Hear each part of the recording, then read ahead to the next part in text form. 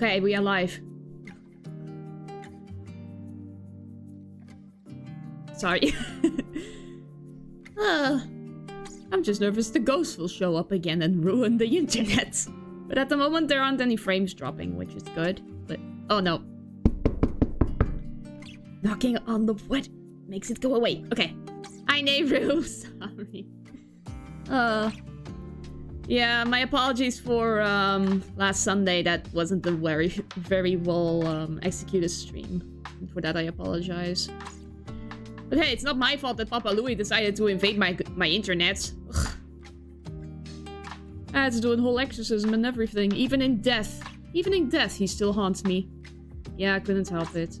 Yeah, internet problems are usually not everyone's fault. Sometimes just the router just dies. Just have like to restart your computer and your router and stuff. And then do a whole exorcism and then put salt in the doorway so that Papa Louie can't enter and sabotage it all again. But yeah. So the plan is we're gonna restart this. We're gonna restart the case as last time. We're gonna restart it from scratch because otherwise it will be very awkward for me to edit it later and gives other people a chance to see the start of the case, you know? Hopefully there will be people joining. Yeah.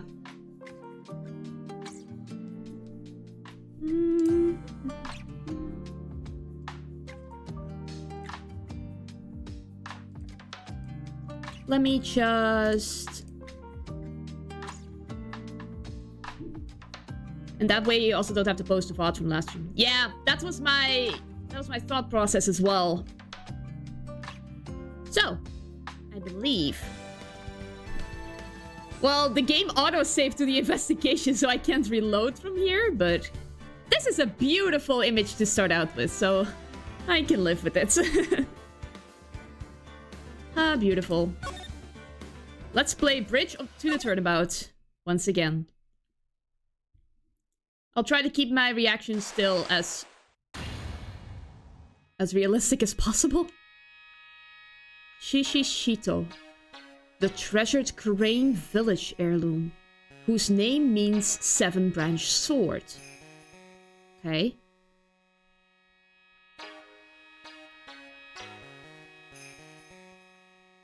It is said that this sacred sword represents life itself. Though the branches may appear to be infinite, the choice is limitless.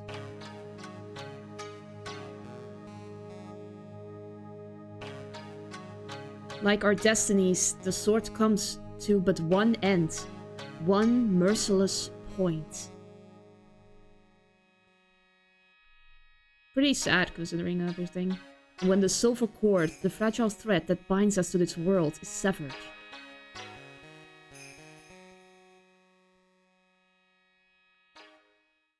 I have a bad feeling about...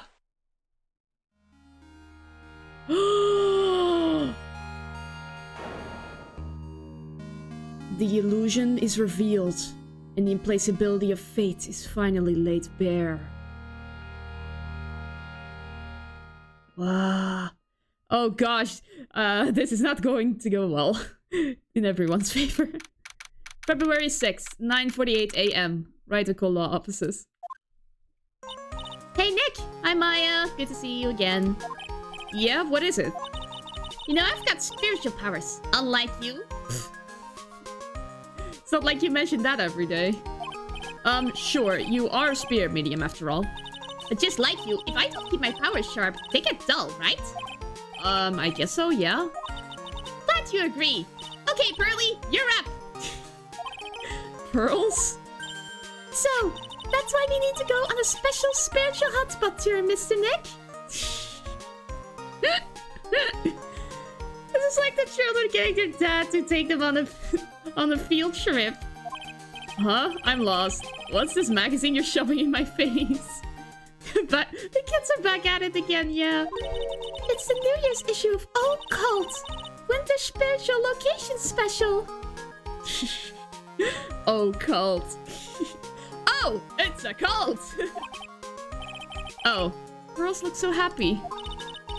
Maximize your spiritual powers with just one night of intensive training. Oh, it sounds too good to be true. I'll say, it sounds more like a scam to me. Yeah, I was thinking, because it is. It is too good to be true. It's at a spiritual retreat called Hasakura Temple. It's way up in the mountains, and I bet it's nice and cold. Just perfect for training. Oh, I definitely don't want to go. Even spirit mediums have scam training. Yeah. Hopefully you didn't spend too much money on this, my emperor. Well, also it's the mountains. You know, I think I've heard of this temple before. It's a famous channeling dojo. It's hard for even real spirit mediums like us to make reservations up there. Reservations? For a temple? Are you serious? Don't worry, I've already made special reservations just for us.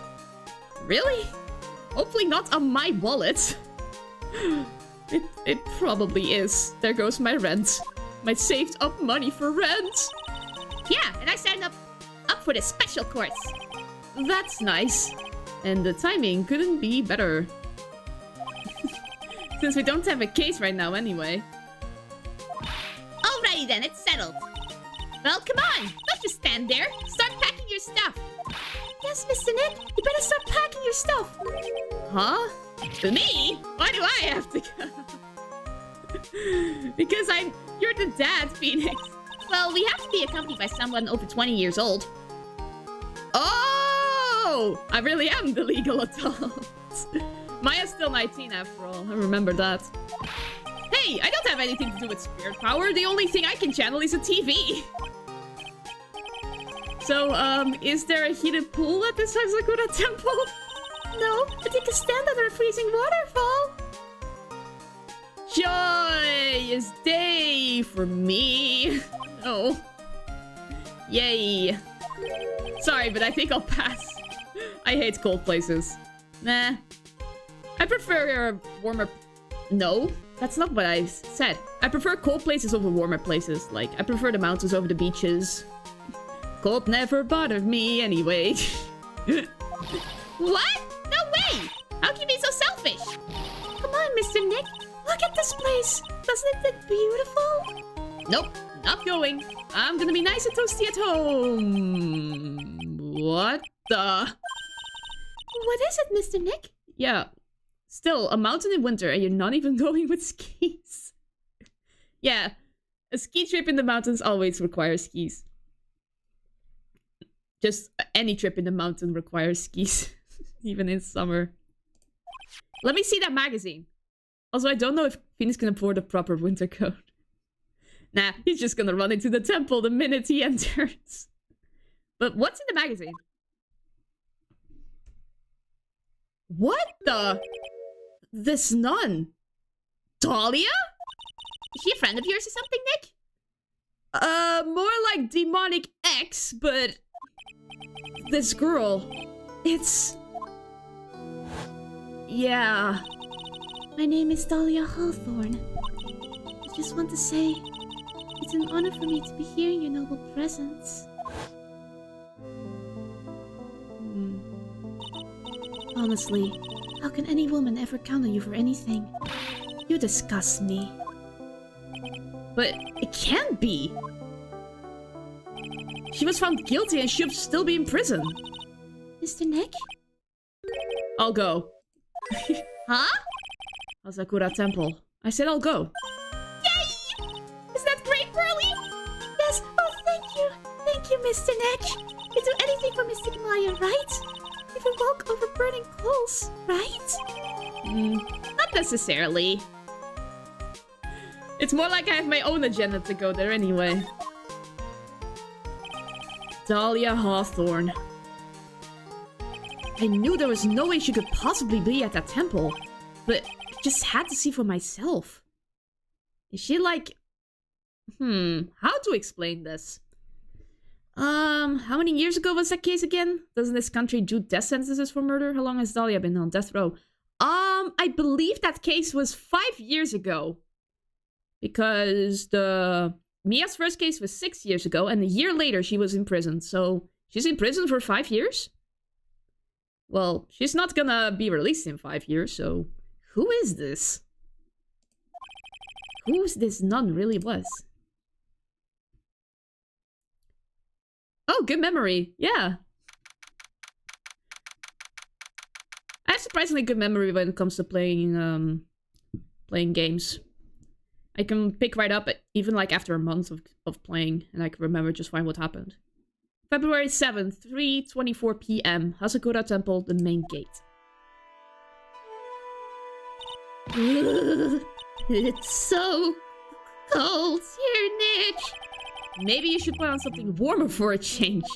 Well, it's supposed to be cold. It's raining. Her teeth are chattering so loudly, it's all I can do to make out what she's saying. Wow, Mystic Maya. So this is the famous Hasakura Temple. Apparently. Why isn't Pearl cold? Like, well. Oh, hello. It's nice to see you here. Welcome to our temple. Oh, thank you. Oh my. Thank you for coming all this way. She's built different. Yeah. Come now. You must have a cold. You must have been cold. What's with the past tense? We're freezing into human popsicles here. Oh, well, we are high up in the mountains after all. In any case, we shouldn't speak here. Please follow me inside. Thank you. I was starting to think I would pass. Oh, yes. I almost forgot to introduce myself. I'm the head nun here at the temple. My name is Bikini. What kind of a name is that? Bikini? That's right. Actually, that's my temple name. What do you think? It's a tradition to have one, and I wanted something that has a nice image to it. So I thought, why not choose a bikini? Besides, this makes me seem younger. Still the weirdest numb name I've ever heard, yeah. It really is. Who calls themselves Bikini? Maybe just weirdest chosen name at all.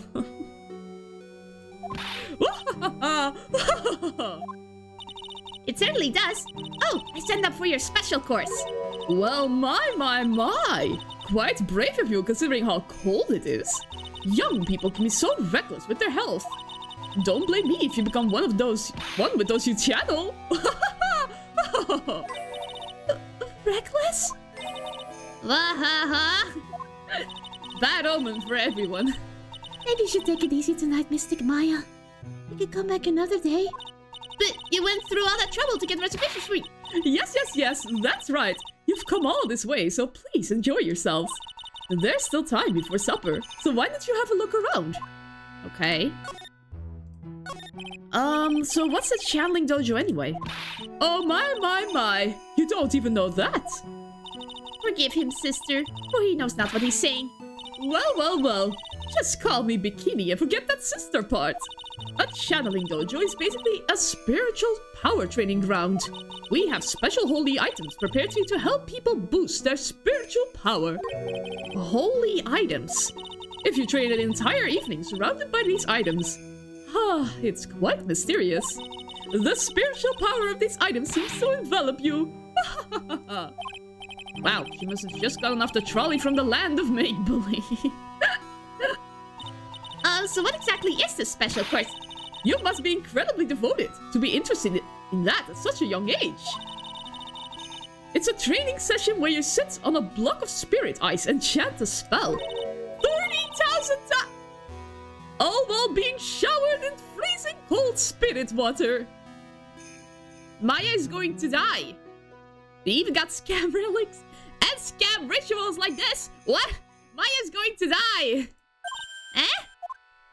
It's February now, right? You have to be careful this time of year. If you don't watch it, you'll catch pneumonia, or maybe even die of hypothermia. So be careful, you hear? How am I supposed to be careful? Oh no, I knew I shouldn't have signed Mystic Maya up for this. Pray for her safety, Pearl. That's all you can do now. Wanda, do you have to restart the count if you forgot where you are? The count? The count of what? Maybe Maya could join the Karain exhibit as a frozen popsicle. Yes, put it next to the urn, shall we? The count to 30. Oh no! Nah. By resetting, I've also reset a time, so we also have to restart the count of 30,000. So, what about the other nun? Sister, about this picture. Well, look at that. I must say, I'd look rather divine here, don't you think? Oh, yeah, unforgettable in every way.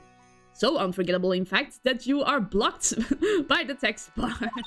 You mean it? Oh, I knew it. The makeup was pretty tough, but Iris helped me out. Iris? The cute little girl in the photo. She looks just like me, doesn't she? Iris. That doesn't sound like Talia, but maybe it's like her priestess name? What was it again that she called it? The nun name, yeah. It could be a nun name, but we're just a small temple here, so she and I run the entire place. Really? That kind of sounds like fun. Sorry to cut in, but this Iris, where is she right now? Way to cut to the chase, Phoenix.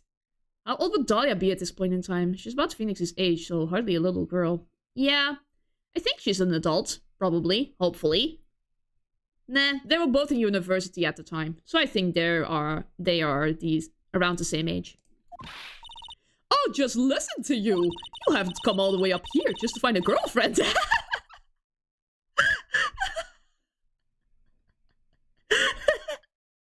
No, ma'am, no. I'm trying to, reconcile with my dark past here. No, Pearl, I wouldn't dream of it. Rip Phoenix, death by Pearly. No. That's not what I had in mind at all.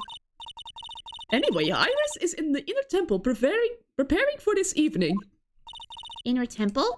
Yes, that's right. Iris will be back this evening. Why don't you go have a look at the main hall for now? So she's in the inner temple, huh? Let's walk around and see where that gets us. February 7th, the main hall. The main hall?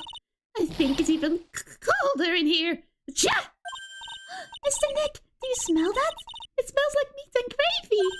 Yeah, you're right. I guess it's pot roast for tonight. Yum! Weird, I thought it would serve something a little more, well, traditional? What are you talking about, Nick? You think monks and nuns just sit around eating rice gruel all the time? I don't know. Isn't their way of life to be very, like, simple? And I don't think they would forego spices, but Mr. Maya is right. I hope there's mashed potatoes too. I love mashed potatoes. Hey, rice gruel is tasty. I wouldn't know. I have never tried it. What a cute little acolyte. Ooh, who are you? Greetings to all of you. Oh, hello. Wow, this lady makes Maya look like a 6.8 out of 10 on the weirdness scale. Your outfit. Did you come here for the special course too? Unfortunately, no. Actually, I'm...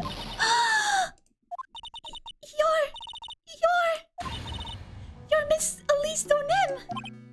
Yes, that's right. You know of me. My name is Pearl Faye. I'm your biggest fan.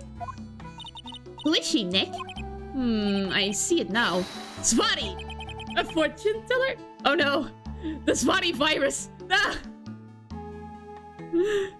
Oh gosh. I don't think we should go to the hottie clinic for this, but we should definitely wash our mouths with soap.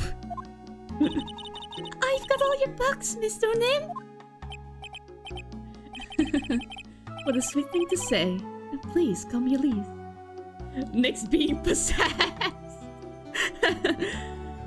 Yeah, that checks out in this temple. Books? Mr. Nick, don't you know anything? Do you even know who this is? Well, an author, maybe? Yes, and an illustrator of picture books. Picture books, huh? Oh, now I get it! I'm sorry I didn't know who you are. I don't get a lot of chances to really enjoy picture books. It's alright. I take no offense to that. My books are nothing but simple stories for children. And really beautiful pictures too, Miss Elise! Your books always make me feel as if my heart has been purified. It makes me feel very happy to hear you say that. I do have to admit, she certainly seems like a kind, sensitive lady. But why the staff, if I have to ask? Miss Elise won an award last year for her book, The Magic Bottle. Yes, a friend of mine secretly submitted a story I had written to a publisher. They liked it so much that they asked me if it was alright to make it into a book. Wow, it must have been a really great story. Maybe I should try to write a children's book too. If I do, you can secretly send it to a publisher for me, Nick. Recently, I've accepted a sort of apprentice, you might say. An apprentice? He calls himself Laurice. Laurice Donim. I believe he's out doing some landscape sketches now. On Laurice's behalf as well, I'd like to thank you for your support. Of course, Miss Elise! Anything for you! That's nice. Why did you come here to Hasakura Temple, Miss Elise? Are you here to do some spiritual training? No, that's not it. I'm actually here to gather materials for a new book I'm working on. Wow! I can't wait to read it! Rose is completely taken with her. Of course, she's meeting her hero. I wanted to do a book with a more Japanese feel to it this time. Yes, at least his cosplaying as a protagonist was getting to the right mindset. Oh my gosh, that's totally it! That's what the staff is for. Okay, cool. So that is why you're dressed like you are? The children have a certain image of me in their minds. I don't want to disappoint them. Ah, I see. What can I say? She's a really sweet lady. Wow, Miss Elise, you're dressed up like a mountain nun! Yes, the good people here were kind enough to let me borrow this. I'm wearing training clothes underneath my robe as well. I want a staff like that! You like the crystal sphere? It's real amethyst, you know. Whoa! That's a big amethyst! That must be very expensive. Please make sure nobody tries to steal it or something. I have a feeling someone's going to kill her for that amethyst. Maybe you'll find one like that up here on this mountain. Good luck, Nick! I know you'll find me one! Of course I have to do it. Well, you have to excuse me now. I have to go help with the dinner preparations. Wow! You mean you're cooking dinner tonight? That's right. Would you like to help too, Pearl? Yes, yes! I want to help with whatever I can! Pearl looks like she just won the lottery. Oh, I'll help too then! No, it's fine. Please don't worry about it. Huh? Feel free to relax and explore the area with your friend. Huh? But... Oh, yes. Please, take this. I think it will be of help to you. It's a map of the area. We wouldn't want you to get lost now, would we? Okay. The inner temple. There it is, on the side of the bridge. Okay. Well, if you insist, I guess we'll take this chance to go check out the other temple. Bye. Okay, I'll see you two later then. Remember, you're not allowed to fight. We're never going to fight. Why are we fighting? Come on, Nick, let's go. At least we'll stay warm if we keep moving. Good point. Let's move immediately. Huh? Where does this bikini go? I guess she went to the inner temple to go help that other nun out. Oh, right. I think her name is Iris? Yeah, that was it. I want to find out who Iris really is, but I'm scared of what I'll find. It will be fine. It's not like Dahlia can have a more evil twin sister. February 7th, Suspension Bridge. Okay. Wait! Did that sign say Dusky Bridge? We need to leave immediately. Nah! Wow, look at this broken down old bridge, Nick. Yeah, look at that big canyon below us. Hey, there's a river down there. Looks like it's flowing real fast. What's wrong, Nick? You look like you've seen a ghost. I'm just not very good with heights. They fixed the bridge. Yeah, but... it's the bad omen that we hear. Two very bad events have happened here, so this place is obviously cursed. Oh, hey, I've got it. Maybe you should face your fear and try hurling yourself off the edge. I'll die that way, Maya. You know, 1, 2, 3, jump! It might be just what you need to get over your fear of heights. Yeah, death is a real good way to overcome phobias, alright? That's funny. Anyway, it sure looks like a rickety bridge. Why couldn't they give it a complete haul-over while they're at it, since it's apparently still rickety? Probably because it's part of the domain, and the nuns probably thought like, nah, let's keep it as historically accurate as possible. Maya's aiming for Phoenix's inheritance! What inheritance? I'm fighting for rent money every month! I'm still a lawyer with my own office that I need to pay rent to. What kind of inheritance do I have?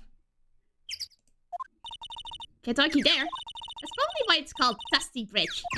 Read it again, Maya. It says Dusky Bridge. We need to leave immediately. Well, it's practically the same thing. Anyway, the inner temple is just up ahead, right? So let's go and check it out. Ugh, why isn't there another way across? Well, wish us luck, people. Okay, inner temple gate. We made it over the bridge, at least. They're repeating the name in case you didn't read the stone. Yeah. Whoa, that bridge was shaking like jello in an earthquake. At least half of the wood on that rickety bridge was rotting, I bet. Maya, stop. You're making it worse. He probably passed out already from the fear. Not to mention the last part only had like one board left on it. What's wrong with you? Your face is all green. Yeah, from a near-death experience I just had. Can you not pick on me for a second? I'm still trying to get over the shock that we made it safely across that death trap. Yeah, I guess I'm a bit surprised too. Yikes! That temple is in bad shape. Looks like it could collapse at any time. Guess Nick's living on this side of the canyon from now. Yeah, I'm not going over the bridge again. I'll just stay at the temple. Guess people don't use it too often. Is this really where you're going to train tonight? That has to be it. It's kind of creepy around here. Like a ghost might jump out at you or something. Spirit medium afraid of ghosts. Isn't it ironic, don't you think? Ironic, don't you think? Weird translation there. Okay.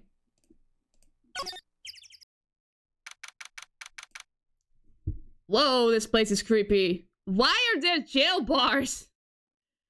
Look at this. The foundation's crumbling. Guess I'll not be staying here. I'll just die of hypothermia. Or go over the bridge again. And die there. Now, look at this place. It's just a tiny, freezing cold room. So this is where you'll both be training, huh? Huh? What do you mean, both? I'm the only one. Wait, Pearl isn't joining? Really? But I thought... Pearl's just a little kid. She couldn't handle this kind of intense training. Okay. Good for you for acknowledging that. But you're also still a beginner spiritual medium, right? I hope so. Rip Maya will be back sometime to pick up your ice sculpture. I'll try not to snap it in half while we cross the bridge. So says the girl who I can barely hear over a cheese chattering. Anyway, the real training room must be behind that door over there. Yep, definitely getting the feeling it's back there. Even I can sense that there's something supernatural about the cavern behind that door. Uh-oh. Is it time? There she is! Excuse me, but who are you? Oh my god, she really is like... Oh, like two peas in a pod. Wait, she recognizes us? You're... Hi there! We're just looking around since we're going to be staying here tonight. Why is she still looking at us? Is something wrong? No. It's nothing. I wonder why she spaced out like that. Don't you, Nick? Did you say something, Maya? They stared into each other's eyes for a few seconds there. Different hair color though? Yeah, but... you can dye your hair, you know? Not you too, Nick. My name is Iris. I'm one of the nuns here at this temple. I'm Maya Faye. It's a pleasure to meet you. The pleasure is mine. Oh, please excuse me. I have some, chores to attend to. Yeah, she leaves us... Whoa!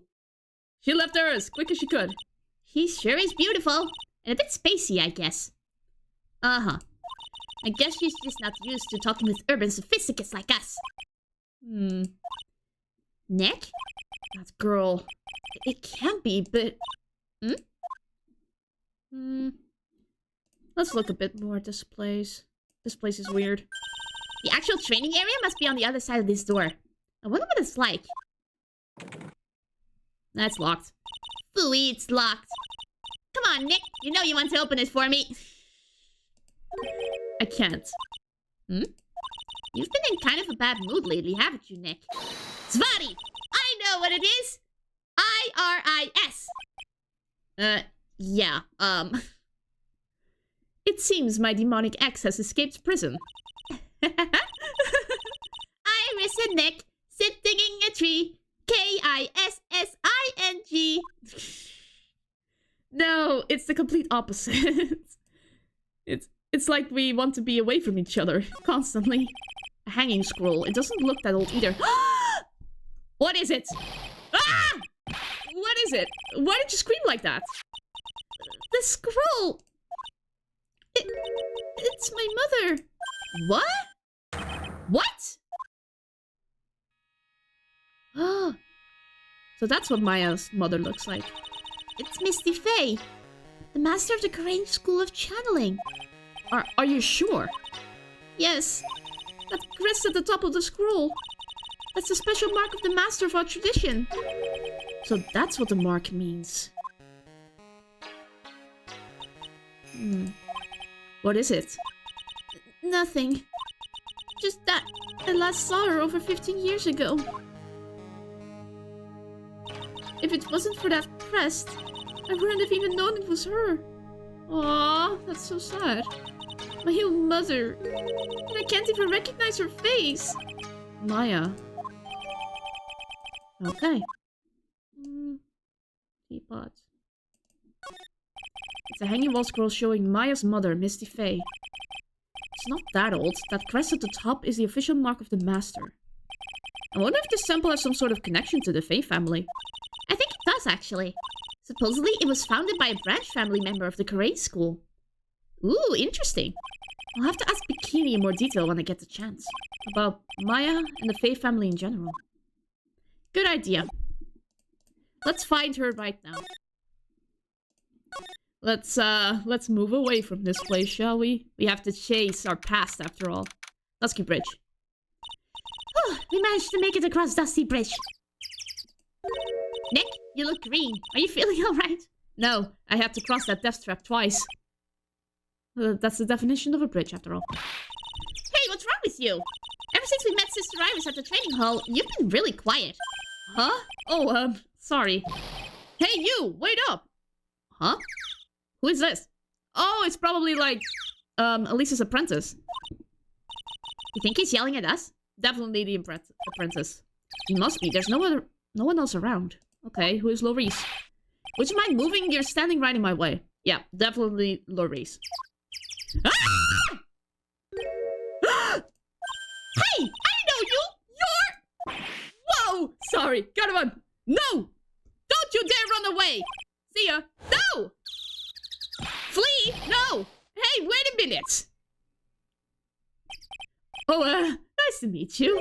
I'm Lorice Donut. Larry! What are you doing? Liar! You're Larry! Your clothes may change, but you're still the butts! Alternatively, if he runs, we don't have to brave the Fair, but... I mean, if he's Maurice, we are stuck with him for the next few days. Shut up! I'm... Maurice! And I'm just here to do a sketch of Dusky Bridge. So it really is our Larry. Not that I get why he's pretending to be someone else. Why are you here? So what are you doing with the last name Donim? Your name is Larry Butts. Well, I wanted to start over again. With a clean slate. Clean slate? I mean, admirable, I guess. But how? You remember, don't you? Last time? Yeah, you worked in security last time. Did you get fired? The mask case. After that, I started to realize I didn't like this guy known as Larry's Butts. Okay. Taking good steps forward. And that's when I came across it. The Book of Destiny. The Book of Destiny? Do you mean? The Magic Bottle by Miss Elise Donim. It's so beautiful. So moving. So gentle. My heart felt cleansed. I was saved. Maybe I should buy a copy of the Magic Bottle. Wow, Larry would make a great book salesman. I really want to get that book now, too. Yeah, me too, actually. I like illustrations. She's the most wonderful person I've ever met. I'd follow her anywhere. Really? Well, she certainly is a very elegant lady. You see? Here's a photo I took of her in secret. In secret, Larry? Ugh. Why do you never learn? Wow, that's a beautiful photo! She's looking directly into the camera. I don't think you took that in secret. You want a copy, don't you?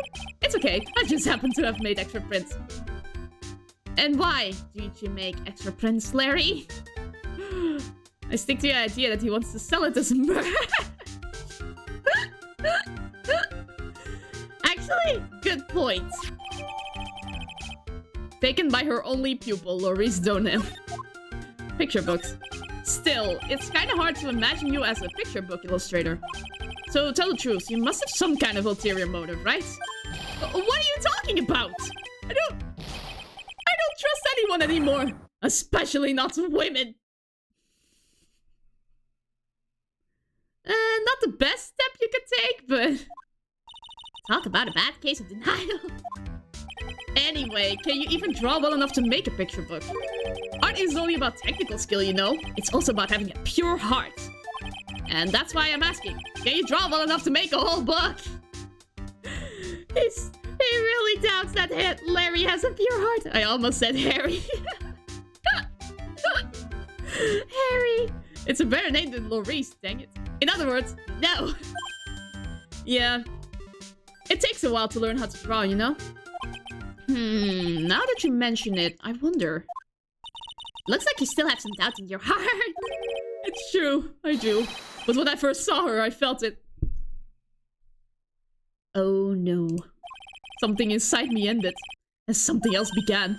Oh, Larry, it sounds like you've fallen in love with Miss Elise Donim. No, you're wrong. It's not her. It's the other girl. Larry, as a friend to a friend. Stay away from her in case you don't want to be framed for murder. Or even worse, be killed by her.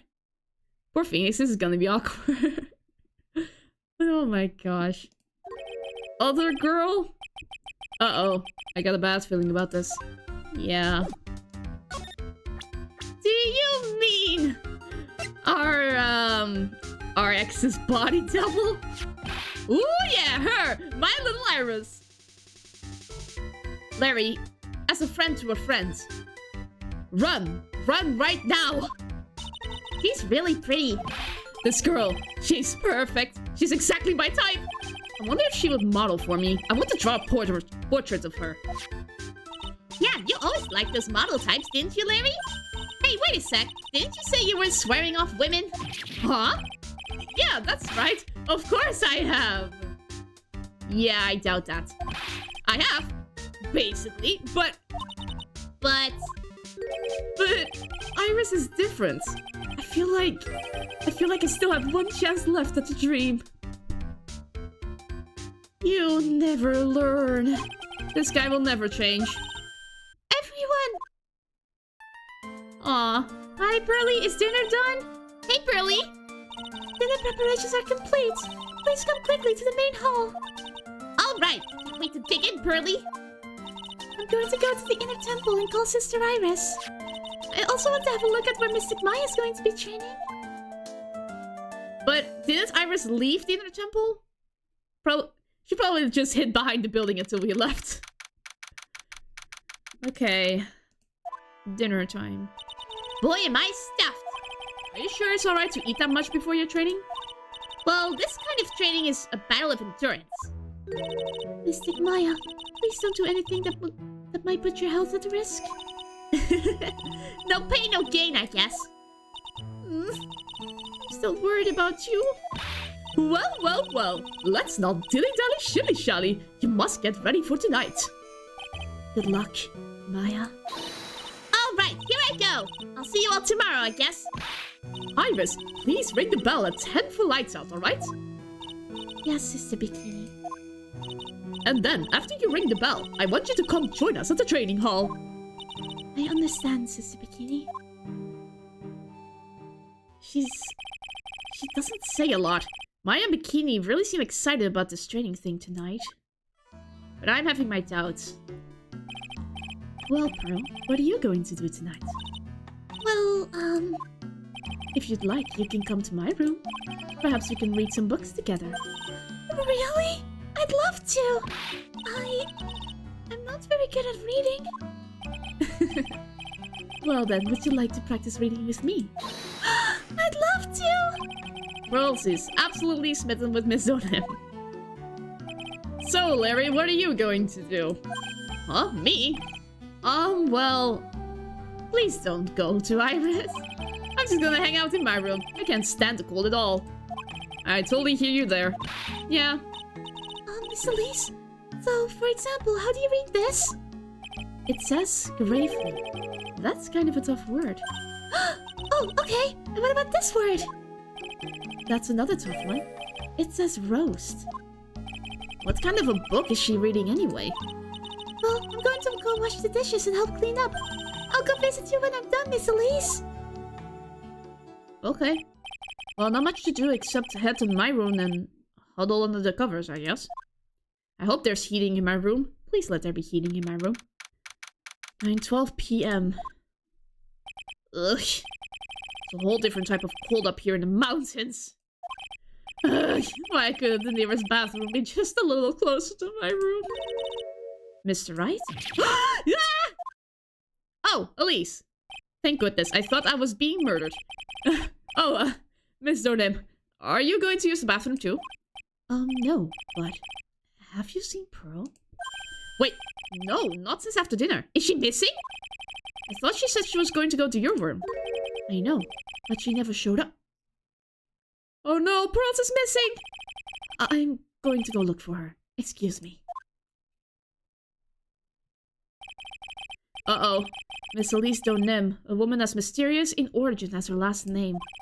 But that really mysterious one is... Oh. Speak of the devil. Sister Iris. Good evening. The really mysterious one is this girl. Are you on your way to the bathroom too, Mr. Wright? I can't let this chance pass me by. I should try to talk with her and maybe get some answers. Okay. Whoa! She even got the same braids and the same pose. That's creepy. You're Sister Iris, right? Yes. So, when did you come to Hasakura Temple? Is she blushing? I don't remember. Ever since I was a small child, the temple has been my home. So you've never left? Well, I don't have any family left to take care of me. Sister Bikini. I've come to think of her as my real mother, as it were. Ah, I see. But you Didn't you go to college? And maybe enroll in the Ivy University Literature Department? No, I've never had an interest in going to a big university like that. My training is all the education I need. I see. But once in a while, when I get the chance, I make a trip to the nearby town. I can use a computer and a cell phone too. That's not exactly something worth bragging about. It probably is this high up in the mountains. But I don't see any psyche locks. She isn't lying. So I guess that means she's not lying. Please don't stare at me like that. Is she really a body double? But then, why did she recognize us? What kind of a place is this anyway? I heard it's for training to increase your spiritual power or something like that. It must seem awfully crazy to normal people like you. Well, I have to admit, it is a whole different world up here. I'm glad to hear you say that. Huh? Talking with dead people. Who does it help anyway? I hate it. Oh, then why are you here? Really? So then why stay in a place like this? Exactly my thought process. Is something wrong? I didn't realize it was so late. I have to go ring the bell for lights out. I guess it's almost 10 now, huh? Mr. Wright? Yes? If it's alright with you, I would like you to have this. But this is your hood. It has the power to protect you from evil spirits.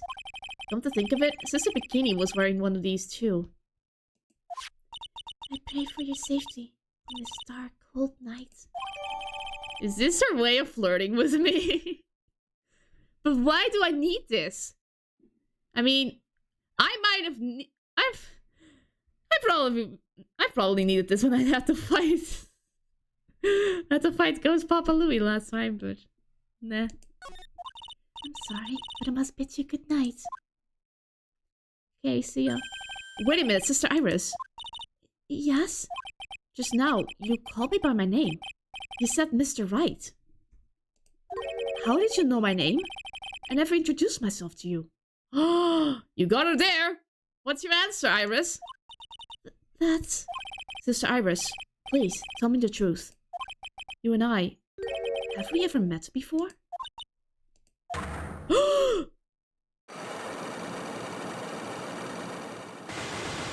Oh my gosh!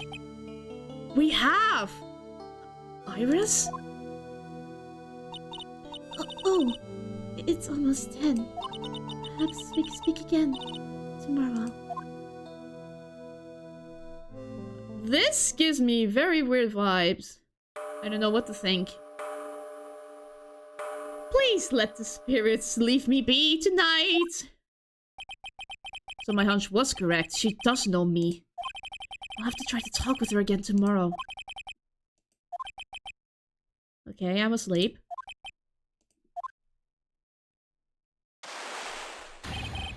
Ah!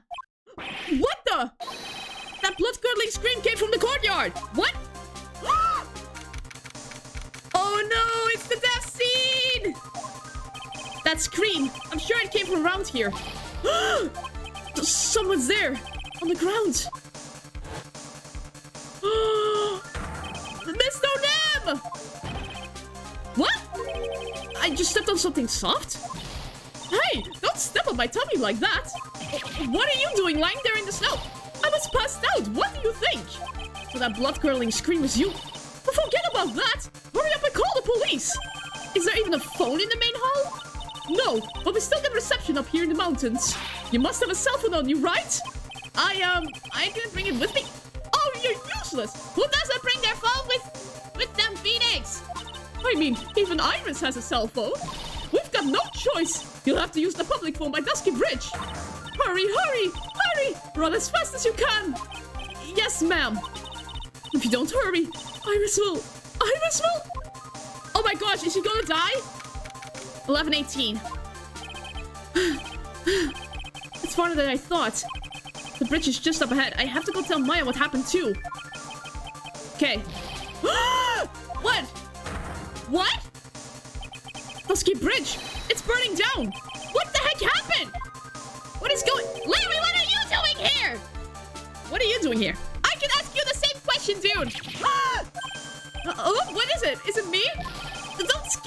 Larry. I almost had a heart attack. My name isn't Larry, it's Lorice. Potato! There's a bridge burning down and someone is dead. Larry, hurry up and call the police. I'm going to the inner temple. Don't be stupid. The bridge is nothing but a burning wreck right now. Listen to me. There's been a murder. Here, at Hasakura Temple. Well, what? The murderer might have fled across the bridge. I have to make sure Maya is safe. But please, call the police. I've got to go. Get out of my way, Larry. What? Phoenix, what? It's so dangerous. Nick, wait. I must have been crazy. I knew how dangerous it was, but I still went for it. Ah! Nick! Weakened even more by the fire, the rickety old bridge's plank snapped and gave away. As I was swallowed by the eternal darkness that surrounded me, a final terrified scream rose up to pierce the frozen air of that harrowing night. I died. I legit died. Oh, hi, Navsy. You've come right in time to witness my death. Rest in peace, Phoenix. Yeah, Phoenix is dead. Okay. Well, rip Phoenix for real this time. Wait, wasn't Phoenix in the hospital at one point? Wait, if that is the case, how did Phoenix survive? So many questions. Let's continue, shall we? The phone. Who could that be at this time of night? Yes? Edgeworth speaking. Edgeworth? That is why I'm here. Edgeworth speaking? Edgy! Get up! It's an emergency! Uh-huh. Larry? Do you know what time it is? It's not Larry! It's Lorice! Lorice, don't him! Not the right pitch, Larry. He will think you're crazy. This is nothing more than a terrible nightmare. I'll just roll over and... Wait! Don't hang up! It's an emergency! It's Nick! He took a really nasty spill! Well, it wouldn't be the first time, so... I'm not joking! His life is in danger! What? What happened? Tell me! Talk about a guy with bad luck! He may already be dead! Anyway, you've got to come back! You're the only one that can help! My Iris! My beautiful Iris, she needs help! Alright. I don't know what's going on, but I'll be there as soon as I can. I'm at the detention center! Please! Hurry! What a phone call to wake up to. At this point, last stream, things were going wrong, so it seems your exorcism of Papa Louie really helped. There. Yeah. Let's pray for a complete stream this time. Also, Navsy, my apologies that that my internet messed up the whole stream yesterday, so you couldn't join last time. But it's fine. You can do it again today. I'm always on the ready if Edgeworth calls me. It's been 1 year since I left that country. Wait, he's still out of the country? I thought I wouldn't have to see him again for a while. Sounds like it won't be a pretty reunion. As if I expected anything to change. No worries, I was there for like 5 minutes on Sunday. Yeah. Yeah, you must have seen me, yeah, I was screwing up, but... It's fine now. We can continue. Wait a sec. Are we playing from Edgeworth's point of view now? 2:19 p.m. Wow, he returned to the country fast. You're late, Angie. What took you so long? I took the first-minute plane here, Larry. You know how much of a penny that costs? I don't want to hear it. I chartered a private jet to come as quickly as I could. How much money does Edgeworth have? Jesus! Well, you should have chartered a faster one. Larry! Anyway, just listen. Something happened to Miss Elise. And Nick is... Maya and Iris' bikini. What? Say something, Edgy! Before I came here, I stopped by the hospital and paid Wright a visit. Okay. It's good you take your priorities seriously, Edgeworth. I believe I have a better understanding of the situation than you at this point. The murder victim was the picture book author Miss Elise Donim. She was found by Wright and had none. The suspect is the temple's younger nun. Then later, while Wright was crossing the bridge, it broke and he fell into the river. The hospital says that he'll need at least 2 days of bed rest. Oh! Yes! That's right! You got it! But they arrested her! My sweet little Iris! And here I was, convinced he was the one the police had arrested. You would prefer that, didn't you, Edward? That he was behind the bars? However, I still don't understand what these 2 items are for. What are you talking about? They're things Wright gave to me when I was leaving this room. This is the first. He gave you the Magatama? He said some nonsense about being able to see into people's hearts with this. Edward is going to use the Magatama? And the other... He couldn't possibly be asking what I think he is, could he? Are we gonna play as Edgeworth? Best case ever! Best case ever! Oh my gosh! Phoenix fell off a bridge and is gonna be fine after 2 days of rest.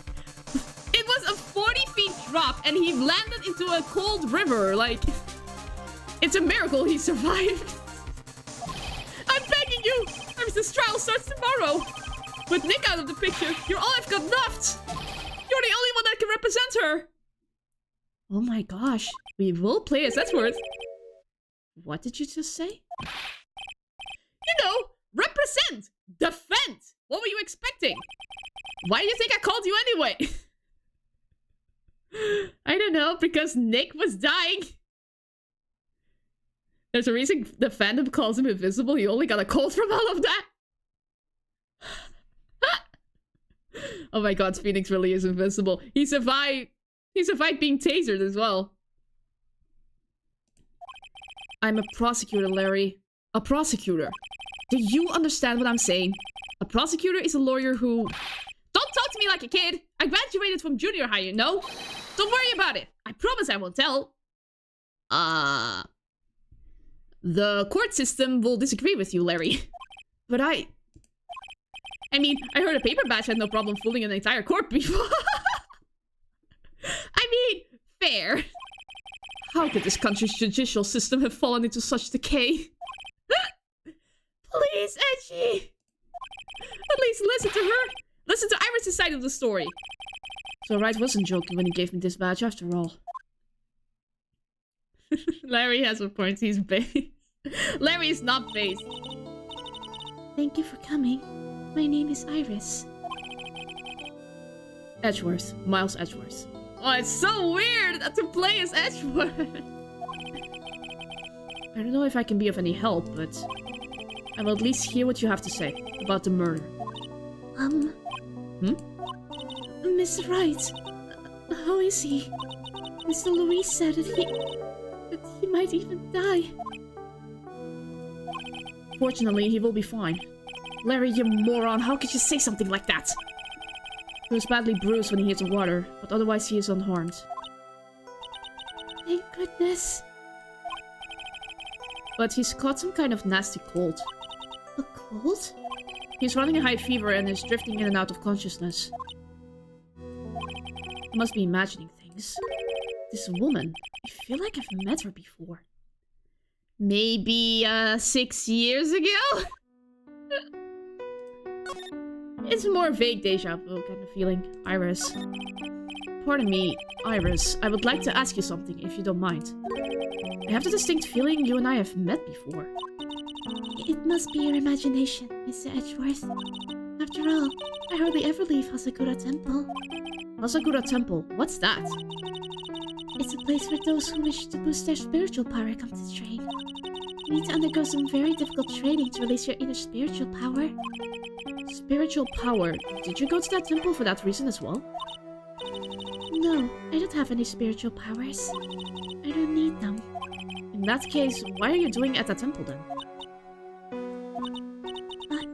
I've committed some sins. Sins that I need to pay for. Is she really Dahlia? That's why I'm there. And why I continue to train. To purify my soul. How did did you escape prison? I want to ask you about last night, the night of the crime. Alright. I helped to clean up after dinner, and then I went back to my room at about 8. Later, I left my room to ring the lights out bell at 10. Bell? We ring it at the same time each night. I see. And then? And then... I was told to go to the training hall, but I went back to my room and stayed there. Why didn't you go to the training hall like you were asked to? I was frightened. Frightened? So I just stayed in my room and meditated till the murder happened. There's more to her story. I just know there is. Maybe I should dig a little deeper. Prison is easy to escape. I mean, there was a prison escape 5 years ago, but... maybe Dahlia took some tips off of that. Why were you frightened? You were asked to go to the training hall on the night of the murder? Yes. However, you didn't go. Because you say you were frightened. What exactly were you so frightened of? That's something she's got to hide. Only 2 this time. What in the world? Oh, it's the first time... Right, it's the first time him seeing this. Is there something wrong? I'm sorry, it's nothing. It looks like she's not aware of them herself. These might be what Wright was talking about? The psycho... Psyche locks! Not psycho locks! I believe he said that I need to present this Magatama item to do something. Yo, psycho locks!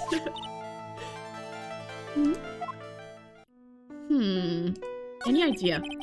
Do you have any idea as to what really occurred last night? I think it was the result of the tremendous spiritual power that was unleashed.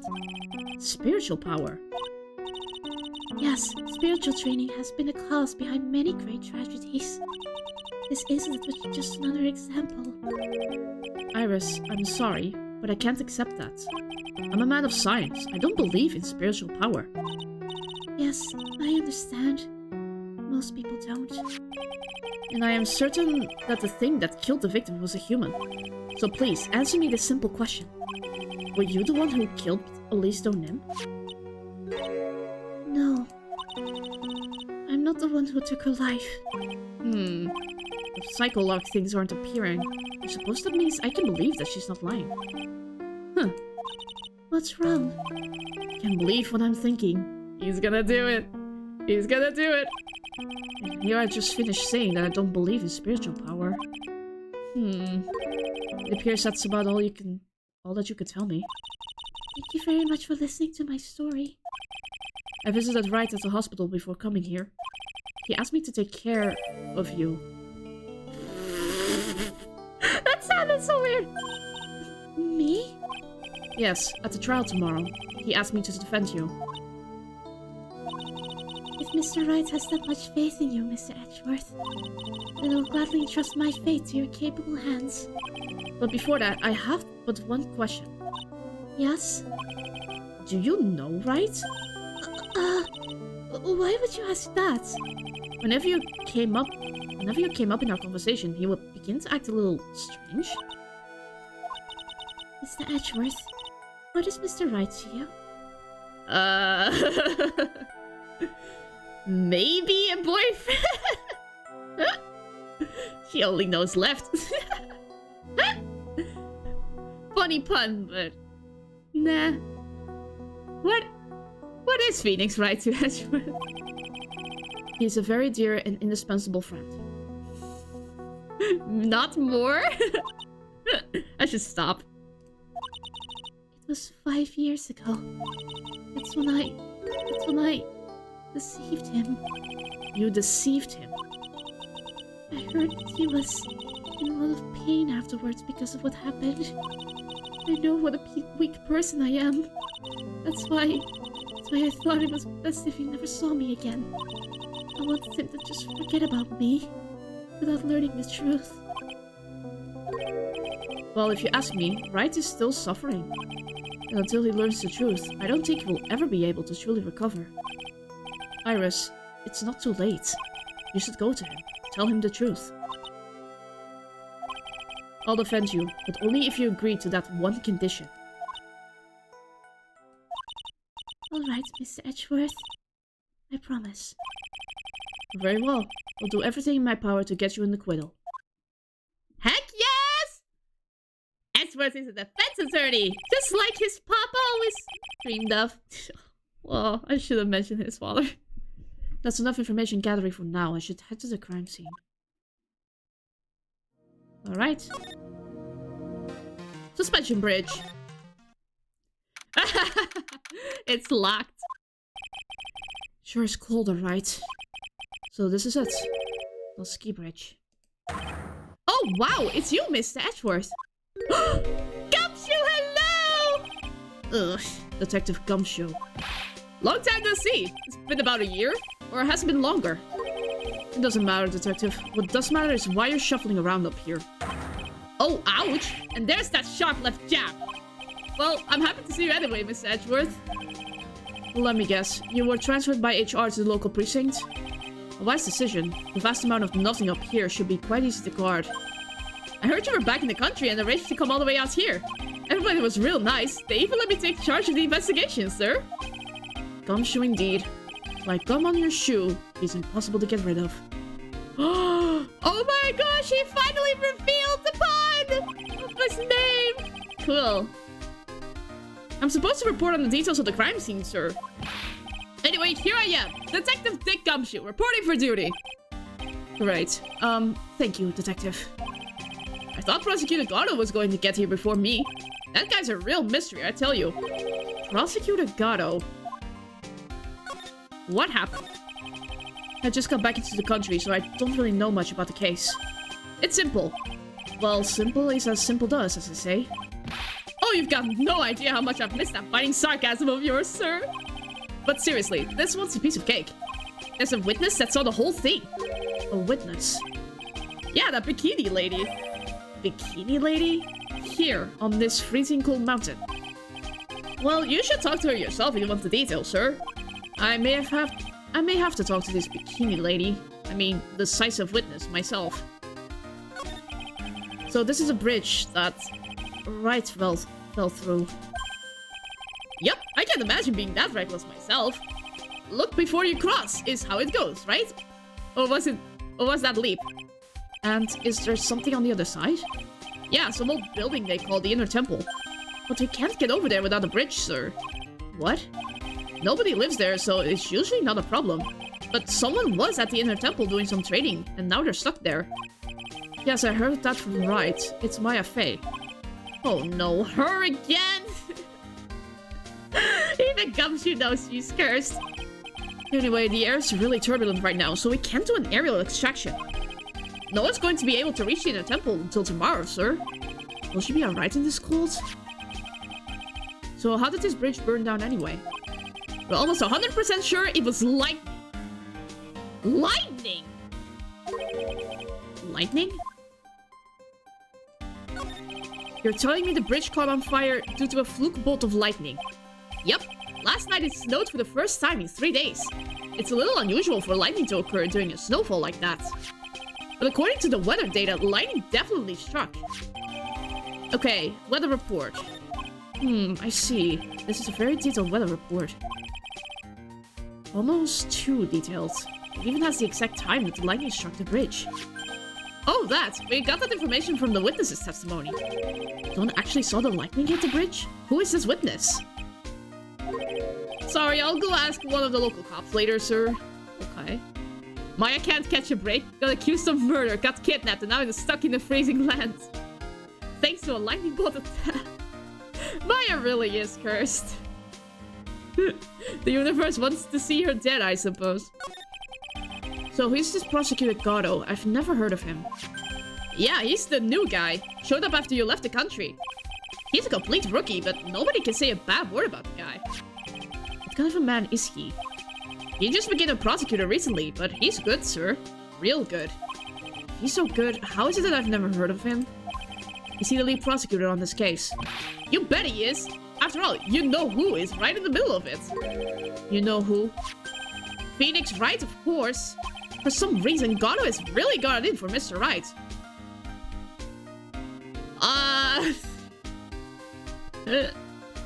Don't say it like that. You say it like Gato has a crush on Mr. Wright. Oh?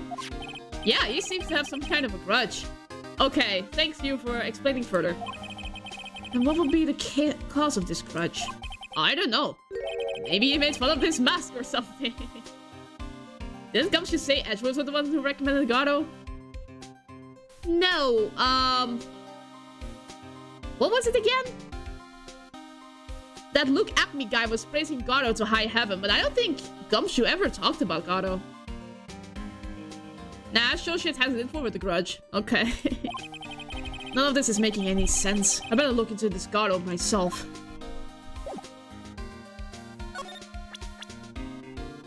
My friend since grade school fell from Dusky Bridge and is currently hospitalized. Okay. Whenever something happens, this guy always shows up like he hasn't got a care. In fact, you know what? Every time he shows up, I always wonder the same thing. Maybe somehow he's actually the cause of all these incidents. I wonder if Gumshoe has realized it yet. But you could say the exact same thing about him. Good point, good point. Okay.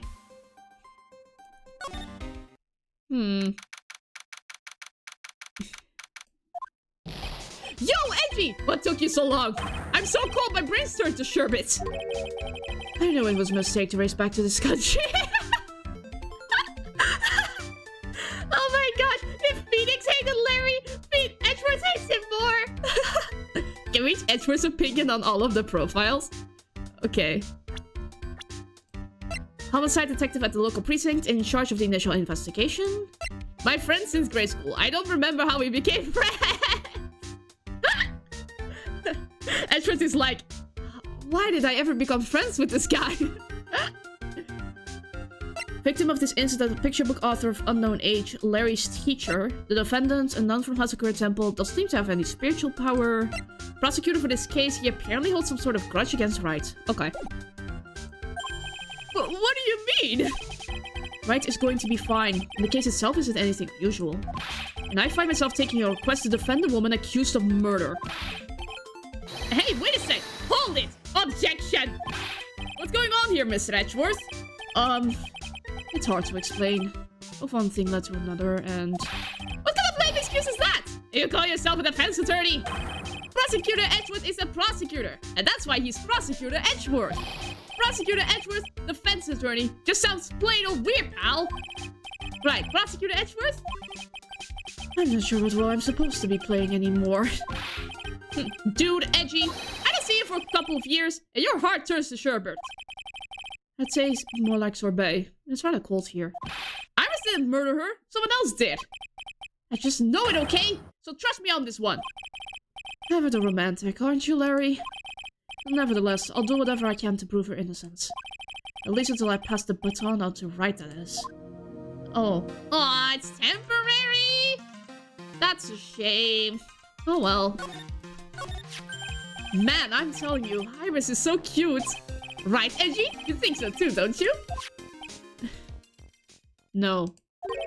What's wrong? Why are you so quiet? To put it simply, your comment has me highly concerned. Could it be that the reason you think she's innocent? Come on, a girl that cute can't possibly be a murderer. It was Larry. It was Larry. He killed her. I don't think he did. He was devoted to Bitstorm him. I was right after all. I should never have come back. No! Don't worry. I think things for how they really are this time. Honest.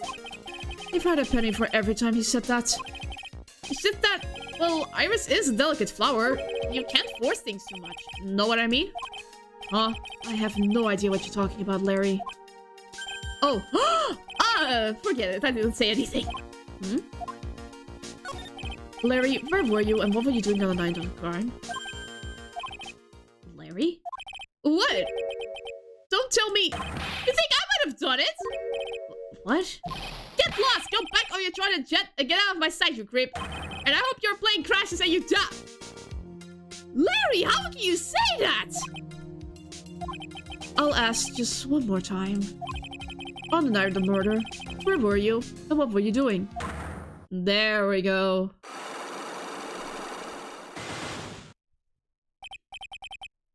As I suspected, Psycho-locks.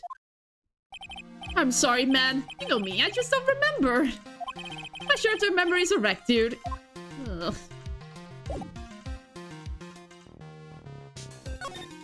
Snowmobile? Suppose this type of thing is necessary up here in the mountains. Say, this just gave me a great idea. Something tells me he's going to tell me what's on his mind, whether I like it or not. I got an idea for a brand new invention. It might even make me rich. An invention? Yeah, a car that can travel on snow. I'll call it a snow car. So what do you think, sir? Would you go for a ride or something like that? Only after you take the first 1,000 test rides. I love this dynamic, it's so cute. What do you actually think of Phoenix, Larry? He was a good guy. A real pal to the end. When I look back now, I have nothing but good memories. Larry, he isn't dead. What's with the past tense? He's not dead, you know.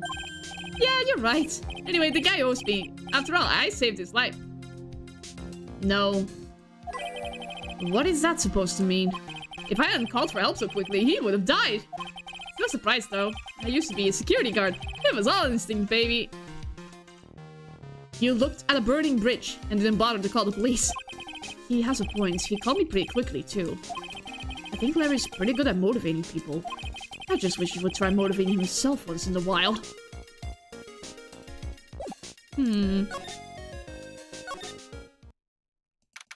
Okay. I see a piece of paper immediately. Hey, hello there. So how are you feeling? All right, I suppose. Huh? Who is this? My name is Miles Edgeworth.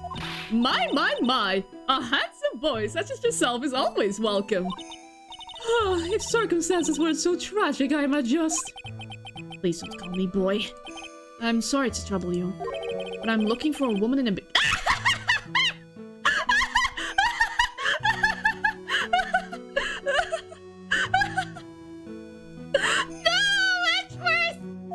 Well, you have found her. Now what can I do for you? I'm sorry, but I don't see any bikini. If you ask nicely, I might give you... No! Sorry. Mr. Edgeworth? This is the head nun, Sister Bikini. She's a witness. Why didn't you tell me that earlier? This is exactly why your salary keeps getting cut. Oof. My stomach is already growling in protest. So, what's the latest about my beloved Iris? Well, first, I want to hear what you know. First, I'd like to ask you about last night. Well, last night, we had an acolyte here for training. After dinner, the two of us went to the training hall in the inner temple. You must be talking about Maya. Approximately, what time was that? I suppose it was about 9 when we left here. Training lasts all night long. It's extremely exhausting. The channeling dojo's head nun must be in attendance at all times to keep watch. Wow, you're right. That does sound exhausting. Detective, this is no time for flattery. Sorry. Sometime around 11, you witnessed the incident in the courtyard. But your duty was in the inner temple. Why did you come back here? The way you're staring at me, I'm starting to get goosebumps. I'm starting to get goosebumps myself, but for a decidedly different reason. You get the chills pretty easy, don't you, Miss Edgeworth? Alright then, I'd like you to tell me exactly what you saw in the courtyard. It must have been past 11. Oh no, I can't say it. It's too much for my pure heart. Hey, calm down, lady. Let go of my tie. I saw two people. One of them was lying on the ground. The other one was stabbing her from the back. With a sword. Did you see this criminal with your own eyes? I didn't want to believe what I was seeing. But it was Iris. That does not bode well. Must have been quite shocked. Of course she was. Try putting herself in their shoes. It'd be like if you were stabbing Mr. Wright smack in the middle of a courtroom. And I happen to witness it from the witness stand. I'd be pretty shocked too. I know it sounds insane, but that's what I saw. When I finally realized what I was seeing, I screamed. And then I passed out. Fortunately for us, her testimony seems to be pretty solid. However, the idea of Iris doing such a foul act seems unnatural. Unnatural? The girl I know simply isn't capable of this sort of foulness. I wonder what she means by that. As the head nun, it's your duty to stay with the acolyte at all times, correct? Yes, that's correct. I know I may look strong, but the truth is, I've got a bad lower back. A bad lower back? Yes, it's especially bad in the winter. So bad that I can't even lift a bucket. Do you remember how cold it was last night? My bad back felt as stiff as frozen glass. I just wanted to take a nice hot bath to ease my aching back. That's why I returned to the main hall. So I left the disciple all alone. Don't be ridiculous, I never would do that. That's why I ordered Iris to the inner temple after she had rung the bell for lights out. Yes, but she never went to the inner temple, did she? So did this head nun actually see Iris there? I think I'm gonna try to get some more details. So who's this acolyte that was to train at the inner temple? Her name is Maya Fey. I treated her very badly, I'm ashamed to say. And after she went through the trouble of signing up for the special course. Special course? It's a training session where you sit on a block of spirit ice and chant 30,000 times. You don't need to tell me that she's still doing that over there in the temple, do you? No, of course not. You don't have to worry about that one little bit. Last night, we still hadn't started the training session itself. Well, that's good to hear. Oh, dear. There is one thing I forgot to tell you. Uh-oh, I don't think I like the sound of this. Do you know that small girl? I believe she's Mystic Maya's little sister. Maya has a little sister? Oh, you mean Little Pearl. That's Maya Fey's cousin. Little Pearl. I thought she was going to visit Mystic Elise after we'd finished with dinner cleanup. But I haven't seen her at all since late last night. She's nowhere to be found. Pearl is still missing? You mean she was with the victim? It's all the fault of my stupid, cranky old back! The little girl who was with the victim on the night of the murder is gone. As they say, the plot thickens. Let me check the weather data. Snow with occasional lightning strikes. Snow 7 to approximately 10:50. Lightning 10 to approximately 11. Lightning struck Dusky Bridge at 10:45. Around 30 minutes passed between the fire starting and going out. Okay. That is pretty detailed. You said you went with Maya to the training hall in the inner temple last night. Did you happen to see Iris while you were there? Of course I saw her. I told her to meet us after ringing the tent bell for lights out. So you're saying Iris came to the inner temple then? Of course she did. Iris has always been a good, obedient girl. After that, I had Iris help Mystic Maya begin her training. But that doesn't fit with Iris' story at all. She said that she never went to the inner temple. As they say, the plot thickens. Interesting. I saw a piece of paper. There are more Enza cushions in the corner of the room. What's that white piece of paper sticking out from that stack? Beats me. Would you mind checking that for me, Detective Gumshoe? Yes, sir! Here you are, Mr. Edgeworth. Looks like an old manila envelope. What is it, Detective? This could be it! An ultra-important clue! A super special clue! I suppose I should read it myself then. Looks like a letter addressed to Sister Iris.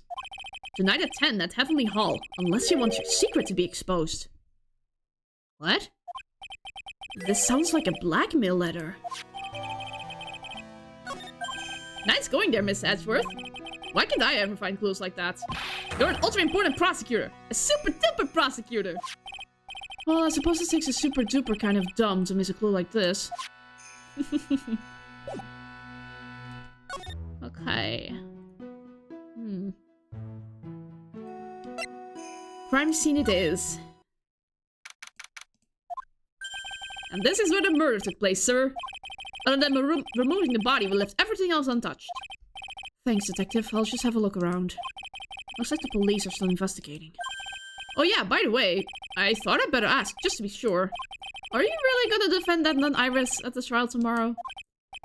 Yes, I will. I gave her my word, and now I must follow through with my commitment. Well, in that case, I've gotta be careful.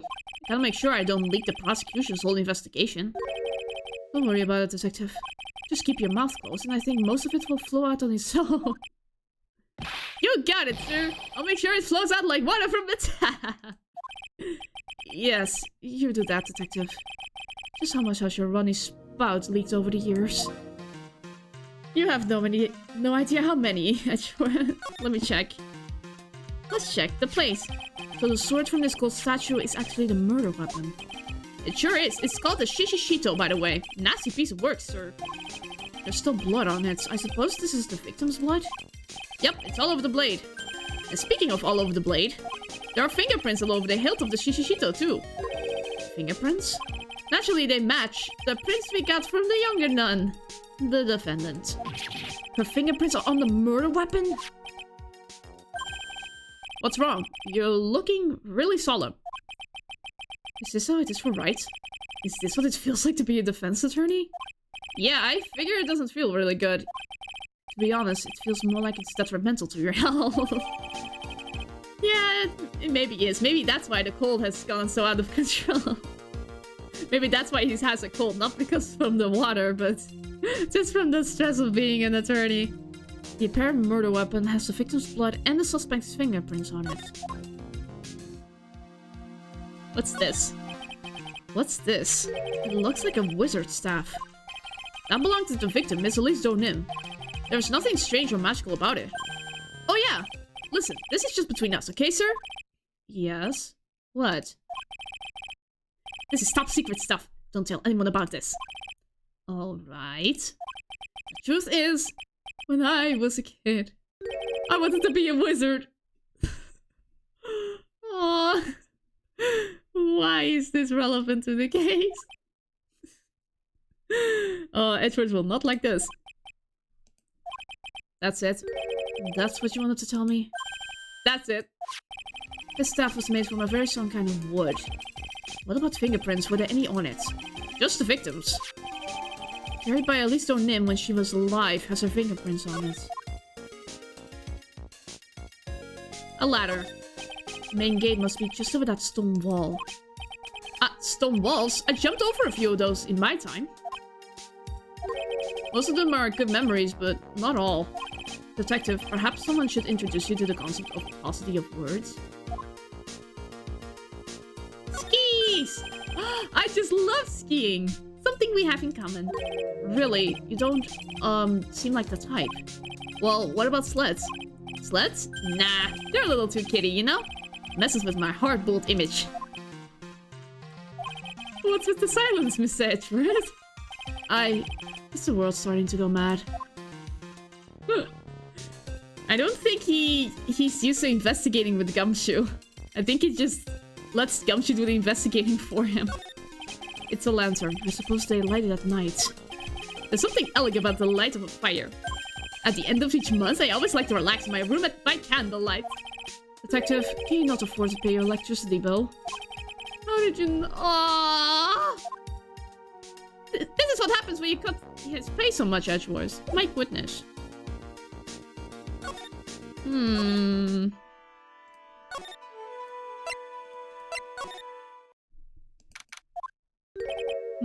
I don't see Larry anywhere.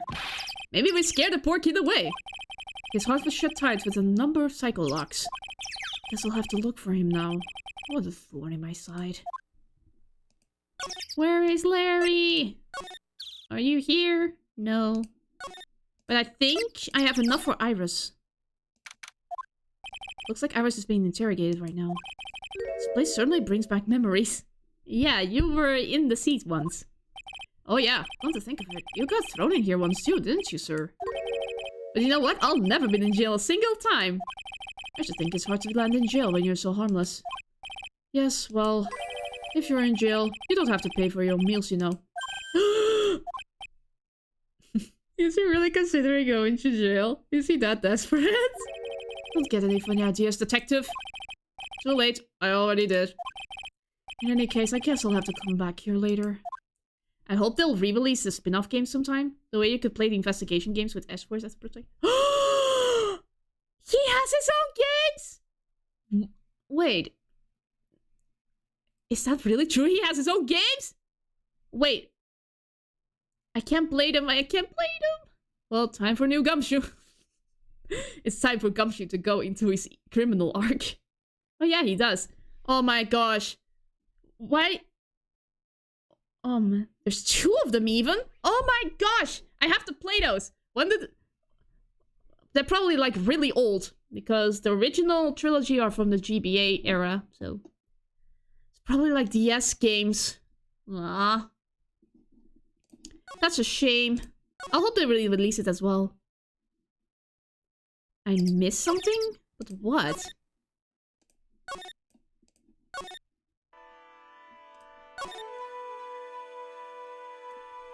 I think... Wrong button. Did I miss something at the crime scene?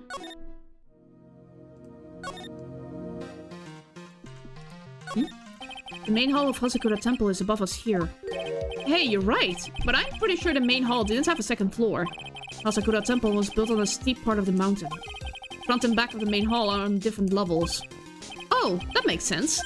But wouldn't it be easier to just build the place slanted, sir? I fail to see how we can consider that to be even a remotely good idea. I have an idea. Do you have an autopsy report? There's a lot we don't know about this victim. We don't know her real name, her background. We don't know anything, really. That's rather odd. If she was trying to hide her identity, why would she become an author? I'll bet it was just one of those things. You know, she probably never expected it to get so popular. Maybe. I feel like I've seen this girl somewhere before. She wasn't from a prior case, was she? Nope, can't be. We did a database search with her fingerprints and came up with nothing. Really? I see. She really isn't Dahlia? Can't take this feeling. Well, everyone knows that you are quite popular with the ladies, sir. Maybe she's an old girlfriend that you sent to Dumpsville when you were younger. Detective, where did you hear such nonsense from? I didn't hear it from anyone, it's just sorta how I imagine you to be, sir. Do I really inspire this sort of frothing desire from the female masses? Yes, apparently. Your face is more drawn out than the last time I saw you over a year ago. Really? I thought so.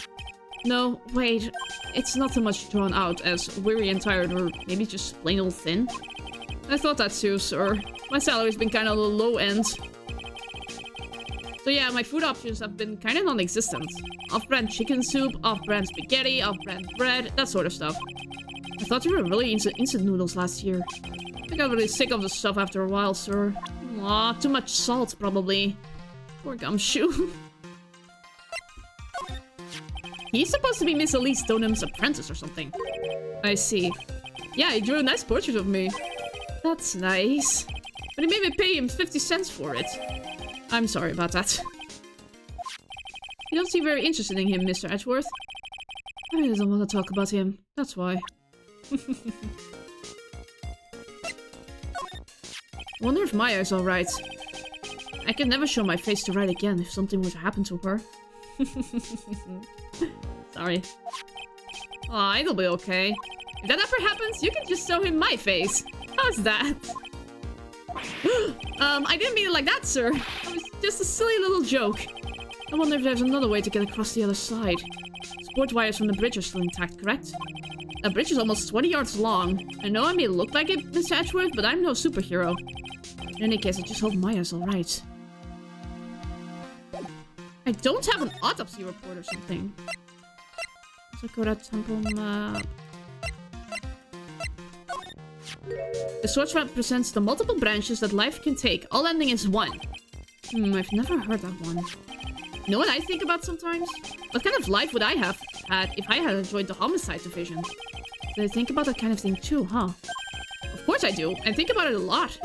Me as a traffic cop, me as a detention officer, me as the blue badge. I guess he doesn't have any plans to leave the force. Aww.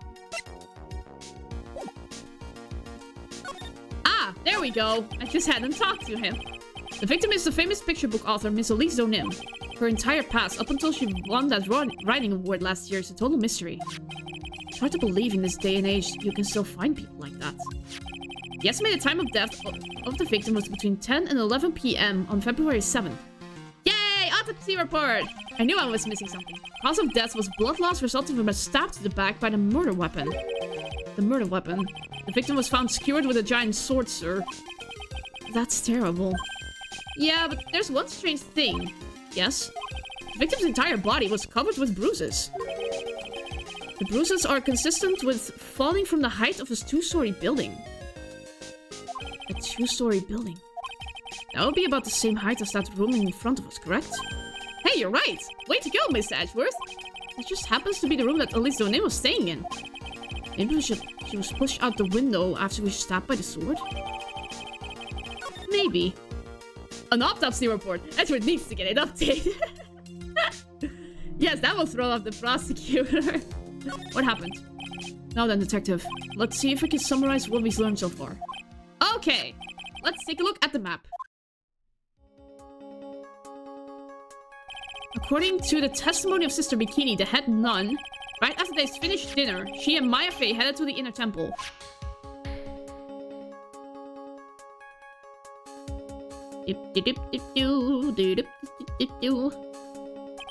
At 10 p.m. after ringing the bell for lights out, Iris went to the inner temple.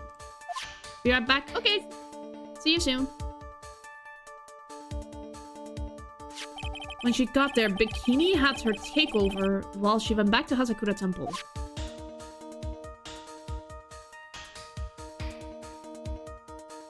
After taking a hot bath to suit her back, Sister Bikini witnessed the murder in the courtyard. Huh? If you want more details, you should ask Bikini herself in the main hall. The inner temple, huh? I'd like some more information about that place. The trial begins tomorrow, but who's the prosecutor? I'm pretty sure it's that Garo guy, but nobody can get a hold of him, so they're looking for a replacement. Really? What do you mean? It's really weird. All of a sudden, no one can reach him. I wonder if the rumors are true. Maybe since Mr. Wright caught a cold and won't be defending, he just lost interest. I intend to appear in court in the role of defense attorney. However, I would be quite unhappy if it came out that I'm actually a prosecutor. Yeah, I can see why, but I'm not the one you should have to worry about. Oh, the judge! I think the real problem is gonna be that judge. Yes, he recognizes us as a prosecutor. Yes, he certainly would remember my face, even after such a long absence. That's why I requested that another judge preside over the trial tomorrow. Wow, quick thinking! We've only met each other once. There's a good chance he won't remember me at all. Yeah, but what about the prosecutor? Everyone in the prosecutor's office must know you. Wouldn't it be a problem if someone there made a big stink, sir? There's no need to worry. I pulled a few strings and arranged for a prosecutor of my own choosing. Who is that? Wow, Miss Ashworth. I had no idea I had such a powerful string to pull. Wait a sec. Could it be her? What is this inner temple that Maya was supposedly training at? According to Bikini, it's an old building they use for training the acolytes. It's on the other side of Dusky Bridge. It's Phoenix Wright is gonna be the prosecutor. The guy can just smell when Wright is defending. He didn't get fooled when LT and tried to pass himself as Phoenix. Phoenix Wright is gonna be the prosecutor. The bridge that burned down, huh? Is there anything else on the other side of that bridge beside the inner temple? Nope, not a thing. Nothing. The other side is surrounded by cliffs on all sides. In a way, it's kind of like a little island out there. So the only thing there is in the inner temple. I hear it's not the kind of place a person could survive in. Please be alright, Maya. Yeah. Hopefully she has food up there. Maybe now we have enough information. I want to speak to Iris again, because I think we have enough information for... There we go. There she is. Mr. Edgeworth. I came back because I need to ask you a few more questions if you don't mind. I've already told you everything that I... Iris, please remember. I'm on your side. You can tell me anything. Yes, thank you. Well, you have been hiding something from me. Take that! He has a much smoother voice than Phoenix. I was frightened. Since I've been handed this case, it is my duty to dig up all the answers, understand? Yes, sir. The smallest flame can sometimes bathe a case in a whole new light. In my years in court, I've seen it happen over and over again. That's why I'm committed to searching until I have those answers. Now then, is it really true that you didn't go to the inner temple last night? Yes, I swear. I already told you that. Yes, you said you didn't go because you were frightened. That's right. If that's the case, then the obvious question is, what were you so afraid of? Iris, I wonder, is this what frightened you so much that you couldn't even leave your own room? A blackmail letter. I found this in the main hall. It is addressed to you. That's... Well, Iris? Why are you glaring at me like that? You were scared of the blackmailer who wrote this to you. Isn't that correct? Was it the evidence of the power of my glare that broke that lock? Oh well, I don't suppose it matters either way. But, Mr. Edgeworth... Yes? I thought that letter was just someone playing a prank on me. A prank? Well, yes. After all, even if I did have a secret, there's no one to tell it to that would cause me any grief. I wonder about that. This bikini's like a mother to me. I would never hide anything from her. No, you may not have anything to hide under normal circumstances. However, last night was different. Unfortunately, I don't know the exact nature of your secret yet. However, whatever it is, there is one person you didn't want your secret told to. There's only one person. Phoenix! Phoenix Wright. He means something to Wright, it seems. As I can tell, he holds a special place in your heart as well. That's why you didn't want him of all people to know your deep, dark secret. Well, what do you have to say?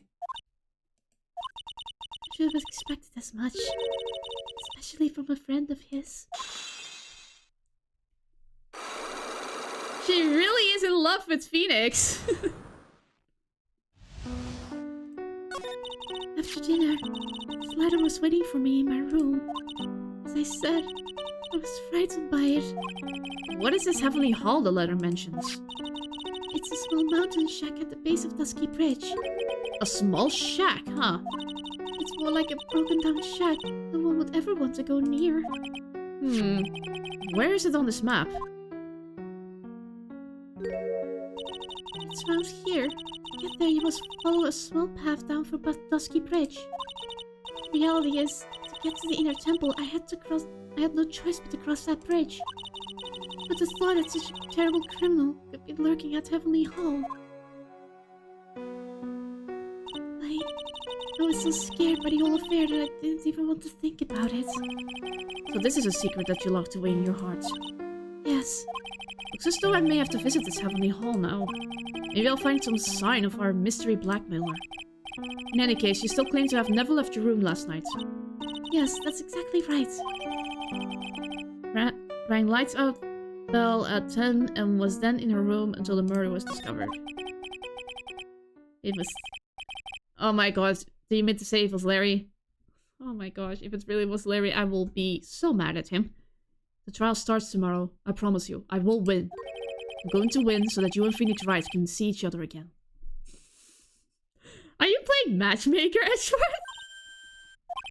But when I do, you must promise me that you will tell him your secret.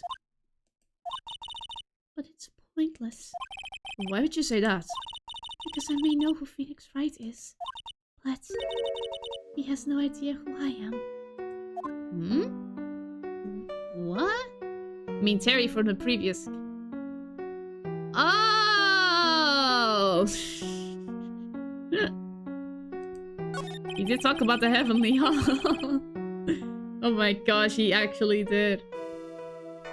I just finished speaking with the head nun of Hasakura Temple. She testified very clearly as to what happened. She said she saw you stab Miss Elise Donin with a sword. And one other thing. She said that when Maya Fey began her training at the Inner Temple, you were there as well. What? When I spoke with you last, you claimed that you never went to the Inner Temple. And yet Sister Bikini says she met with you at the Inner Temple that very night. But I didn't go there. I didn't go to the Inner Temple last night. Interesting. Let's go to the Heavenly Hall. What the frick? Why are there pictures of Larry and Iris? What? There's flags from all over the world. This place is weird. Whoa, not much of a view down here, huh? Doppelgangers abound in this game. Oh no. Still better than the view from my apartment, though. Someone's here. Hide yourself, detective. This place is bad, bad, Juju. Run, Edgeworth. Oh, why? Why does this always happen? Oh, I knew it. Whenever I find a girl I like, they always run away! This one is in prison. I even chased one of them to Japan. Next is going to be prison, I guess. I'll steal a detective's wallet. That'll get me locked up for sure. Nah, I can't do that to someone who looks like he's down on his luck. Okay, Larry at least has some morals. He's just talking to himself. Shh! Be quiet and listen. I knew it. I shouldn't have done that. I blew it again. Done that? What did he do? I wonder. Hey, you! About what you just said. I got an objection. What? Angie, you dirty rat! Come shoo you off. I'm sorry, sir. Before I knew it, I was shouting an objection. And in a loud, commanding voice, too. I even pointed my pointer finger. You've watched too many trials. I'm sorry. Okay, Larry, the jig is up. What have you got to say for yourself? What is this place? What is this little shack anyway? Well, I just discovered it myself yesterday. And why were you down here in the first place? Come on, I'm an artist. I was looking for a good place to sketch. This is a great little place. It's, artistic. It's quiet, it's cold, it's got no power. It looks like it's about to collapse. Sounds like a lot like my apartment there, pal. One thing's for sure, no one is likely to show up and disturb you here. So, can I get you something to drink? Some hot water, maybe? He's getting all buddy-buddy on this, sir. Let's talk about something else. Listen to me, Edgy. You gotta do this. You've gotta save Iris. Why are you so sure she's innocent? Because she's cute? Watch your mouth! Anyway, I've made up my mind about it. I'm going to marry that girl. Larry. Mr. Edgeworth is pretending he didn't hear you, so I'm gonna ask for him. Have you already asked this girl to marry you? No, not yet. I can tell how she feels by the look in her eyes. She's got this I really want this man to carry me over the threshold look. I'm sure Nick will be surprised. He'd never imagine that I could marry such a beautiful girl like that. Something tells me he would be shocked indeed. That's why I didn't want her to do anything dangerous. I mean, what am I gonna do if she gets hurt? What is this guy trying to say? He lost me about a mile back. If you really want to know the answer to that, you're going to have to drag him into the witness stand. Good thing Iris is in jail. She's safe from the butts for now.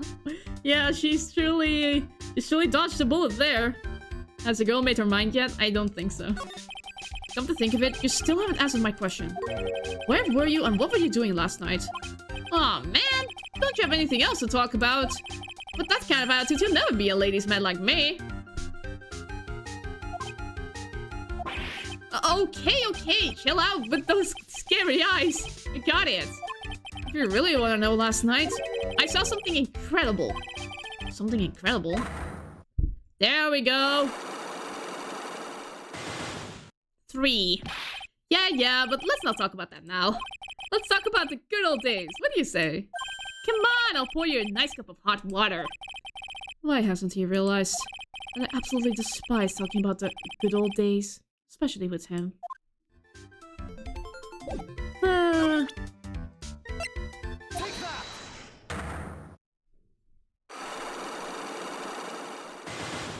Doop. The night of the crime. Alright, now you're going to tell me what you really saw that night. Whoa, you're really upset, aren't you, Reggie? Okay, I'll talk. Huh? That was a bit too easy. Yeah, anyway, it was awesome. Never seen anything like it. At about 10 o'clock last night, it started thundering. I've been sleeping, I'm not sure for how long. Suddenly, zing! The world in front of me went white! Like I've just been slapped in the face by my old girlfriend Naomi. And then it was on fire! The bridge was on fire! Dusky Bridge caught on fire. Are you seeing this side with your own eyes? Hey, why are you giving me the evil eye? I'm telling the truth. There are still 3 cycle locks remaining. It means he's still trying to hide something. By the way, Larry, where were you when I saw that happen? Where you say? What do you mean? What do you mean, what do I mean? Just answer the question. I was in my room by the main hall. Where else would I be? As usual, you're as transparent as an empty jelly jar. Problem, I suspect, lies there. There? What do you mean, there? It's impossible for you to have seen the lightning strike Dusky Bridge from your room. Yeah, there's a cliff and trees. He couldn't have seen the bridge from the temple. This is a map of the area. Take a look around the vicinity of Hasakura Temple. What am I looking for? I think that should be fairly obvious. The main hall is surrounded by trees and it's impossible to see the bridge from here. What? Why didn't you tell me that before? Bingo. Well, how about it? How about what? Do you feel like talking now? About what? It looks like it won't be that easy after all. You leave me no choice. I'll have to move on to the next step. You weren't in your room at the temple. So then, where were you? You don't know that I wasn't in my room. So where was Larry and why was he there? If I've read the situation up to this point correctly, the answer is fairly obvious. Very well then, let's test my theory. The place you witnessed lightning striking was in the Heavenly Hall. The place you saw the lightning strike from was naturally Heavenly Hall. Why would I hang out in this old shack? It's freezing cold, there's no electricity, and it could fall apart at any minute! Larry, how do you know that anyway? How do you know there's no electricity? After all, it's not that dark yet. Uh-oh. In other words, you have just provided evidence to prove my theory. My theory that you've at least once in your life visited Heavenly Hall after sunset. I have to admit I'm impressed, Edgy. We're in a totally different league from Nick. That's nice. Now tell me. What were you doing at this cold little shack last night? That's what you might call affaire de corps. I think you mean affaire de coeur, affair of the heart. Could it be you were waiting for someone? Oh no! You really are one scary guy, you know? I believe that last night you were waiting for this person to come meet you. Oh, oops. Whoops! I should have pointed to the blackmail letter. Whoops. Affaire de coeur. You were waiting for Iris. There's only one person you wait for in a horrible place like this, Larry. I told you before. Don't call me Larry! The person you were waiting for was Iris. Oh, suddenly I feel cold all over, Edgy. But not because of my chilly glare. So you think I got the hots for this Iris, huh? Do you have some kind of evidence? You got something that proves I was waiting for her? Or are you just guessing? This is where I draw the line and end this ridiculous little game. Here's the evidence. It proves you were waiting for Iris. Here is the blackmail letter.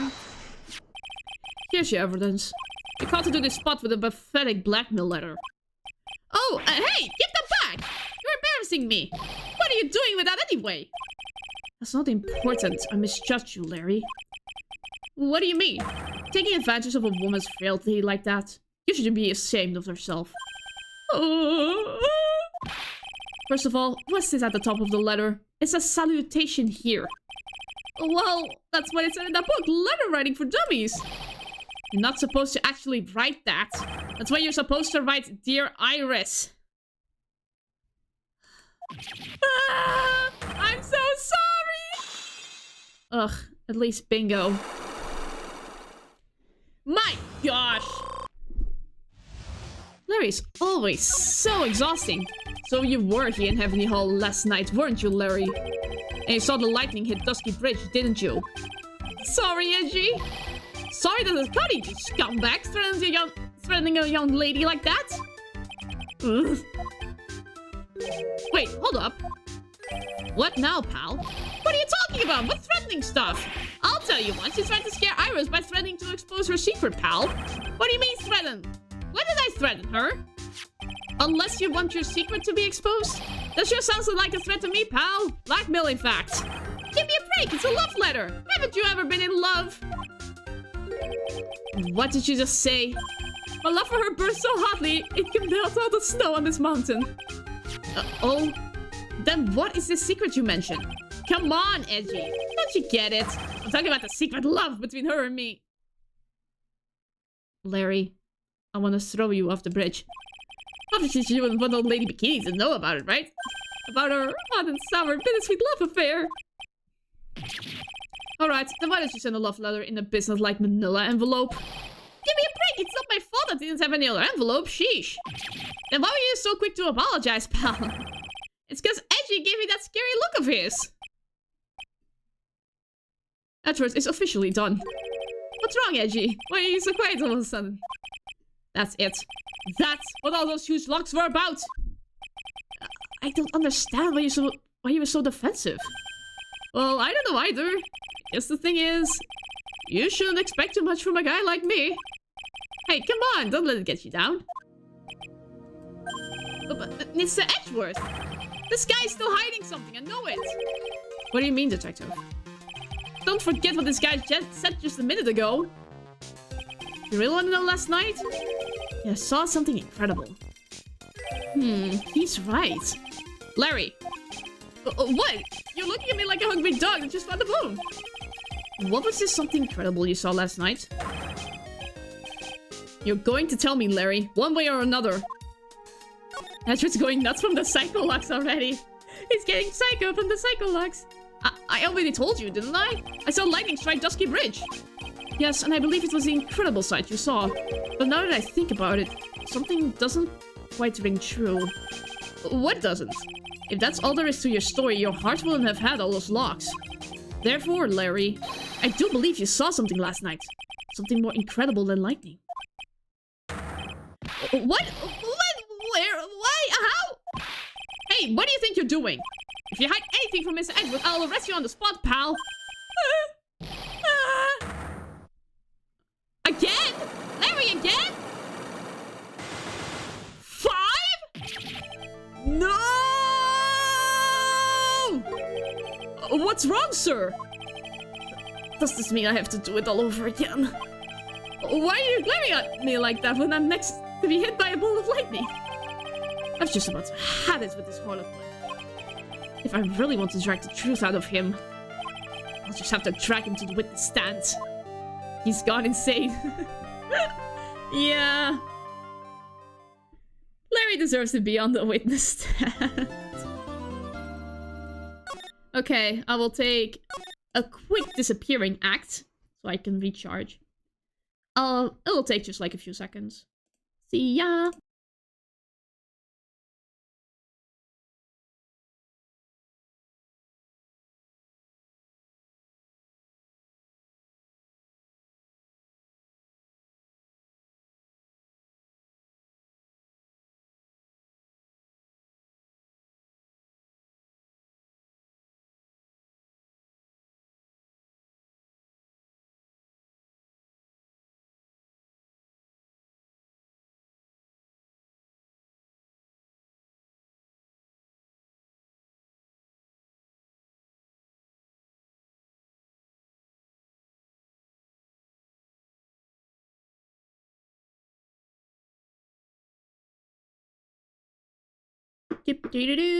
And I shall appear once again. Hi! Let's shake the protein shake. Gives me the energy to keep going, you know?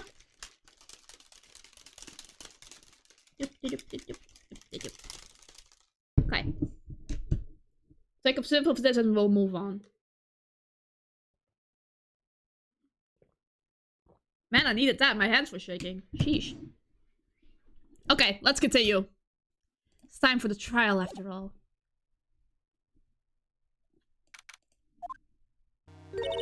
Oh my. Mr. Loris feels that way about me? Apparently. He isn't aware of your real secret at all. There's no time to be embarrassed. I'm sorry. I'm just really accustomed to that sort of thing. Worry not. And in any case, whatever it was that he saw on the night of the incident, mark my words, I will drag it out of him.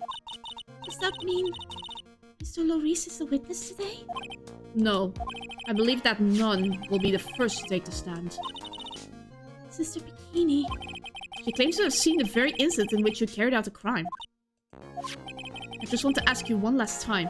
It really wasn't you who killed Miss Elise Donim, correct? That is correct. It wasn't me. Very well then. Miss Edgeworth. Yes? You are a prosecutor, aren't you? Are you sure about this? If your identity is revealed. Don't worry, I've made the necessary arrangements. I see. Iris, it is a prosecutor's job to doubt people. But right now, I am a defense attorney. The defense attorney's job is to believe in people. And to believe until the bitter end. That's what my friend told me once. Mr. Edgeworth. I simply ask that you watch and decide for yourself. Whether or not I am fit to do the task I have been entrusted. Very well, sir. I'll leave my defense in your capable hands. It's gonna be so weird to see Edward on the wrong side of the courtroom. February 9th, 10 AM. District Court, courtroom number 7. Oh my god, he really is on the wrong side of the courtroom! Oh, it's this judge! It's the Canadian judge. Court is now in session for the trial of Sister Iris of Hasakura Temple. The defense is ready, Your Honor. The defense does indeed appear to be ready. Ah! The act is working. However, the same cannot be said for the prosecution in this case. Indeed. I'm not sure I like such a blatant waste of this court's time. An empty prosecutor's chair can only mean that a prosecutor has no confidence in their ability to prove their case. It would seem this case is already over before it had a chance to begin. I am ready to announce my verdict at this time. Wow, that was quick. This court finds the defendant. Objection! Ah! It is her! Von Karma! The prosecution stands ready. And you are? Franziska Von Karma, prosecuting prodigy. Von Karma, you say? Perchance, you wouldn't be of any relation to the legendary prosecutor Manfred von Karma. Legends are a thing of the past. I am a Von Karma. That is all. Upon a special request, I flew in today for the purpose of prosecuting this case. You did? Then you must be quite a big shot, eh? By the way, Mr. Edgeworth. Yes, Your Honor. I'm almost certain that I've seen you somewhere before. Or am I just imagining things? Uh-oh. You look very much like a prosecutor I met once. I believe you are imagining things, Your Honor. Miss Von Karma, do you have anything to say? There is no such weakling as this man among those of the prosecutor's office. There isn't. But I'm sure once before in this court of— Ah! I told you. There is no such weakling. What is that? A whip? I'm not sure I care for such a thing in my courtroom. But bailiff, remove that whip. Hold it! Oh my gosh, it's so weird. I have no objection to the whip. You don't? Prosecution can wield a whip or drink 17 cups of coffee. But there's still only one truth. That is what I stand here to prove today. Okay. This promises to be interesting. Miles Edgeworth. I had expected to face Phoenix Wright here today. But looking at you now, maybe this is what I've been waiting for all this time. Miles Edgeworth, I will not allow this chance to crush you slip through my fingers. Brother, sister, show up! I see you brought your flair for the histrionic. Allow me to add to the things I'm not sure about. People acting bizarrely in my court. Ah! The stage is set. Now continue with the proceedings, Your Honor. Very well, Miss Von Karma. Please give an outline of this case. With as little whipping as possible. The murder victim is the famed picture book author, Miss Elise Donim. Her body was found in Hasakura Temple courtyard. She had been stabbed through the torso by a ceremonial sword from a golden statue. The sword in this picture is the weapon in question, correct? Very well, the court accepts this photo of the crime scene. There is no mistake. This was the doing of Sister Iris. After all, there is a witness to her crime. Very well. Please bring this witness to the stand. And so it begins. My first and last trial as a defense attorney. Your father would be so proud. Hello, Bikini? Witness, state your name and occupation, please. Oh, hold on there. I'm not sure about being not sure if I care about this at all. Witness, please stand up nice and straight. If I recall correctly, there are a few milk crates in the defendant's lobby for our back pain plagued witness. Bailiff, fetch a crate for this poor lady, please. There you go. Once again, your name and occupation, please. Little of me. Well, I'm the head nun of the Hasakura Temple on Eagle Mountain. My name is Bikini. You got it? Bikini. Nice to meet everyone. But you don't appear to be wearing a bikini right now. Ah! The courtroom is a garden of holy judgment. Those with lechery in their hearts should leave this sanctuary at once. You want me to leave? No need to get your bikinis in a twist. Let me tell you, I'm a sight to behold in summer. In any case, witness, I hear that you saw the crime take place on the night in question. That's right. I can still hardly believe it myself, to be honest.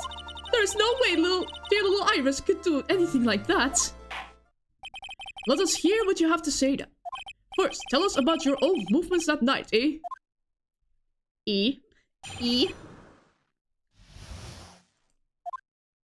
That night, I was helping an acolyte with his training in the inner temple, but... Well, as you can see, my back likes to act up. Violently. So I left Iris to help the acolyte and returned to Hasakura Temple. There's no bath at the inner temple, you see, and I needed a long, hot soak.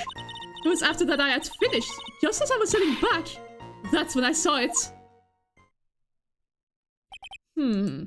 So it was simply coincidence that you found yourself returning to Hasakura Temple. Yes, you could say that.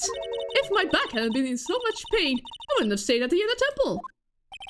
Sounds like a pretty important statement she just made. There is only one problem with this testimony that I can see. And you're not about to fall at the first hurdle now, are you, Miles Edgeworth?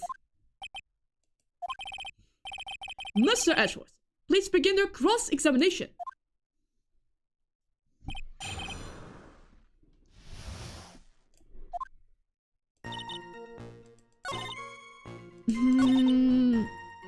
Yeah, it's this one.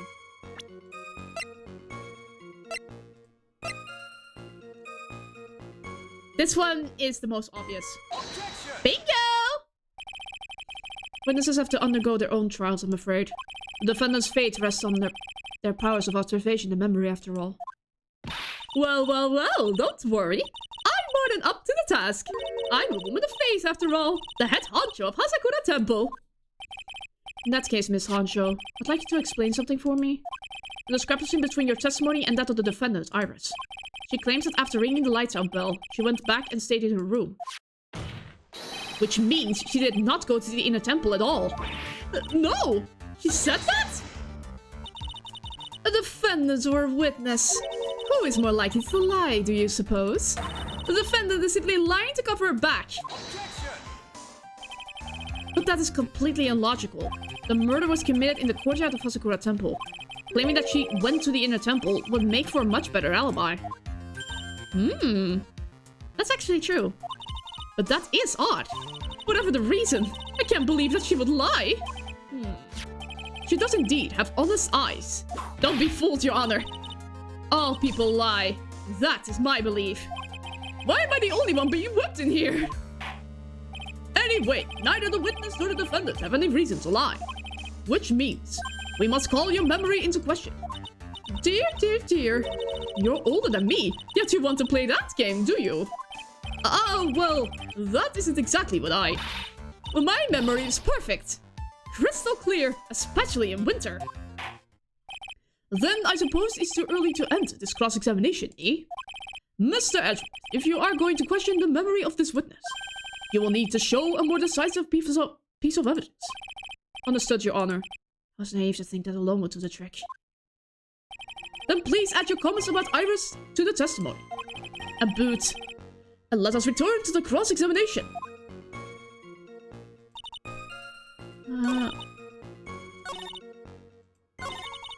Wait, what did she say? Iris came to the inner temple. She was dressed exactly as she had been at dinner? That's not true. She gave her hood to Phoenix. Objection! Yes! Witness, let's get one thing straight. The defendant whom you claim to have met. She was wearing this demon warning hood, correct? Of course! That is a very important piece of clothing, I'll have you know. Wait a minute. Objection!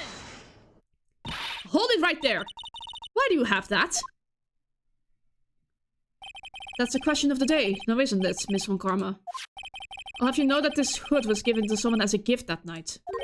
Before the lights out bell was rung. What? You know where I'm going with this, don't you? If the witness had seen the defendant as she claims, then the Iris she saw would have been missing this very hood. Well. It's not a bad feeling at all, exposing contradictions like this. Now I understand that happy look on Wright's face every time he does it. He really is, getting used to fitting Wright's shoes. Order in the court! What? Sister, this hood. You have spare ones around the temple, don't you? Spares? Well, I do tend to make too many of them. I see. A stockpile, a surplus of hoods, eh? Each nun is only given one hood. This should be the only hood that Iris owned. And this is quite strange. Ah! If there was a surplus of hoods, then she could have worn one of those. There is no contradiction here. I'm sorry to break this to you, Miss Von Karma, but you won't get away that easily. Discrepancies such as this will sow seeds in any human heart. The seeds of doubt. Witness. While I don't wish to call your testimony into doubt, you must give every detail with precision. I'm not sure I'm comfortable going along with this. Sister, you shall continue with your testimony. Tell us what you saw after finishing a bath on your way back to the inner temple. The seeds of doubt are sprouting in the judge's heart. You just need a little more stimulation to bear fruit. Contradictory stimulation. He's getting into the defense attorney role really well. I finished my bath around 11, and I thought I should return to the inner temple. And as I was walking back, I heard a noise from the courtyard. I take a look, and Iris was... Oh, Mystic Elise! But that's sort of all things. Mystic Elise was staying in the corner room, which faces out to the courtyard. The stabbing I saw must have occurred after she was pushed out of the window. You saw a truly terrible sight, didn't you? If I was in your place, it would be much like Miss Von Karma whipping Mr. Edgeworth in court. And me, seeing it all from this very chair. Well, something like that. This judge. His imagination about as vivid and creative as Detective Gumshoe. I would look the fool if I was commented on such foolishness. Anyway, this case is mine, Miles Edgeworth. Calling everyone by their full name. Can't you do something about that habit of yours?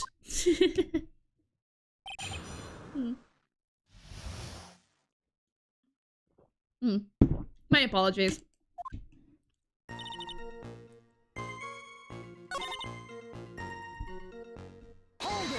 What was the noise? You say you heard a noise. Thump, just like that! That could only be the sound of the victim falling. It's very quiet in the temple, you know? You can even hear the snow falling from the branches. Thump, just like that. But then, wouldn't this noise you heard have been snow falling to the ground? I never thought of... Uh-oh. ho, ho, ho, ho. Ah! The next one to laugh gets a whipping. Oh, whatever the source of the sound, look over at the courtyard and... Hold it! This is the second time that the witness has testified to seeing the defendant, but some doubt remains in these claims. Hey, just what does that mean? Just because you're a good-looking young man doesn't give you the right to... The murderer who stabbed the victim with the sword. Just a bikini, try to recall exactly who it was you saw, as clearly as you can. Well, you're a handsome young man, so I'll forgive you. Oh, now that you mention it, there was something awfully strange about her. Something that has been bugging me all this time. Please, don't keep us in suspense. A hood! A hood. That's right, it's coming back to me. Iris, she wasn't wearing her hood. I thought something was out of place, but it all makes sense now, doesn't it? After all, you'd given that hood away to someone, right? Ugh. Ha! You've dug your own grave, Miles Edgeworth. What do you say, Mr. Edgeworth? Is this testimony important? It is important. It may initially appear to put me at a disadvantage, but I can't see any leads at the moment. Your Honor, I would like these new statements to be added to the testimony. Huh, Miles Edgeworth. If you want to hang yourself, you need only to ask. I'll gladly lend you my whip. Witness, add that statement to your testimony. No problem.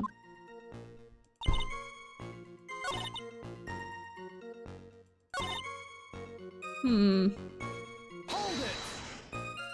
What makes you so sure of all this? It's just like I told you earlier. I heard a noise from the courtyard. Okay. So, just like that. You're one smart sister, I'll give you that. The autopsy report states that the victim's body was covered in bruises. Wait a sec. Where is the autopsy report? But the bruises were after she fell to her death, indicating a fall from around 10 feet in height. It appears that the witness was not mistaken then. Yup, I'm more than a pretty face, especially in winter. I'm the woman of faith, after all, the head honcho of Hasakura Temple. There's only 2 of them working there. What's wrong, Miles Edgeworth? No snappy comeback remark? Doesn't feel like she's lying. This is very powerful testimony too. She claims to have seen the instant in which the defendant stabbed the victim. There are only 2 things I can believe right now. My client Iris and my own abilities as a defense attorney. Let me see that last statement. The stabbing must have occurred after she was... It was the other way around. There we go. Impressive logic. That's what I'd like to say anyway. Oh, please do. My brain is something else, especially in winter. However, I think you are overlooking one thing. Miss Von Karma, would you be so kind as to take another look at the autopsy report? The autopsy report. The victim did fall from a height of 10 feet. However, this fall was after she was killed. That's right! It says after death right here! The scene the witness claims to have seen is contradictory. If the defendant stabbed and killed the victim here in the courtyard, how did the victim then go on to take a 10-foot fall? Order! The victim was killed and then fell. If that is the case, then the victim must have been killed in a room. Don't you agree? That is the logical conclusion. Yes, that's right. The victim must have been stabbed by the defendant in her own room. And she was then thrown out of the window down into the courtyard below. Were there any signs of a struggle in Miss Odim's room? She was stabbed with a sword. That would leave a blood stain, wouldn't you agree? Well, Miss Von Karma, was there any blood? No traces of blood were found in the victim's room. Your whip has just caused traces of blood to be found on my glorious playoff beard. However, if there was no blood in the room, then you claim that... I'm sure there's no need for me to go over this, as I'm sure your honor is well aware. Often a stab wound produces the most blood. When it produces the most blood, very little blood is actually lost at the moment of a blade's insertion. If you want to talk about when the most blood would be lost from a body, that would be when the blade is removed. Indeed, with the weapon still in place. It acts like a lid on the wound. That's true. With the weapon still in the body, there won't be much bleeding. A perfectly reasonable line of thinking. We have come to a conclusion then. The victim was thrown out of the window with the sword still in place. This removes all of the contradictions.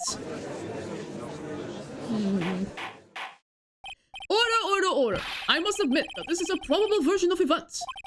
I expect no less from Franziska von Karma. She locates and takes control of every vital point. It seems that we need a clearer testimony from the witness. Remove all supposition on your part and tell us only the facts, please. Witness, please, remain standing on the crate. Don't go selling me short now! The weight of winter snow has bent me out of shape, especially my back and my mood. Sister, please, give us your testimony. I will give you a vigorous massage once we are finished here. With the whip. Oh boy, alright. Further details. When I looked across the scene, the sword was already in place. Thinking about it now, I didn't actually see her stab Mystic Elise. I've never seen so much blood before. That's when I fainted. You can't blame me, can you? And when I awoke, Mystic Ami was stabbing Mystic Elise through the back. This all confirms Miss Von Karma's theory. Von Karma's thrive for nothing but perfection. Putting together such facts is nothing for me. You should know that, Miles Edgeworth. Perfection is an impossibility, Franziska von Karma. And I'm here to teach you just that.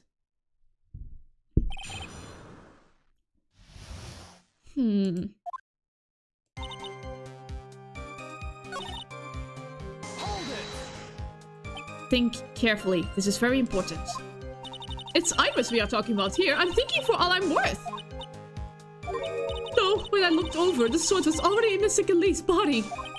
It might not be conclusive, but it substantially supports his theory. The victim was stabbed in a room and then dropped into the courtyard. I think this proves it rather well, Miles Edgeworth.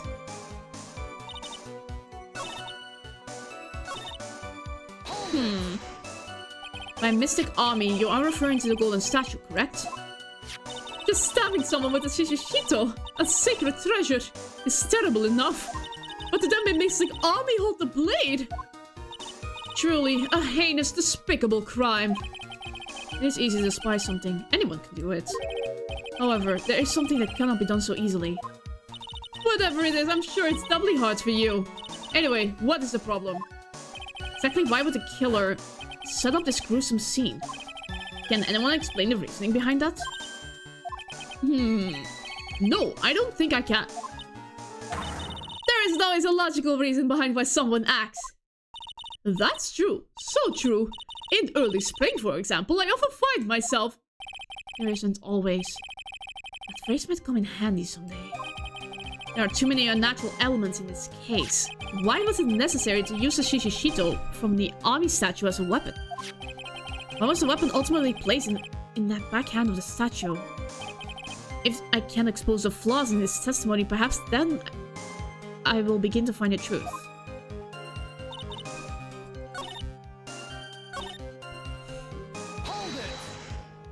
So you're saying that you saw the victim's blood? That's right! Some of it had splattered onto Iris too. When the defendant was arrested, she was meditating in a room. And her blood-flecked clothing was neatly folded in the corner. What? Her clothes were blood-flecked as well. That seems quite conclusive to me. What should I do? Press this point further. Yes. Going back to your previous statement. You said that you saw a little bleeding when the victim was stabbed. But now, you say you saw the victim bleeding? Well, I say that, but I saw what I saw. What did you see? Maybe I didn't see the poor woman get stabbed. But I saw the girl pull the sword out of her. Plain to say. Pulling the sword out? Well, it wasn't exactly pulling. It was more like it came out.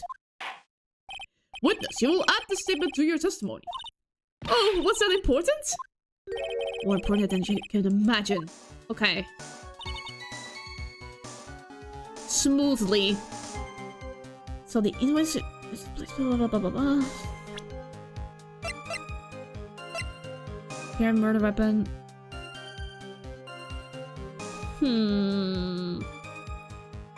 Something about this doesn't strike me right.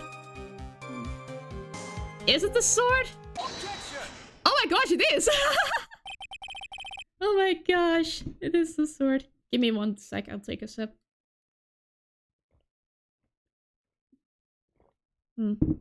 Sorry. So it's the bikini. You are a reliable witness. At least I'd like to think so. But there are too many contradictions here. What do you mean? You make it sound as though I'm a liar. But you're a handsome young man, so I'll forgive you. What contradictions are you talking about? In the scene that the witness claims to have seen, the weapon was thrust up to its hilt into the victim. That's right. Furthermore, the killer withdrew the weapon smoothly from the body. However, both of these are complete impossibilities. And how so? What do you mean? Please explain explain yourself! To start with, do you think it would be possible to stab someone to the hilt with this? Ah! No matter how I look at the defendant, she doesn't appear strong enough for that. Doesn't appear? What meaningless dribble. I too may appear to be weak and frail. But I can crush men under my heel and make them weep, so that I shall choose.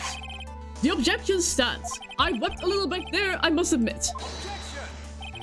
That is the only issue here.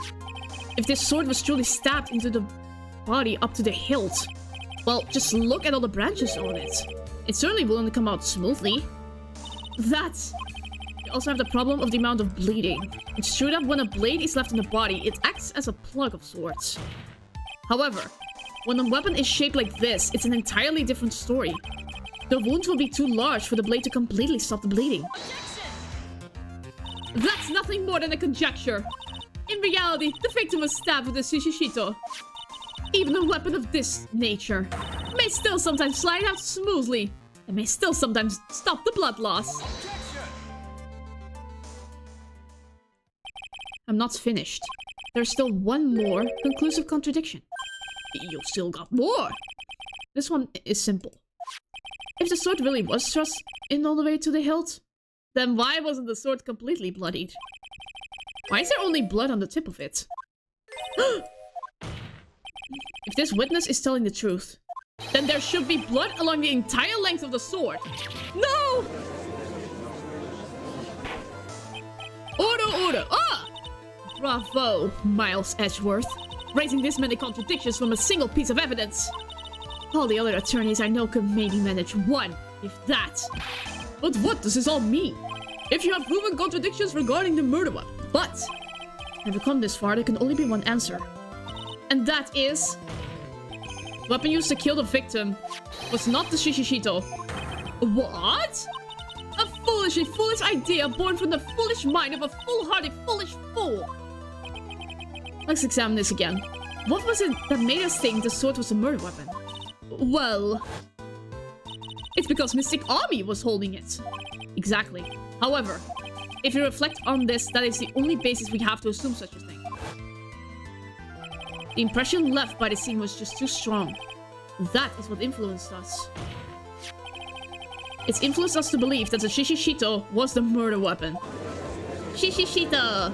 Shishishito! Order! Ah! Maybe the shishishito was not a murder weapon. Even if that is the case, it changes nothing, Miles Edgeworth. The sister here saw everything. She saw the defendant stab the victim with a sword-like object. That's true. Your response, Mr. Edgeworth? Yeah, what is our response? Shickle shackle. Shishishito. If that is so, I would like the prosecution to answer the obvious question it raises. The obvious question? Yes, namely, where did the real murder weapon disappear to? It goes without saying that the police searched the main hall and the surrounding area. Perhaps the prosecution can enlighten us as if a sword-like object was found. That... answer the question, Miss Von Karma. No evidence of that kind was found. Another mystery to throw onto the pile. A trial without a murder weapon is a tricky beast. Excuse me, can I say something? I just remembered something, actually. What is it, sister? I was just thinking, it's possible that just maybe what actually happened was, it was just over there. What exactly are you going on about here? The murder weapon, I mean. Maybe. I think I might know where the sword was disposed of. You what? Whoa! Well then.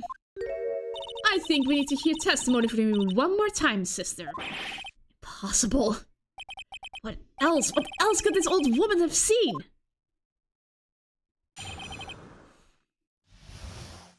Location of the weapon. I saw the murder weapon around 11 p.m. And after asking that it be reported, I went out to the main gate. And there, I saw tracks. Tracks indicated that the snowmobile had been used. It takes 15 minutes to walk the Dusky Bridge. But less than 5 using one of those. Maybe they threw the weapon into Eagle River and came back while I was knocked out. Iris could have done that. She can drive a snowmobile after all. Witness, please, tell us everything you know right away next time. Well, I'm not in the best of shape with my back and my age, you know? Quite. There were indeed snowmobile tracks in front of the main gate. Here is a photograph. Snowmobile, eh? I see. Well, it certainly is an interesting theory. Why is there only one track? The tracks begin in front of Hasakura Temple and run all the way to Dusky Bridge. That solves your pesky little problem, yes? The Eagle River's current is quite swift, meaning that it doesn't freeze over in winter.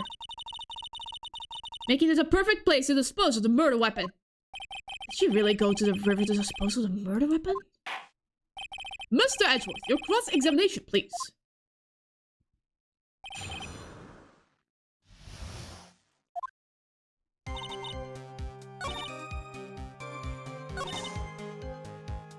Hold it! As I recall, there was a snowmobile outside the main gate when I visited. That's it. That's the only one we have. You know what? No matter how much snow falls. Now, you're certain the snowmobile was there at the main gate when you arrived? Yes, of course. It was parked in front of the gate. So, she had already gone, discarded the murder weapon, and returned by that time. Not sure if this is really relevant. Need answers to every possible doubt. Snowmobile in question. Was it still warm at that time? What do you mean? What do you mean? What do you mean, hey? What do you mean, Miles Edgeworth? I'm playing to a slow crowd here. Goes without saying that using a snowmobile will heat its engine. If it was still warm, then it means it was recently used. Ah, I see! I never thought of that! That's right! I overlooked that too. Of course you did. Then answer the question, please, witness. I don't want to go around touching hot engines. However, now that you mention it, there wasn't any snow on it. Snow. Yes, for some reason, only the snowmobile wasn't covered in snow. There wasn't any snow on it. Curses! Seems highly likely that the killer did use the snowmobile then, eh? How long did it take to get to Dusky Bridge by snowmobile?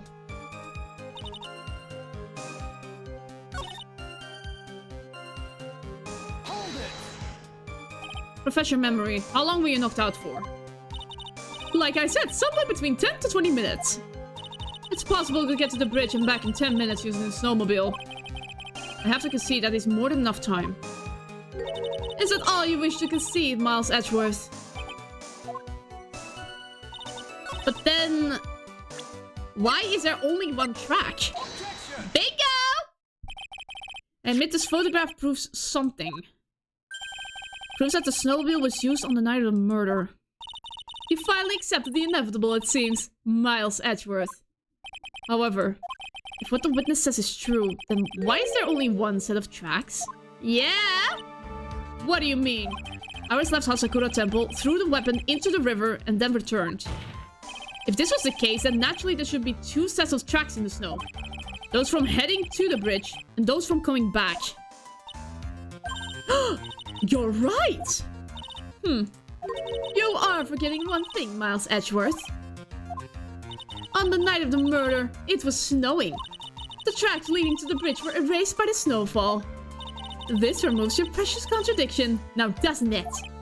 I see. While she was at the river, the snow stopped, leaving just the return tracks in the snow. What do you have to say now, Miles Edgeworth? Is there a flaw in her theory? This idea that the snowfall covered one set of tracks. There must be a contradiction. The tracks to the river were covered by snow. What a nice theory. However, Miss Von Karma, that is impossible.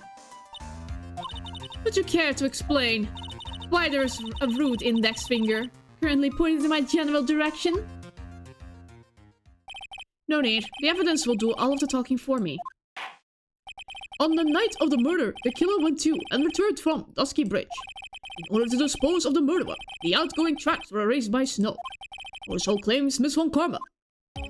Mr. Ashworth, present your evidence to the contrary, yay? Evidence that the outgoing tracks are not covered by snow. Okay, what evidence has to do with snow? The weather data. Well... the murder occurred around 11. So the snow stopped before the murder. So the snowmobile... if the theories checks out, the snowmobile would have been moved to the bridge before 11. And then...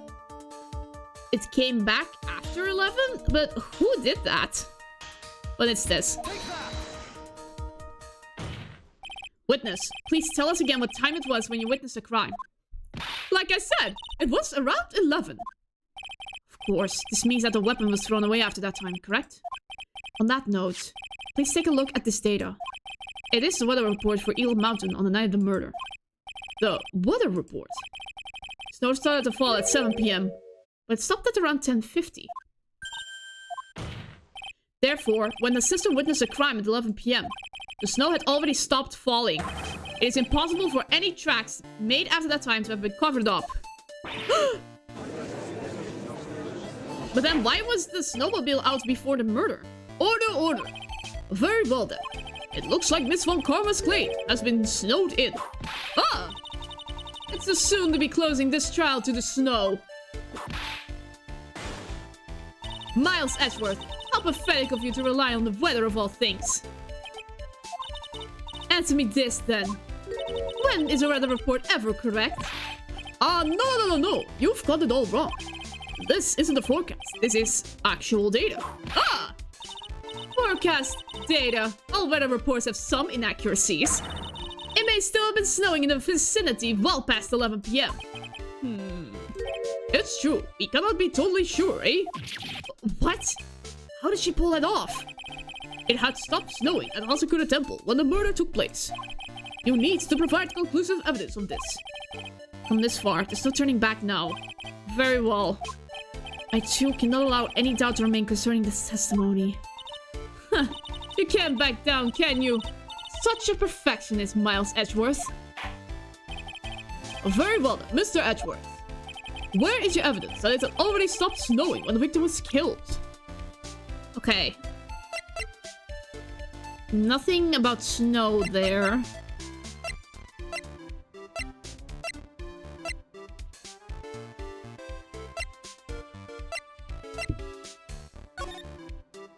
This is the only thing I can think of. Wait, what did the judge say? It stopped snowing when the victim was killed. Well, if it was still snowing, then wouldn't there be snow on her body? Here you go. Please? Yes! Ultimately, it all comes down to one point. That being... whether or not it was snowing in that courtyard when the victim was stabbed. That's right, but proving that is... incredibly easy. If you want to know whether it was snowing or not, this photo will tell us everything. Of course, I am referring to the photo of the crime scene. As you can see, everything is covered with snow. But just one exception. And that is... the victim herself, Miss Elise Donim. Why is there no snow on top of her? The answer is simple. It had stopped snowing when she was killed. That's why. Ugh. In other words, if the killer really did go to the Eagle River to dispose of the murder weapon, then in this photograph, there should be 2 sets of tracks. Order, order. Just what are you... Just what are you suggesting, Miles Edgeworth? To be honest, I am not entirely sure myself. This is simply what all of the facts point to. That night, someone used a snowmobile to leave Hasakura Temple. From the tracks left, it can be understood that they were heading for Dusky Bridge. At that time, it was still snowing. Of course it was, because those tracks were erased by the snow. Then, when this person returned to Hasakura Temple, the snow had stopped. Thus, the return tracks remained.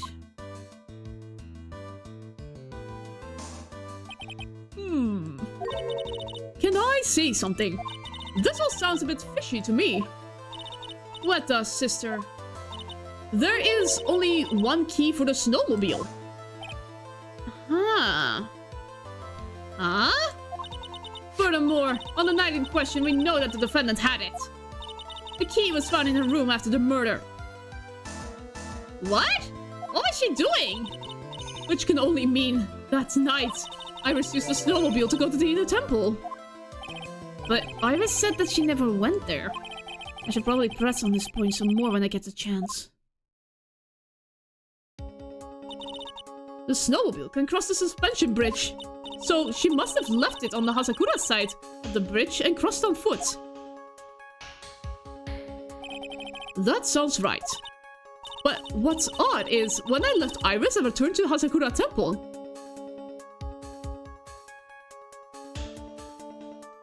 I didn't see anything near Dusky Bridge. You must have failed to see it, sister. Maybe, but when I made it back to Hasakura Temple, it was there, by the main gate. The snowmobile, I mean. I know what I saw. It was covered in snow, too. Huh? But that isn't possible. Order, order. Order in the court. What does this all mean? So then what was the snowmobile used for? It wasn't taken by the defendant when she went to the inner temple. If it had been, then the witness couldn't possibly have seen it by the gate. Furthermore, it wasn't used by the killer to dispose of the murder weapon. If that was the case, there should be 2 sets of tracks in this photo. All we know is this. After it stopped snowing, someone used the snowmobile to return to Hasakura Temple. Never thought a simple snowmobile could cause so much trouble. This is really complicated. I think we've learned all we can from this witness. He's been in the defense for 1 day and his hair is going gray. Aw, poor Edgeworth. Yes, I've got nothing more to add. I've told you everything that I know. But then, that still leaves us with the same problem. If only there was someone, a witness who could testify to have seen the snowmobile. Well, there was someone close to the bridge, Your Honor. A witness, huh? Was there no one out, walking perhaps, near Dusky Bridge on that night? I don't think that's likely. It was cold enough to freeze your ears off. Only an idiot will go out wandering in that. Unless they had something really important to do. That's a sheep. Hold on. Something is coming to me. An idiot may have well gone wandering out on that subarctic night. Your Honor. Actually, there just might be one individual who may be of help to us. But really? You know of someone who might have seen the snowmobile on the night of the murder. I don't know for sure if he saw it or not, but there are 2 things about him that do come to mind. Which are, first, that he saw something incredible on the night of the murder. And the second being, that he's an idiot. This individual that I'm thinking of went wandering outside on that cold night. In other words, he is our kind of idiot. Mr. Edgeworth, who is this idiot you're talking about? Oh, Larry! This guy must be a product of Jean-Luc Deladuc's guide to obnoxious French painting. this is Larry Butts, the disciple of the victim, Elise Donim. Her student. Interesting. And why was he wandering a boot outside on the night of the murder? That's... I could tell them all about his design. So Iris, but it may cost us his credibility as a witness. Before I even call him. So don't do that. He is, after all, an artist. He was perhaps searching for something in the snowy scenery that will move him. Though I cannot guarantee that this is the reason. And so, this unfortunate, unreliable-looking man. What exactly was it that he saw? I intend to extract that from him. Right here in this courtroom. Summon this youth as a witness immediately. I have no choice, do I? I believe he's in the gallery for this trial. It will not take long to summon him. Very well, Larry. You may have escaped me yesterday. Today I'm going to get everything out of you. The court will now adjourn for a 20-minute break. Miss Von Karma, please see to preparing the next witness. Understood, Your Honor. Good. Well then, court is now in recess. Yay! We survived this My goodness. This is a really, really long trial.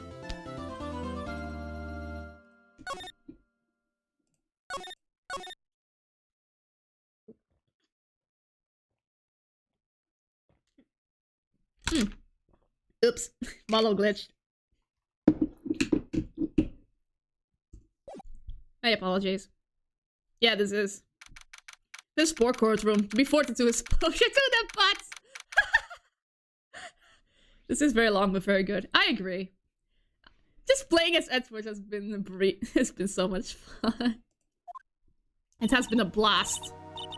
Excuse me, Mr. Edgeworth. I'm not really sure what to say. Iris, we only have 20 minutes. There are two things which I need to ask you before we reconvene. Alright. I'll help you any way I can. First, about that night. You really didn't go to the inner temple, correct? The last witness claims to have met and talked with you into the training hall. Either you or Sister Bikini is lying. Mr. Edgeworth, it's just as I said yesterday. Until the incident occurred, I was in my own room. In Hazakura Temple. Very well. The second thing then. That night, the temple snowmobile was used in between the time Sister Bikini returned to the main hall and when she bore witness to the murder. Sometime between 10:30 and 11 PM that night. Were you the one who used the snowmobile? There's only one key for the snowmobile. The only person who could have used it was me. So it was you. But why? What made you go out to the Dusky Bridge? Sorry, Mr. Edgeworth. Iris, why? Why do you hide this from me? Iris. I can't tell you about that yet. Yet? Not until her safety is confirmed. Her? Maya? The safety of the Acolyte. The Acolyte, huh? She must be talking about Maya. Iris, look me in the eye and tell me the truth. Did you kill Elise Donim? No matter who or what may come, I could never take a life. As I thought, no cycle locks. Very well. It is my job to get to the truth. You'll discover this for yourself soon enough.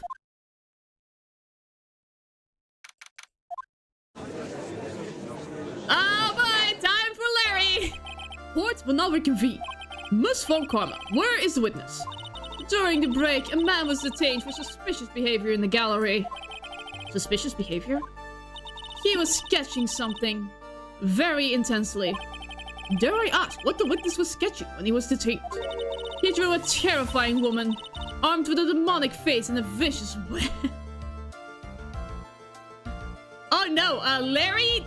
This is not a good start for you.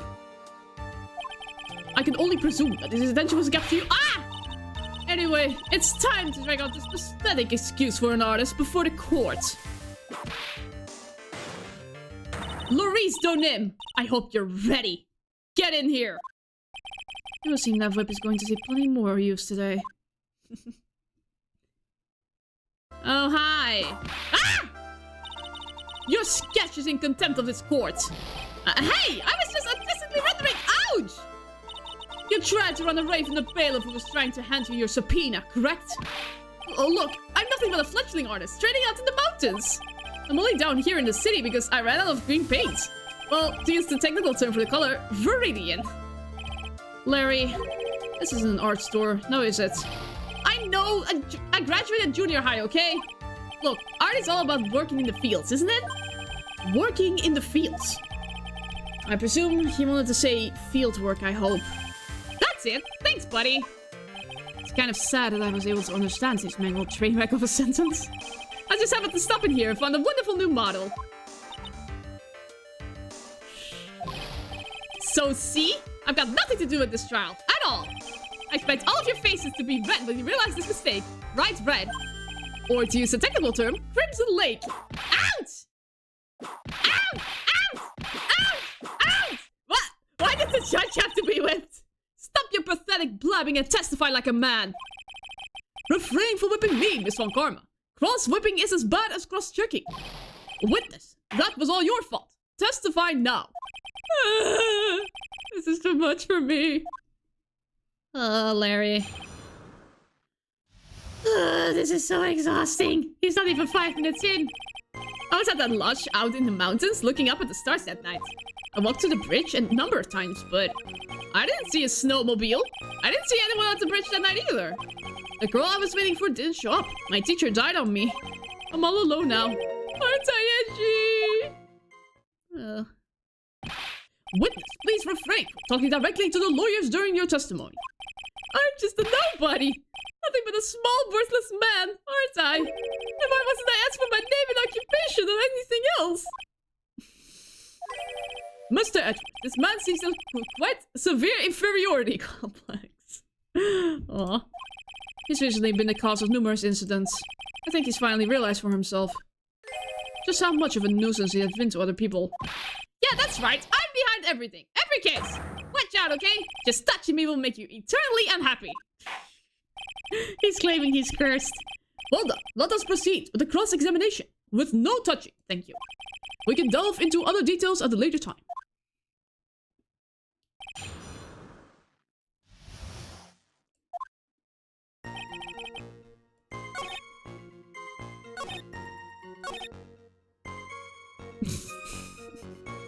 This is almost pathetically easy.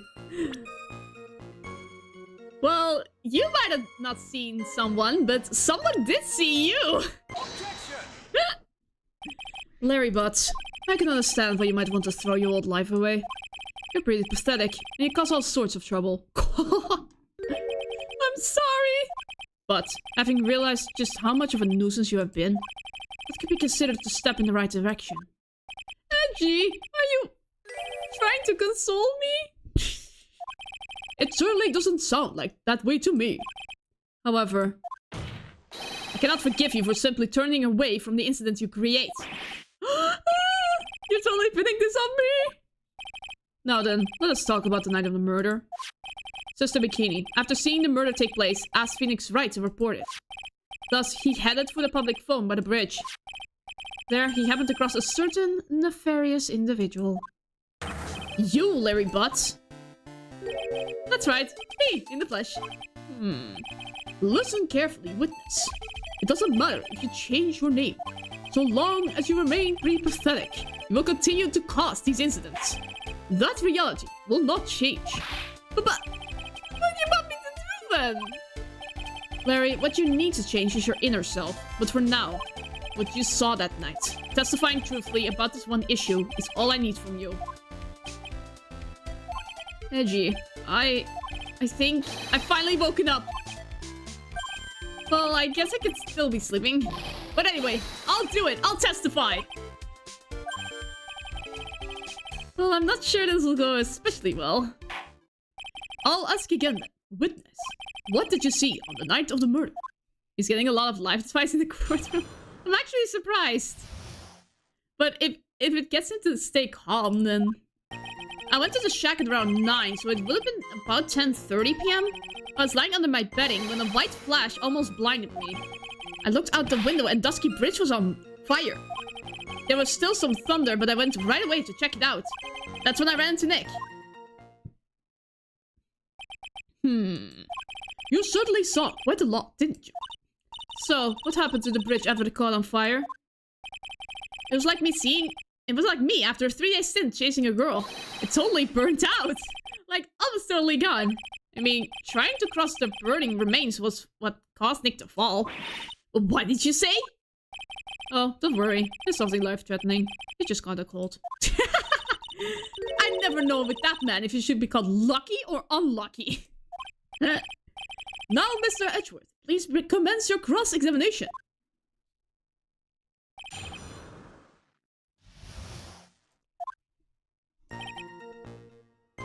Hold it! What did you do out there in the cold for an hour and a half? Well, if you really must know, I was busy being excited, I guess. Excited? Dare I even ask? I set the meeting time at 10 p.m., right? But I couldn't wait, and I thought he might come early too. Well, it appears she didn't come at all in the end. Because they never arranged to meet in the first place, did they? Shut up! Don't go picking my fond memories apart. Anyway, I was getting a little worried. I thought maybe Iris had lost her way.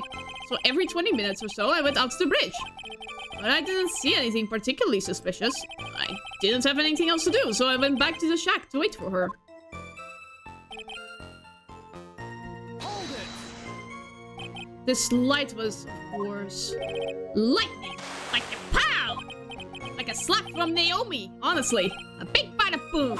Ah! Or a little like that. Ah! It's more like a punch from Miranda. Witness, did you actually see the lightning hit the bridge? Well, I was a bit startled by the flash of light, so... Hold it! Seeing that, what did you do? What do you think? I was burning up as well, from the fire in my heart. And that's why I went to take a look at the bridge. Well, to be honest, it was freezing cold, so at first I thought, forget it, I'm not leaving in my covers. But it pretty much stopped snowing, so I don't know, I changed my mind. I'm not sure I care for the forget it attitude you had at first witness. Hold it! You said right away, but exactly how long after the strike was that? The lightning fell and then the bridge caught on fire. Maybe around 5 minutes? I mean, I suddenly thought, gotta go check this out. How far is this small shack you were in from the bridge? Hold on, well, it had pretty much stopped snowing. I guess about a 5-minute walk? And how did Dusky Bridge look when you got there? Like I'd recovered a piece of my childhood. I mean, not even the bonfires kids make during school camping trips can compare. Well, should I press him for a little more info? Why didn't you call anyone? Larry, let me ask you one thing. What is it, Edgy? What's with the serious face? Why didn't you call anyone? Huh? What do you mean? Normally, when faced with a towering inferno, one would try and tell someone. There's a public phone right by Dusky Bridge, correct? Well, of course I thought of doing that. So then, let's hear why you didn't. Yeah, okay. My reason... It isn't that I didn't try to tell anyone, I just didn't have time to, okay?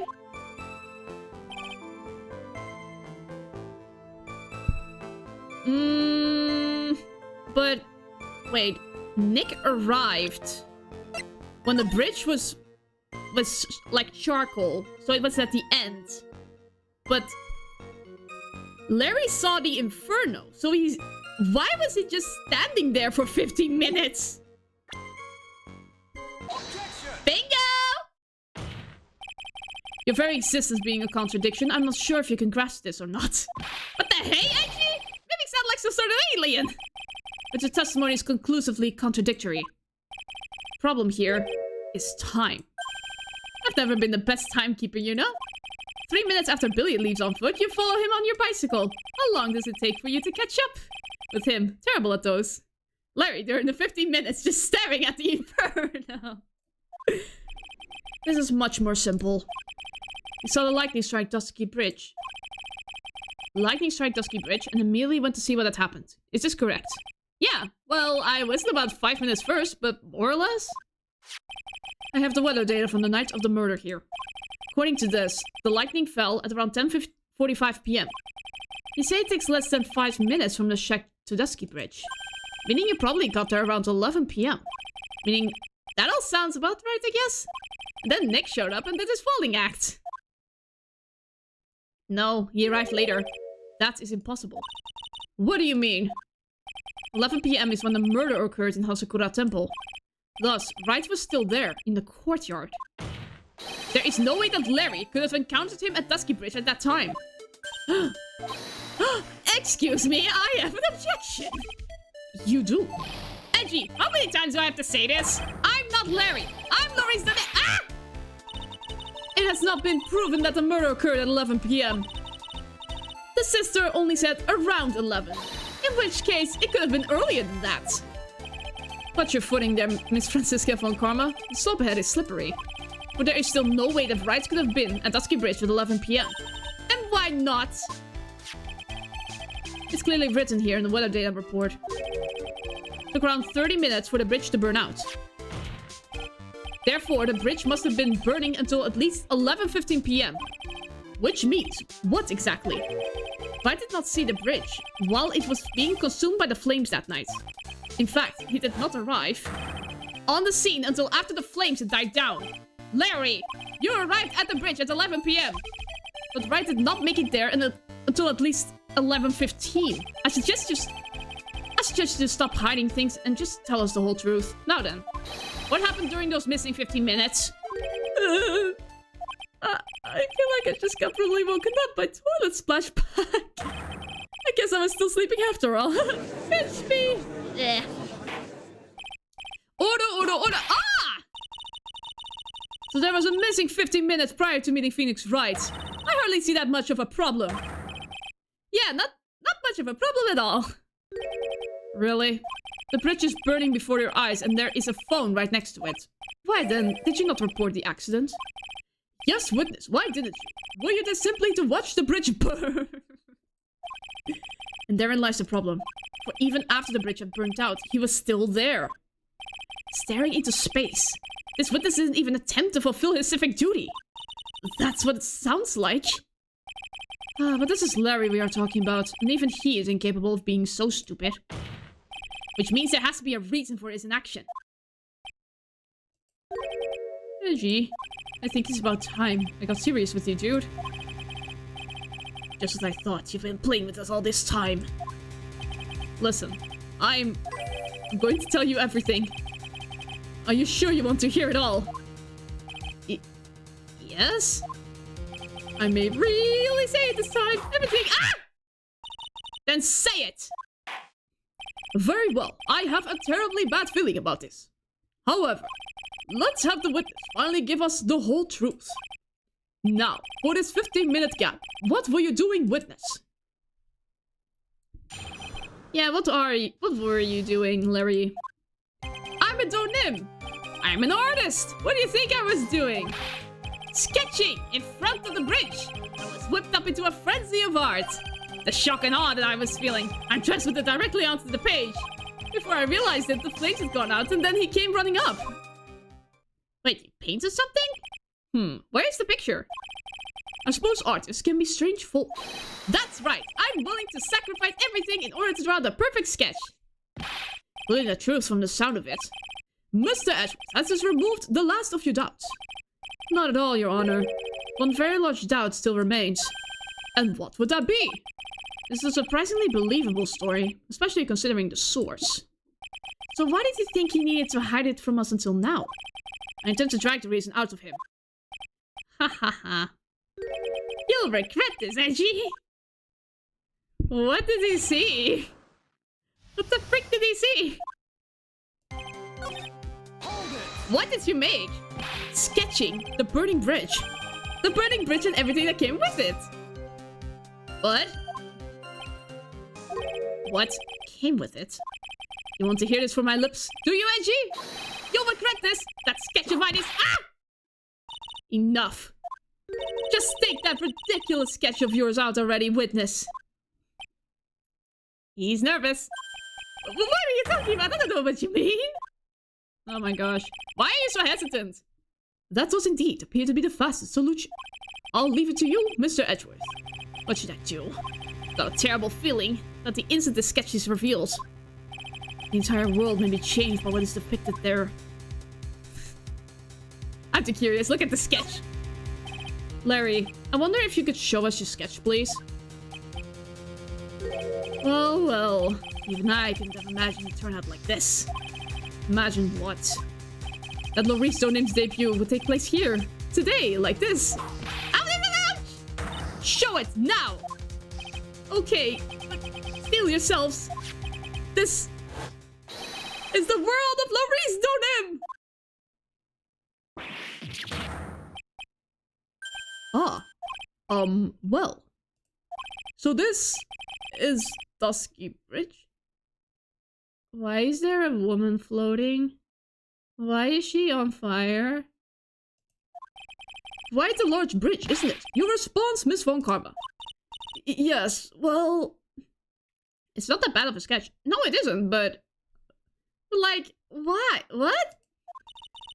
It's a better drawing than I expected. Isn't it? Isn't it? I struggled to reproduce those flames. I really did. Yes, I'm sure you did.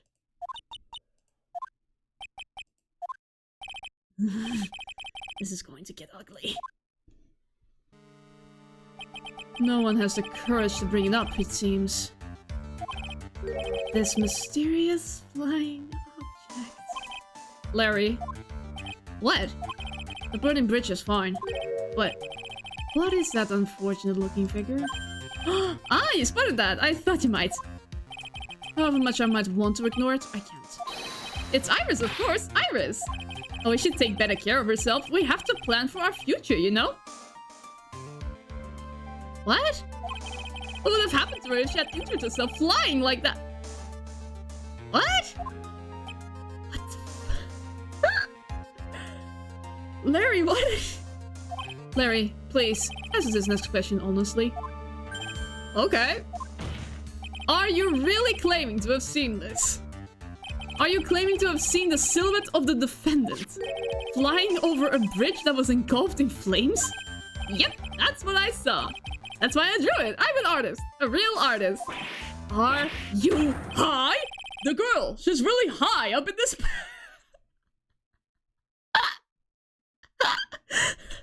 Are you high? Oh my god, Larry was high on drugs. That was funny. Yeah, you weren't wrong. Ah! What was that for? This is all a bad dream. I was hitting you on the cheek to test that theory. Please whip your own cheek from now on if you wish to test your wild theories. Anyway, no court of law will ever acknowledge that people can fly. Actually, there is some precedent for this. She was flying pretty high, my sweet Iris. She was about 30 feet above the bridge, at least. It was really something to see. It has to be some kind of mistake. Yeah, she should have whipped Larry, definitely. Mr. Edgeworth, please bring the witness back down to Earth. What? Me? This witness is your friend, is he not? Accessory to foolishness, Miles Edgeworth. She remembers a very big circus case. Yeah. Let us get back to the cross-examination. By force is necessary. Mr. Edgeworth, I expect you to expose the obvious contradiction here. Yes, Your Honor. Looks like I've got another reason to remember this moron. Well, what did you think of my debut piece? Get that thing away from me! Now, hurry up and cross-examine him.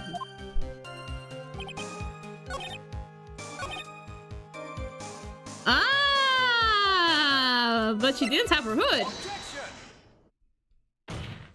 Larry, what did you really see that night? Not that I particularly care. In your position, that's just being irresponsible. I knew exactly what I saw. I'll give you a whole $1 that it's the truth. But if that is truly the case, then there's only one thing that we can say for certain. What might that be? That the person who flew over the bridge Could not have been the defendant's iris. What? What do you mean? I don't understand. Ugh. A foolhardy folly of a foolish statement by an equally foolishly foolhardy fool. How exactly can you make this claim? Tell us, Larry. According to this picture, the individual whom you say you saw was wearing a hood, correct? Of course she was. That rundown shack is quite away from the bridge. The hood was what told me that this floating angel was my iris. The hood is my darling iris, and iris is my darling hood. Ah! It seems there are bigger fools in this world than the one at the defense's bench. Larry, there's something you need to be made aware of.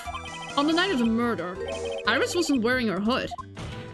She had given it to Wright as a gift. Are you going to change your story now? Perhaps suggest it was Wright who took flight? What are you talking about? I think you understand what I mean just fine. What? Why did Nick have Iris' hood? What? Edgy, what is going on with Iris and Nick? Why are you Nick? You dog!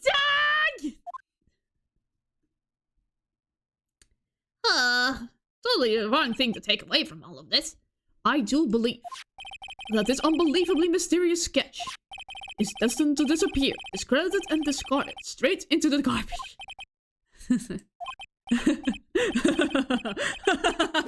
Ah! What is it now, witness? Feels like I've been waiting 25 years for this very day to come. Edgy, today is the day I get to completely stupefy you. What? What is the meaning of your outburst, witness? I hate to have to do this, but I have some definitive evidence. What? Definitive evidence?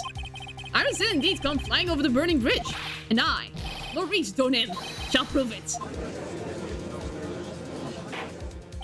I didn't expect to ask this again, but we shall be needing your testimony once again. Tell us anything you know concerning the defendants as depicted in this sketch, and show us your evidence that this nightmare was actually a reality. Okay, I hope you're ready, Edgy, because I'm going to feed you a whopping serving of pain. You've been serving us a whopping serving of pain this whole time. Trust me.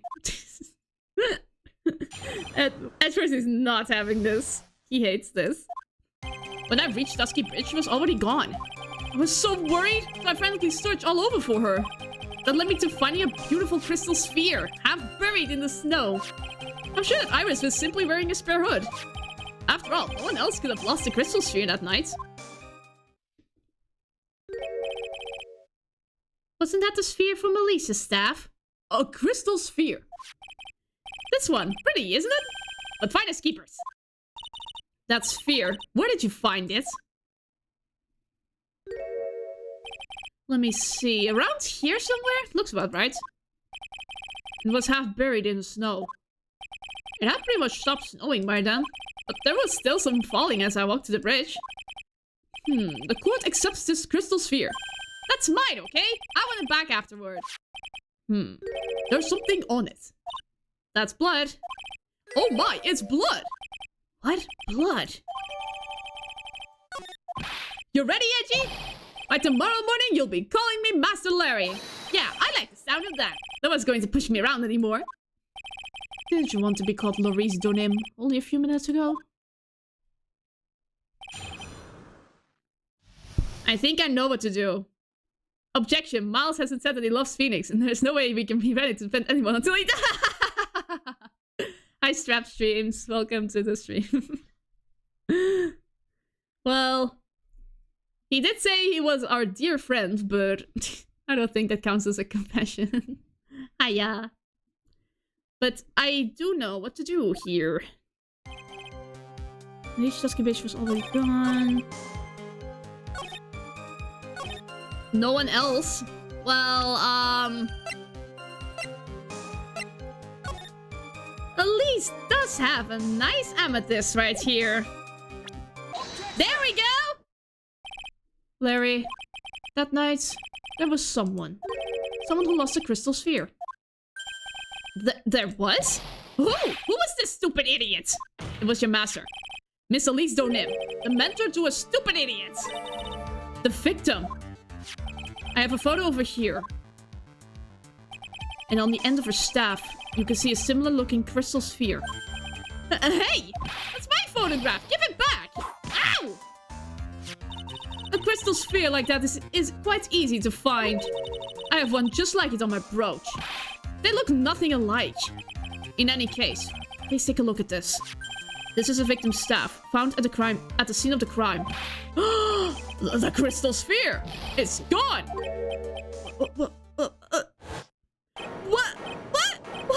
What? Just what does this mean? If anyone jumped or flew across the bridge that night, it certainly was not Iris. After all, she was not wearing her hood. Most importantly, the crystal sphere found at the landing site was not hers either. That means the one who flew and dropped the sphere was the victim, Mr. Leaks Donim. A fool alongside another fool on a fool's errand to reach a foolishly foolish conclusion. First of all, this sketch, which I prefer to call a scribble, is ridiculous. People cannot fly, thus it is rejected. You can't do that, I saw it with my own 2 eyes! And this crystal sphere, this is nothing more than a red herring. You honestly believe that? Give it some thought, and I'm sure you'll realize it as well, Miles Edgeworth. At least though Nim was in her room on the night of the murder, there was no reason for her to go to Dusky Bridge. Therefore, this sphere cannot be related to this case. That is all. Miss Francisca von Karma, the only people who will accept that explanation are scatterbrains and clowns. Why are you pointing at me? The victim's crystal sphere was found near the bridge on the night of the murder. Yet you expect us to believe this has nothing to do with the case? That crystal sphere. It was probably thrown away at the bridge after the murder. After the murder. There is blood on the crystal sphere, isn't there? This naturally suggests that it was thrown away after the murder took place. The killer placed it there to throw the investigation off the scent. It's exactly the same reason that he drew that ridiculous sketch. What? You mean I'm the killer? No way! All joking aside, just when did this crystal sphere appear near the foot of the bridge? Unless this can be proven in some way, I refuse to believe this is related to the case. She makes a valid point. There is no evidence that Aliso Nim left Hazakura Temple that night. However, if somehow this crystal sphere can be proven to have been dropped before the victim was killed. Let me check the sphere again. Found half covered in the snow. If it was after the murder, it would have been on top of the snow. So the weather report is my guess. Then this case is going to transform into something else entirely. Your response, Mr. Edgeworth. I want your final opinion on the disposition of this crystal sphere.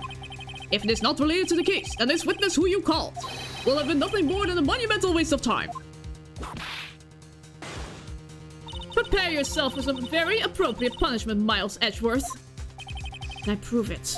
Can I prove that the crystal sphere was dropped before the murder took place? Yes. Can I prove it? That isn't the issue. Simply prove it. That's the only option. That's what he'd do. That's the way Phoenix Wright would do this.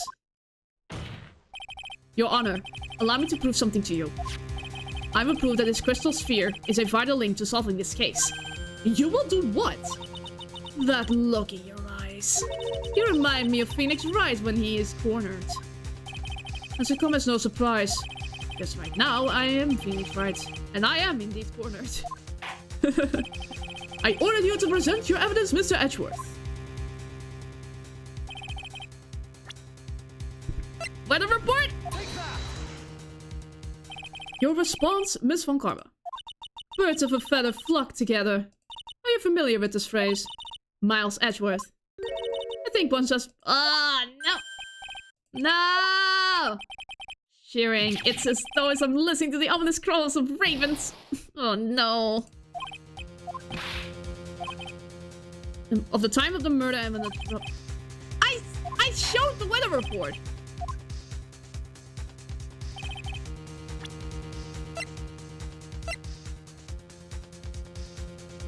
Well, I have life left. So, either the crime photo or the sphere. I'll pick the sphere.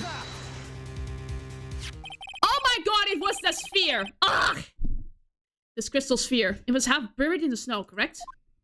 That's right. If it hadn't stopped snowing, then it would have been game over. The snow would have totally covered it. That's all I needed to hear from you, Larry. Your testimony makes one thing quite clear. What? When the crystal sphere was dropped, it was snowing, even if it was ever so slightly.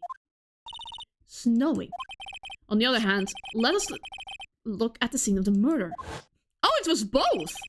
As proven earlier today, there is no snow on the victim's body. Therefore, the crystal sphere must have been dropped before the murder.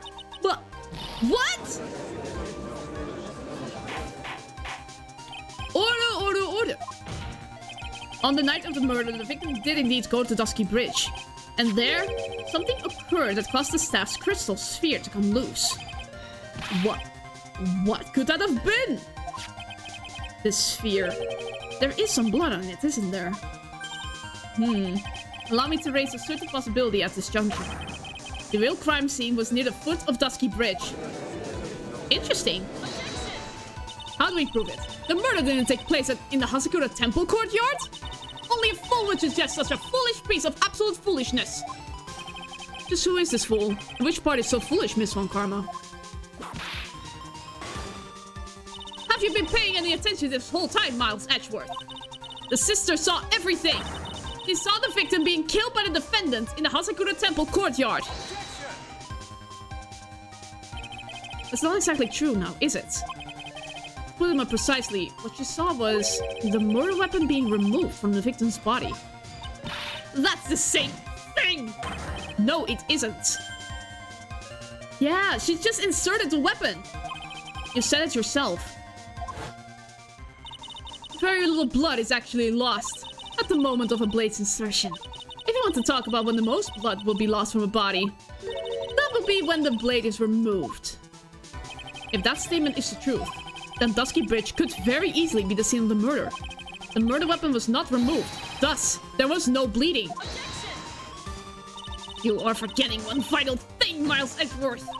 Elise Doname's body was found in Hasakura Temple. On foot, it takes 15 minutes to travel from Dusky Bridge to Hasakura Temple. Let's suggest someone carried up the body all the way. Rap streams! Yay! Thank you for following! Oh my gosh! Things are getting intense. We've made it this far. The only place to take this is to the end. Just need to prove that my version of the events is also perfectly plausible. Now, if the defense is ready, the court would like to have an explanation. Please show us the method by which the victim's body is carried to Hasakura Temple. Snowmobile! On that snowy night, there is one way that the body could have been moved. The snowmobile. As we know, the snowmobile was used that night. It was explained as having been used to dispose of the murder weapon, but it could also have been used to carry a body. Order! Ah! This is completely unacceptable, Miles Edgeworth. You've dug yourself into your own grave. What do you mean? The only one who could have used the snowmobile was the defendant. She's the one who moved the body. Does that put the final nail in your coffin? You're too late, Franziska von Karma. And in fact, the defense has proven something else entirely. We have shown that this case requires further investigation. What? Where was the victim, Elise Donim, really killed? If her body was moved, whatever for? And finally, just what does this image mean? Do you even need to think about that? Such a creature could never see the truth, let alone describe it. This witness certainly sits on one of the lowest possible branches of humanity. However, he would never utter a lie that could hurt a girl with whom he is enamored. He drew this, so it is something that actually happened. The defense stands firm on this point. Angie, thank you. That settles it then. I cannot give a verdict until under these circumstances.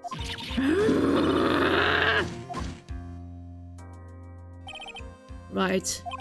I seem to have fulfilled my part in this. It is just as I thought. Franziska von Karma. You make a wonderful partner. Excuse me? There was one reason, and one alone, for me being here. To expose the darkness lurking in this case, and then pass it on to Wright. Really? That's what this is all about? You could have just told me that from the very beginning. And I wouldn't have had Frenzy whipping me up like, ouch! Miles Edgeworth. I don't care about what you were here to do. This was my chance to finally grind you under my heel. A shame that your chance seems to slip you by. What a shame! Ah, Frenzy! This is all your fault. Such a terrible witness. You are an affront to all the legal system stands for. Ouch! Ouch! Ouch! Ouch! Ouch! Ouch! I demand satisfaction. Wah! Larry is dead. Who could have thought that Larry chasing Win would actually be... Yeah, but that's usually in these cases. I cannot believe that the witness's testimony relates to an actual event. However, there has to be some sort of answer from the questions it raises. Having his words today been the truth or lies? Next time we gather in this courtroom, those are the matters that shall be addressed. I am counting on thorough investigation by both the defense and the prosecution. And with this, the rest is up to you, right? Court is now adjourned. Heck yes, we survived! Good job, Edgeworth. That was amazing. It is getting rather late. But do I keep going or not? That is the question. Do I keep going or not? Congrats. Yeah, thank you. This trial is so good. Yeah, just playing as Edgeworth was so worth it already. But, maybe I should do the first part of this investigation and then I'll stop. Let's do that. I have like an hour left, so... Very important question indeed. The Honey Clinic?! No! Get out of there, Phoenix! No! I'm still up at this hour, reading through the trial record of a certain case. Ah! It's the first case of my mentor, Mia Fey, had ever handled in a court of law. The horrifying truth that I refuse to accept is holding me hostage here within its pages. Dahlia Hawthorne. What I have read, I don't want to believe. What is written here? This isn't the Dahlia I knew.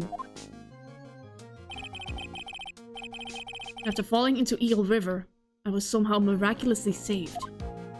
But I ended up catching a cold that seemed to knock me around the world and back. I feel dizzy, my ears are ringing, my throat burns, and my head is on fire. But I will recover. I have to recover by this afternoon. I have to meet with the most ill-tempered witness imaginable. But I know that he will be able to help me with him. Somehow.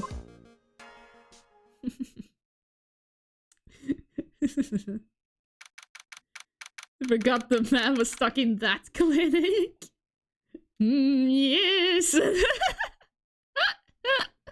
Oh man. I'm happy I buried that man on Halloween.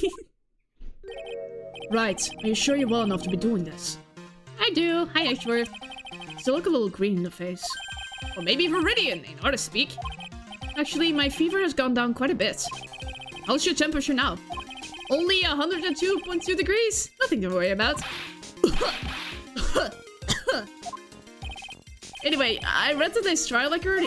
You weren't bad, Edgeworth. Pretty impressive, despite the circumstances. We're not in the clear yet. The main point of contention tomorrow is going to be the murder weapon. Yeah. In the end, the Shishishito did not deliver the deadly blow. Which means there must be another sword hiding out there that we don't know about. Another sword, huh? Don't you worry about a thing, pal. I'll dig up the murder weapon myself. Or I'll eat my coat. Thanks again, Edgeworth. I'll handle things from here. That's probably for the best. Actually, I was thinking about paying the old precinct a little visit. There's something I want to look into. And that is... our client's background. Naturally. You mean Iris, sir? I have the feeling that we've met before. All I want is confirmation. One way or the other. And since I probably won't be getting that from you... I'm sorry, Edgeworth. I bid you adieu, right? Take care.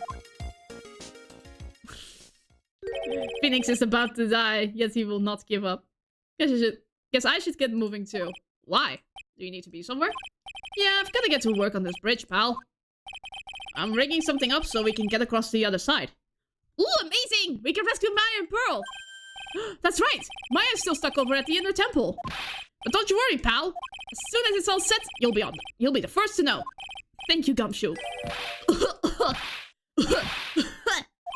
No problem, pal. Just try not to give me that cough of yours, okay? Is he really supposed to just walk around in the cold like this? Alright, I'm off. Hang in there, Maya. We'll get you out, I promise. But in the meantime, I've got to continue collecting evidence. Come on, please! It's for art's sake, I swear! There's only one guy I know who could be this persistent and high-strung. Let's assume he's wearing a mask. Okay. I'm talking about the heroine here! The heroine in my book! It'll make you famous! Ah! Enough! A fool's fool, fools who foolishly accept the foolishness of a fool's fool. Wouldn't you agree, Phoenix Wright? Huh? Me? Wait a second. I know you. You're, ow! Your reflexes and mine need to shape up. My brain's frying like a sunny side up, and you want me to grill me over a name? Fancy, you can't do that. Even as we speak, Nick's on the brink of death. Or so I'm told. Whip at that horse. Isn't that one of your American sayings? No, it's not. And I'm not on the brink of anything. Come on, Nick. Tell her, would you? Tell her she needs the model from a new picture book, Francie's Whip Trip. Ah! Before you ask me to model, learn to at least give semi-coherent testimony. And before that, you'll have to learn how to live a semi-coherent life, Larry. Ooh. I don't care what anyone says. I'm telling the truth. I saw what I saw. She flew, I'm telling you. Whoosh! Just like that dude with the red underwear.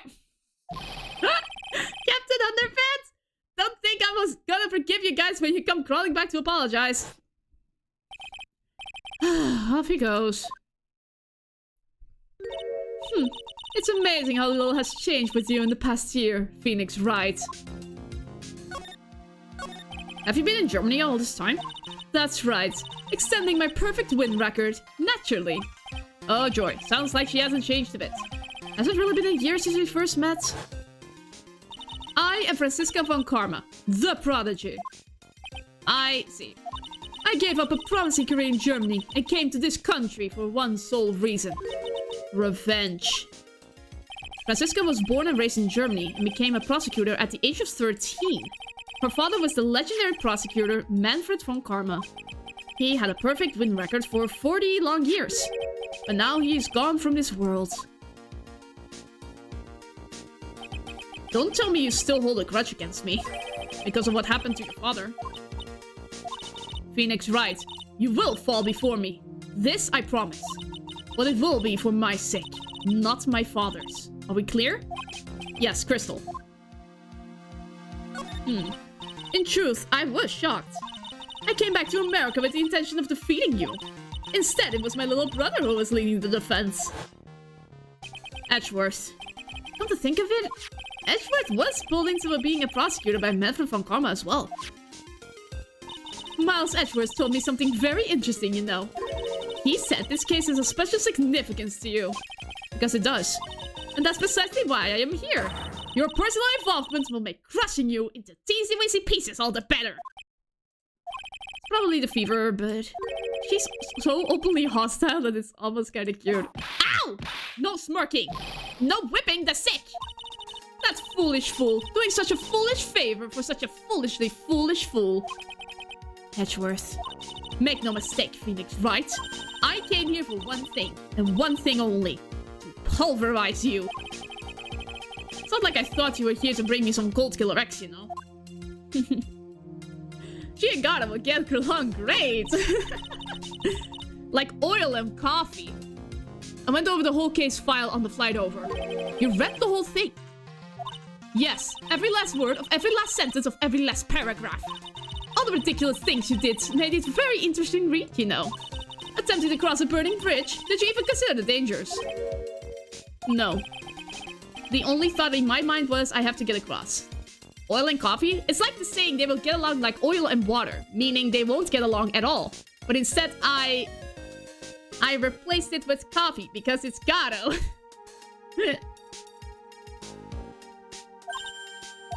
A fool who doesn't think is more foolish than a fool who foolishly thinks. Gumshoe said it let me know once the bridge was repaired. Maya, she's got to be okay. I just know it.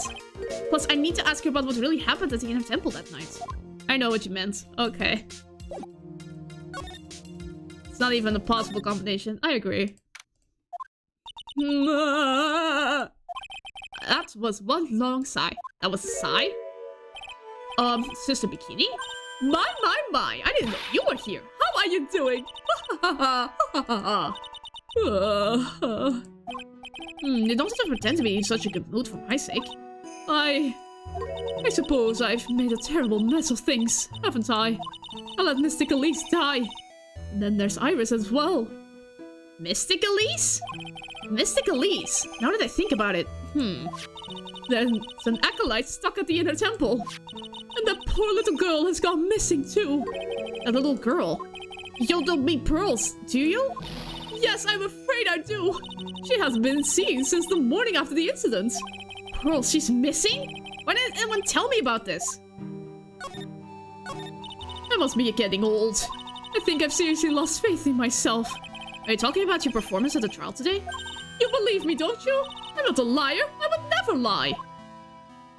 I know what I saw. I saw Iris pull that sword from Mystic Elise's body that night. I'm certain of it. At least I was until this morning. I don't see any psyche locks, so she must be telling the truth. So why are you unsure of yourself all of a sudden? You know that artist who testified after me?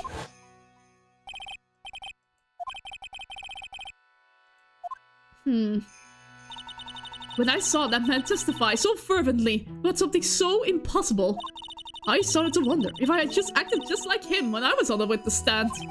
Wouldn't take that guy too seriously. He's an artist, but all he draws is trouble, and nothing else. If both Bikini and Larry are telling the truth, that can only mean one thing. They both didn't see what they think they saw?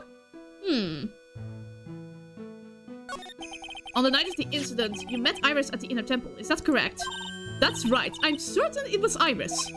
Iris claims she was in her room in Hasakura Temple. I knew I should have come back here that night. But because she did, Maya stuck all by herself at the inner temple. I am so sorry. The drafts in that place are nothing to shake a stick at. Winter is especially bad. I'll bet the training hall looks like it's about to fall down any second. Eagle Mountain has always been prone to earthquakes, just so you know. Earthquakes? Yes, I would be surprised if the next big one levels the training hall. Got to get Maya out of there, fast. But still, there's really no need to worry. That area on the other side of Dusky Bridge is isolated like an island. It's like an island, how so? Well, the only thing on that side of the bridge is the inner temple. No one lives out there, and it's surrounded on all sides by the river or the forest. I see. So a criminal will be trapped should they choose to flee in that direction. And as long as the bridge is out of commission, he or she will have to stay there. That means Maya could be stuck out there with a murderer, but with no way of escape either. Oh dear, yes, I suppose it does. Please, Gumshoe, get the bridge up faster. I'm curious about a few things if you don't mind answering some questions. Oh, do you need to know my measurements for your investigation or something? No. I want to know a little more about the victim, Miss Elise Donem. I'm afraid I don't know her waist size, or her bust size for that matter. No. I'm wondering why she came to stay in a place like this to begin with. I mean, she told us herself that she wasn't here for spiritual training. My, you make it sound like this place is some sort of dump, Mr. Wright. Mystic Elise was here to soak up the natural beauty of Eagle Mountain, if you must know. There, you did it again. Sister Bikini, I noticed you always refer to Miss Donim as Mystic Elise. Oh? Yes, now why is that? After all, she's not here as an acolyte. We address all our visitors as Mystic. It makes their experience feel authentic. And anyway, she's older than me. You must respect your elders, you know? How do you know that? How can you say for sure that she's older than you? She knows her. 5? Seems Miss Elise Donim was no ordinary visitor after all. There's Pearls. She was with Miss Donim on the evening of the murder, and now she's vanished. It's all gotta be connected somehow. Why did Pearls have to get mixed up in this mess? Oh, please, Mr. Wright, I know you're worried, but try to keep it together. Oh, man. My head's throbbing so bad it's killing me. Pearls, she was with Miss Donim on the night of the murder, remember? Yes, but I have a temple to run, you know? I was busy preparing for the training. I didn't see the little darling even once after we'd finished eating dinner. The murder. It didn't take place right in front of her innocent eyes, did it? I don't think so. According to the detective, she hasn't turned up at her home either. Come on, keep calm. There's one place left where Pearls could be. On the other side. She just has to be there. On, Gumshoe, tell me you'll be done with the repair soon.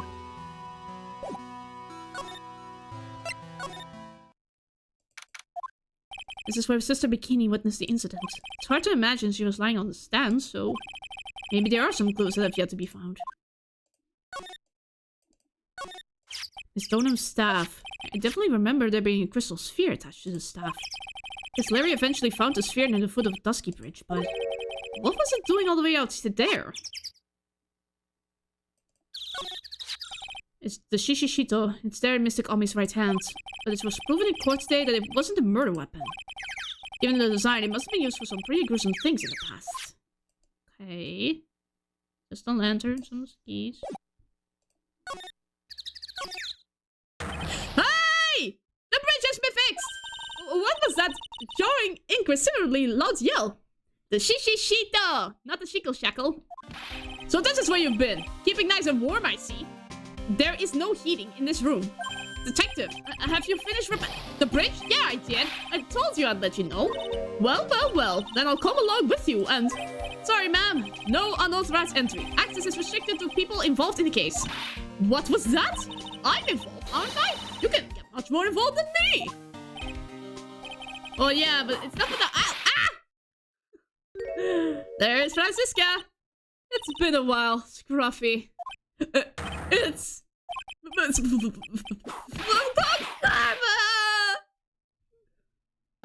ow. Sister, please, leave the investigation to me. My. Well, you certainly seem to have everything under control. I am on your side. I won't do anything you don't want me to. As you work to pin the guilt on Iris. What are you daydreaming about, Phoenix Wright?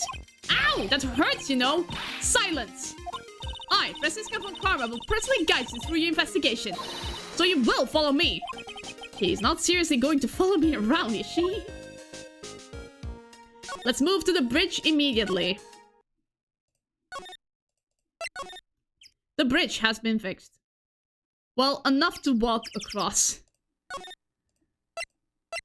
The inner temple gates. There we go. Things have certainly become a lot more hectic than before. They must have commenced with the investigation. Mr. Nick! That voice! It's Pearl!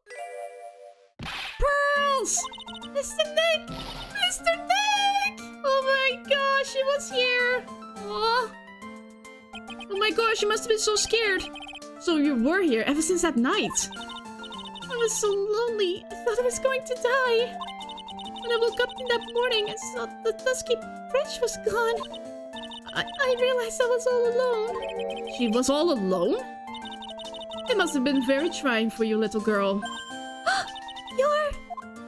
I am Francisca von Karma, the prodigy. There's no need to worry now that I'm here. You're the prosecutor who was so mean to Mystic Maya last year. Well...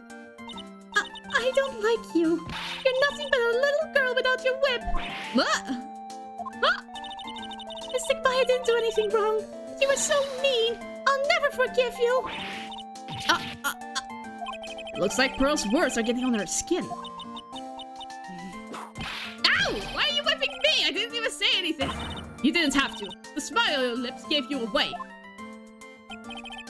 Anyway, Pearls, weren't you with Maya?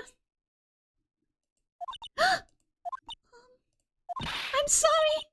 It's all my fault. Huh? What are you talking about, Pearls? Mystic Maya! Oh no!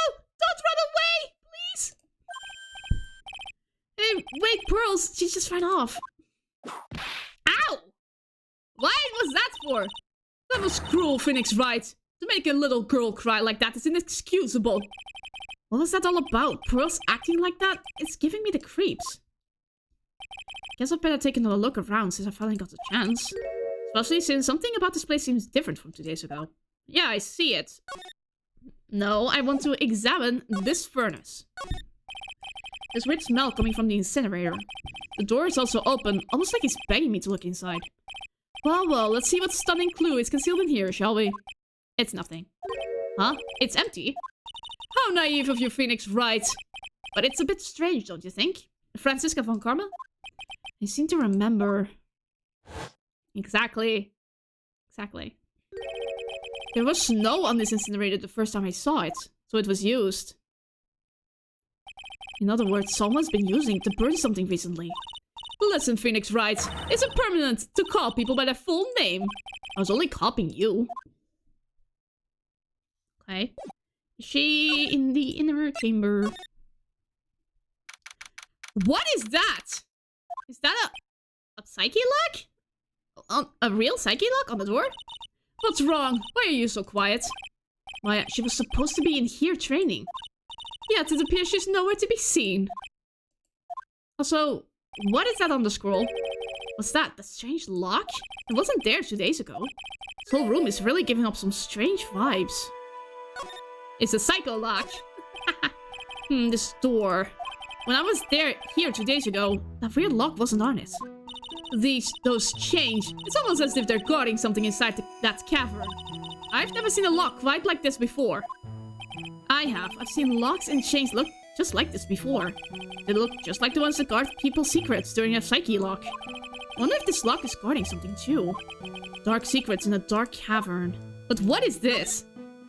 What do you think this yellowish poster is, Phoenix Wright? It's a scroll, not a poster. It's a picture of a woman who's actually... A woman? I don't see any woman here. There's a different atmosphere in this room since the last time I was here. No, it's not a different atmosphere, it's a different smell. It's gravy? Why? What's the matter? This scroll, it's been completely covered in gravy. Ah yes, there is a very appetizing smell in the air. But gravy is a type of sauce. So when you run out of paint, you Americans use gravy as a substitute, I see. No, no one does that. For starters, it stinks. Yeah, it rots. This must be the gravy that we have with the roast on the night of the incident. But why would anyone do this? Why this scroll? What took you so long? I thought even you managed to get here faster than this. Mr. Wright? Gato! Of course, the moment Phoenix is back, he comes running as well. Prosecutor Gato, I didn't know you were here. Prosecutor, how come you didn't show up at the trial today? Ha! I could ask you the exact same question. Huh? But I had a cold, so I had something slightly more important than a common cold to deal with. The importance of which is something you have no hope of ever understanding. He smelled an even through the gravy smell. Ah yes, the smell of hairspray. Enough. I believe I have the measure of you. You are the very worst kind of prosecutor. What could be more important than a trial? Who's the wild marriage right? What? This is Miss Von Karma. She was the acting prosecutor in their absence today. Ha! Well, I guess I owe you one then. But you can go now, princess. It's time for the big boys to take the reins. Gato! What? Just who do you think you are? This case is mine! Hey, Billy, know your role and shut your mouth. I can't stand women like you. Gato, what the heck? I'm only going to say this once, Lady von Wippenberg. Go home. Phoenix Wright! What are you hitting me for? Ha! You deserve more cracks of the whip than that, right? What? You still don't get it, do you? You don't realize that you've set something in motion that you'll never be able to undo. Something different about Gato today. I It's such a strong sense of something from behind that mask of his. Is it anger? Or is it sorrow? Huh? You had some important business and that's why you weren't in court, huh? So, what was it? I've told you once before, but perhaps you don't remember. I've returned from the depths of hell to battle with you.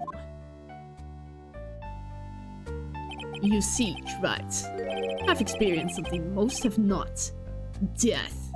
You died. Of course, being extradited from hell is a tedious affair. The meticulous regeneration and adjustment of all your internal organs is... well, let's just say Mother Medicine allows us all to live to a ripe old age. Even someone like me.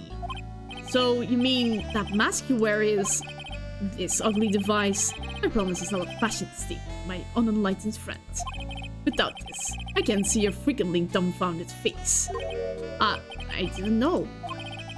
My eyesight is pretty messed up. Even with these huge goggles on my head, I still can't see everything. Still, I keep this worn-out piece of junk on the body going with regular servicing. I'm sorry, but you say you experienced death. How is that possible? What happened? Why don't you ask him? Huh? Me? Yeah, that's right. You. You should know all about it. You know when my life ended. And who did it for me. Well, Phoenix Wright, do you? I don't know what he's talking about. Although, to be honest, I do feel a little tug at the corner of my memory. I think I do know about how Gato was killed. It will all become clear in due time. Isn't that right? Earlier you said I've done something I can never undo. What did you mean by that exactly? The inner temple here on the side of Dusky Bridge is an isolated island. That's what Sister Bikini said too. And I wondered, right? Do you know what the police are doing here today? What do you mean? They're searching. Searching for any trace of an acolyte who went missing. Missing? As leader of the search party, I can tell you this with absolute certainty. Maya Fey is not in the side of Dusky Bridge. What? Huh? But that's impossible! She came here that night and... I won't say it again. The chances of her being here are nil. Excluding, of course, one very unique place. One? Where is that? The Sacred Cavern, the entrance of which we are standing at right now. This is the only place that the search party has not yet to explore. So they haven't searched the cavern yet, huh? Be aware though, that the temperature inside frequently falls below freezing. Even if she were in there, the chances of her being found alive are slim at best. No! Which means, right, that you sent Maya Fey to her death. You fool! If that's the situation, why aren't you in there with the searching party right now? You must have blinders on, my equestrian angel. Don't you see the big lock and chains? It's a trick lock. I'm making preparations to open it as we speak. Well tried. Once again, a woman dies because of you. What?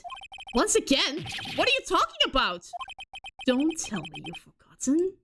It was only 2 years ago, after all, when the last unfortunate woman died because of you. Because of me? And do you know who that was? It was Maya Fey's sister. That's right, Mia Fey. Oh no! Mia? You killed her. Actually, it was Red White, but... no, that's not how it was! It was 2 years ago. Mia Fey was pursuing someone, a man. But she bit off more than she could chew. She made a very dangerous enemy. Yeah, that's one case I'll never forget. But I got the guy, personally. Sure, Miss Fey's murderer was caught, but that won't bring her back. Well, no, but... you were with her at the time. You and no one else. It was your responsibility. You should have protected her.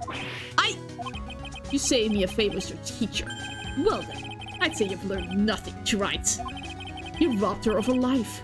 And now, you've let her sister suffer the same fate. I haven't sentenced Maya to death. No! What is this peculiar looking lock? Why don't we just break it open? It won't be a simple matter of... I'm afraid we can't do that. This area has always been prone to earthquakes. Repeated tremors have weakened the foundations of the training hall. Any excessive force used to break the locks open would... Well, let's just say the inner temple and the sacred cavern will be a thing of the past. Very well, then I dare suggest the obvious solution of opening it with the key. Ha! Sure, just show me where the keyhole is on this trick lock. There is no keyhole? That's right, an interesting puzzle, huh? The person who set this lock is the only one who can open it. Then who was it? Simple, the accused. What? Iris? What an acolyte undergoes training inside the sacred cavern. The attending sister is responsible for locking the entrance. Obviously, the night of the murder was no exception. My fate was to train in there. This Bikini did mention it a number of times now that I think about it. He said that Iris was left in charge of supervising the early stages of the training. So Iris, the accused, is the only one who could open this lock. I've arranged for her to be brought here now. Iris is the only person who can open this lock?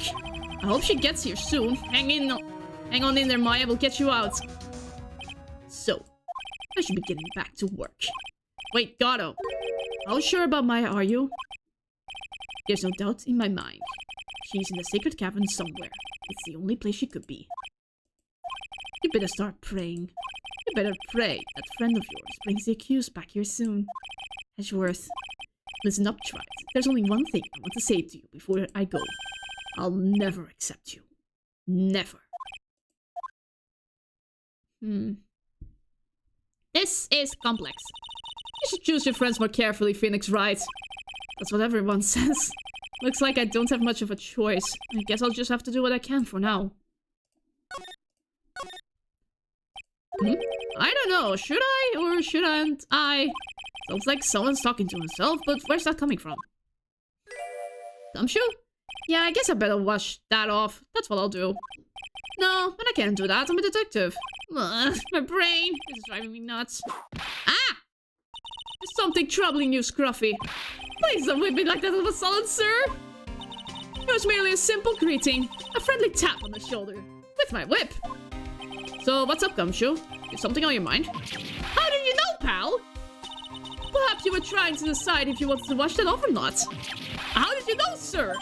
Oh, yeah, I nearly forgot. You can't go through that little gate there, okay? You mean the one that says no entry on it? There's nobody stuck in there. Is he trying to be clever or something? Someone's behind there, Scruffy. Huh? A kind of garden-like garden. A garden. Yeah, anyway, it's under investigation right now, so keep out. I'm not telling you. I'm asking you, pal. Got me? Isn't it normally the other way around? Well, see you later. So, shall we adjourn to this garden, Phoenix Wright? Of course! What else would we do?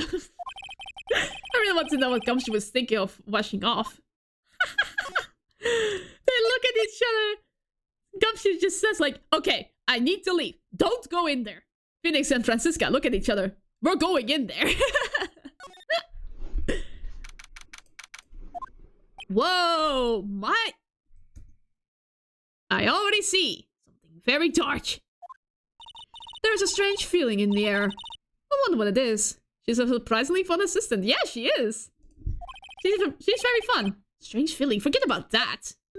What's that strange writing on the stone lantern? What are you doing here, sir? I thought I said you couldn't come in there. Don't you know, Scruffy? A fun karma will always show up wherever there is a clue. And there are plenty of clues to be found here. But...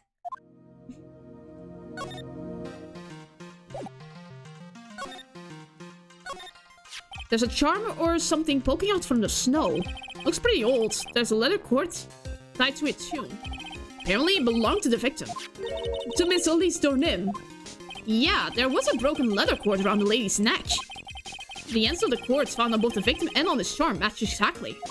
Interesting. Sounds to me like this little trinket is going to be my trinket to getting some very big answers. Aha! Okay. A scroll cord, not leather. What the heck is that? Uh-oh. You spotted it, huh, pal? Are you kidding me? It couldn't be more obvious. It says Maya. Yeah, before you ask, it's written in blood. You will answer all our questions now, Scruffy. Without exception. Yes, sir. Oh, this is odd. There's no snow on the ground here. and it's almost perfect rectangle. It couldn't have happened naturally. Yes, it appears as though someone has carefully cleared away the snow. No doubt it was you, wasn't it, Scruffy? Huh? No, it wasn't me, sir. It was already like that when my men and I got here to start the investigation. If it wasn't the police, then who did it? Oh yeah, there's something I need to tell you. Just between the three of us, okay? What is it? It's top secret. You can't tell anyone, got it? Understood. Well, when I was a kid, I got knocked out of a local wrestling contest, you see? I was so disappointed, I just picked up my mouth guard and cried all the way home. Oh, man, I got in so much trouble when I left it on the couch. Expect a whipping in 3, 2, 1.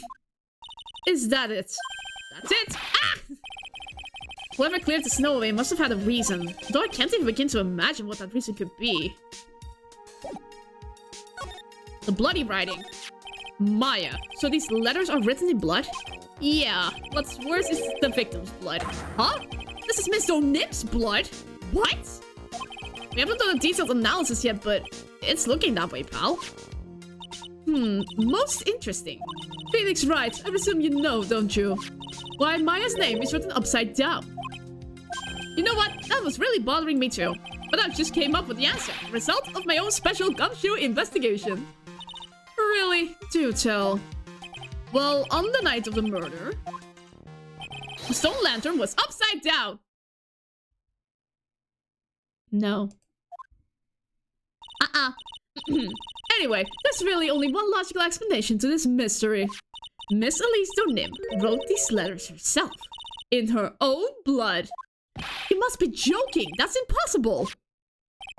From the writing in the victim's blood and the other clues left behind, it seems pretty likely that this garden was the scene of Miss Elise O'Nim's murder. At least that's our current theory on how the events took place, pal. Someone give Gumshoe some money. Yeah, he deserves some money. He actually deserves to eat some authentic ramen every once in a while. What?! So Miss O'Nim was killed here. However you want to look at it, that's what people are saying now. Then, what Sister Bikini saw in the courtyard as main temple was a scene. Well, what is it? If that wasn't the scene of the crime, what did she see? What do you think, Miss Von Karma? Surely a special gumshoe investigation would reveal the answer, no? But wait a sec, the bloody writing and all the other clues here? Someone could have easily set all that up after the murder, right? Sorry, but that's not an option, pal. Why not? How quickly you forget, Phoenix Wright. Ever since the incident occurred, this place has been completely inaccessible. Because Dusky Bridge was completely burned out. It was. I was overseeing repairs to the bridge the whole time. No one came over here before me and my men. Which means no one could have planted all this stuff here, pal. Ugh. I can't think of a counter-argument to that. I knew it. I should have washed the blood off the lantern as soon as I got here. If this really was the scene of the crime, then I need to figure out exactly what it was that Bikini actually saw. So how's the inner temple investigation going? You have the best forensic team in the world working the place. Forensic team? And what was the outcome of the scientific study? Nothing! Scientifically speaking, the place is as clean as a whistle. That's simply not good enough, Scruffy. Do you think I'll let you get away with that? Uh-oh. Well, there were a couple of things that bothered me when I first got here, sir. The stone lantern and the surrounding area that's not covered in snow, correct? They look kind of fishy to me, you know, scientifically speaking. So I got the lab boys to look them over. The results were... it's kind of hard to say, actually. Guess I better look into them myself. About Maya. Oh, did Mr. Gato tell you yet? Yes, we heard. He's got a search party out looking for her, but there's nowhere else she could have possibly disappeared to on this side of Dusky Bridge. All we can do is wait for Mr. Edgeworth to get here, pal.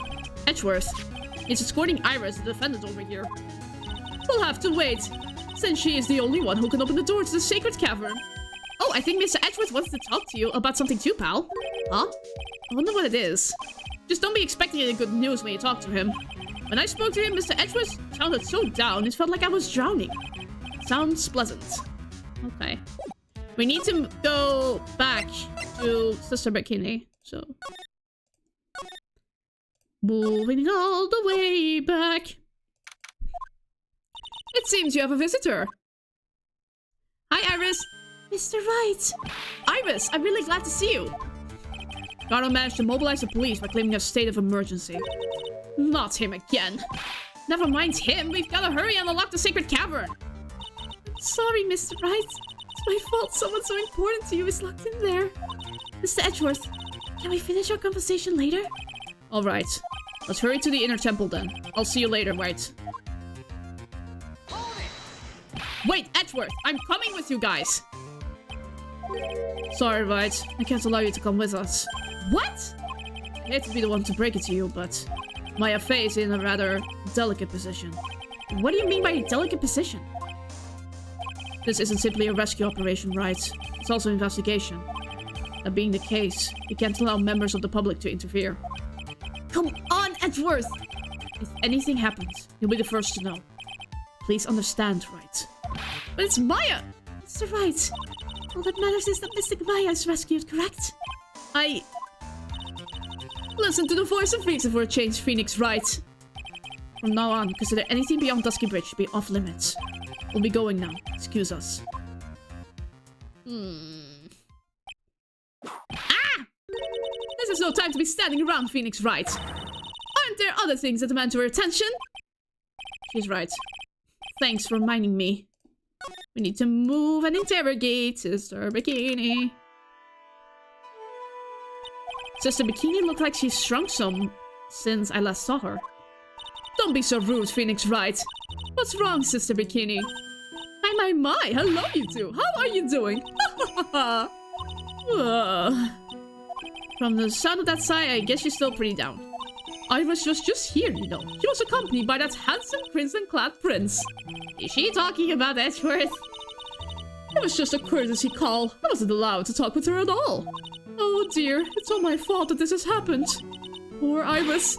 She was worried about my back, would you believe? What have I done to her? Only what you had to do, sister. You bravely and truthfully testified about what you saw. There's no shame in that. And we'll see to it that your testimony wasn't made in vain. Well, I don't hear anyone else saying that. Mr. Bluesuit doesn't seem to share your opinion, I see. Huh? Me? Ah! I have some suspicions. Oh yes, you did great, Sister Bikini. Absolutely spectacular! You two are the only ones who said that to me! Can't say you feel it that I've just become a shield of a shrew. Do you have a problem, Phoenix Wright?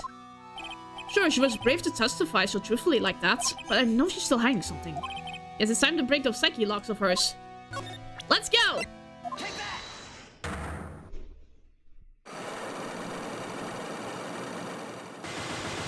5 though. This is gonna be tricky. Sister Bikini, the truth is becoming increasingly clear to me. I'm convinced that Miss Elise Donim had a special significance to this temple. As to why she has a special significance, I believe it has to do with her true identity. What on earth are you talking about? She was... Mystic Elise was an author! Just an author of picture books. To be honest, I had my suspicions almost immediately after I met her. Suspicions? Yes, but I didn't have any evidence to support my theory though. But now I do. This piece of evidence proves Miss Donim's true identity. What? Miss Donim had this charm with her at all times. Why did you... This isn't some cheap good luck charm either. Then... What do you think it is, Mr. Wright? What could a talisman like that possibly mean? It's a talisman, is it? Interesting. Oops. This thing speaks volumes about who Miss Donim really was. This talisman and one other item unequivocally prove Miss Donim's true identity. Those symbols. She's... This painting is obscured by the gravy stain at the moment. That's Maya's mother. But the scroll shows the master of the crane channeling technique. The crest at the top is a sign of that honorable title. The very same crest that adorns the talisman the victim carried with her. This crest is reserved for the master of crane. Who on earth told you that nonsense? I've got no idea what you're talking about. The new master, Maya Fey, told me. What? You mean that acolyte is Misty Fey's daughter? Yes. Are you sure? Yes, in fact, since her eldest daughter passed away, Maya is Misty Faye's sole successor. Mystic Misty! She was Maya's mother? And she was killed? No! Oh my gosh! No! Mystic Elise graced us with her presence about a week ago. When she showed me the talisman with that mark on it, well, I nearly fainted. No one had seen her since she disappeared 17 years ago after all. What is the significance of the talisman, sister? The Kurain talisman. It's the symbol of the Master of Kurain. The bearer must carry it with them always until their death. Until their death. So Elise Dornim was really Maya's mother, huh? She was Misty Faye, the master of the Kurain channeling technique. The truth comes out at last. It looks like we're making some headway here. Tell me, sister, after 17 years, why did she choose to show herself now? Because something happened that called her out of hiding. What happened? Well... What? No, an earthquake! What's happening? It can't be. Earthquake! No! Oh my goodness, the inner temple! This kind of tremor might...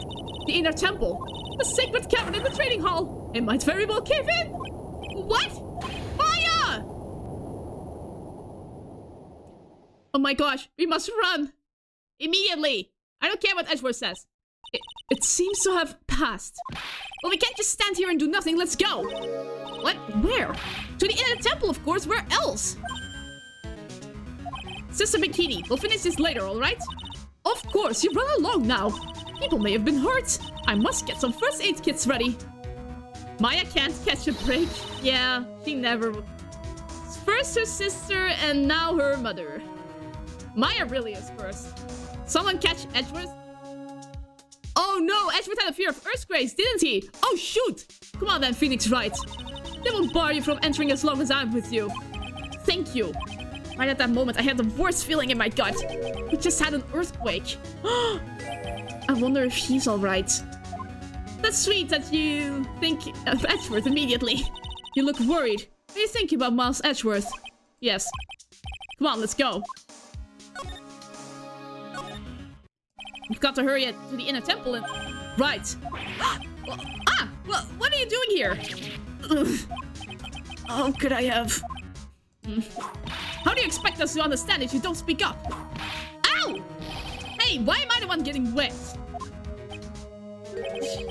She's gone. Man's probably on the ground shaking, yeah. I think he's had a PTSD episode as well. Wait, Iris is gone? The defendant, Iris. She's gone. Gone where? She fled. She escaped. What?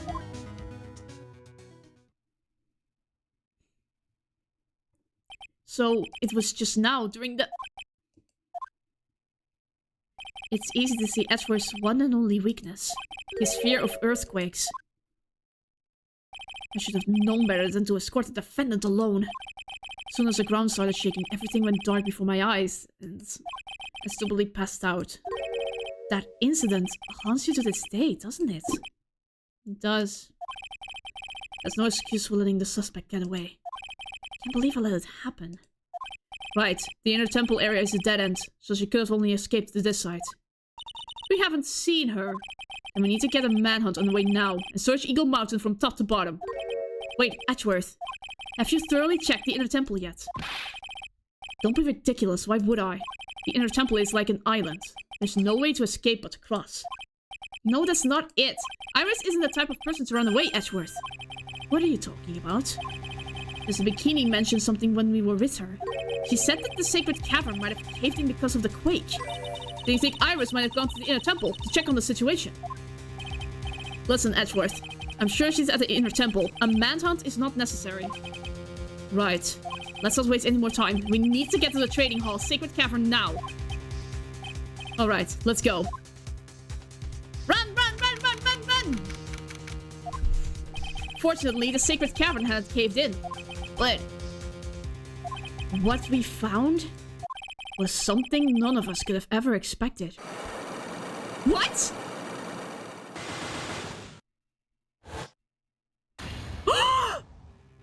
Iris, what the frick did you do?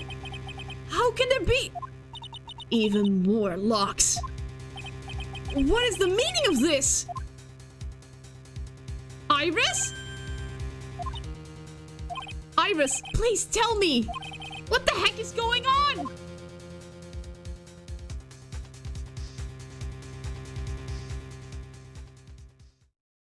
Why did she do that? Why did she do that? Oh my gosh! And I believe I've done my part for today. Ugh, I'm tired. I promised Mom I wouldn't stream this long today, but I had to catch up. Otherwise, I wouldn't be completing the stream on Thursday. Good cliffhanger to end it on. Yeah, it is a good cliffhanger, indeed. Nice. Well, I will need to quickly go. So I will keep my ending very brief. So thank you all very much for watching, everyone. And I'll see you all next Thursday for the finale! The finale! I can finally leave this courtroom for a while. Bye-bye!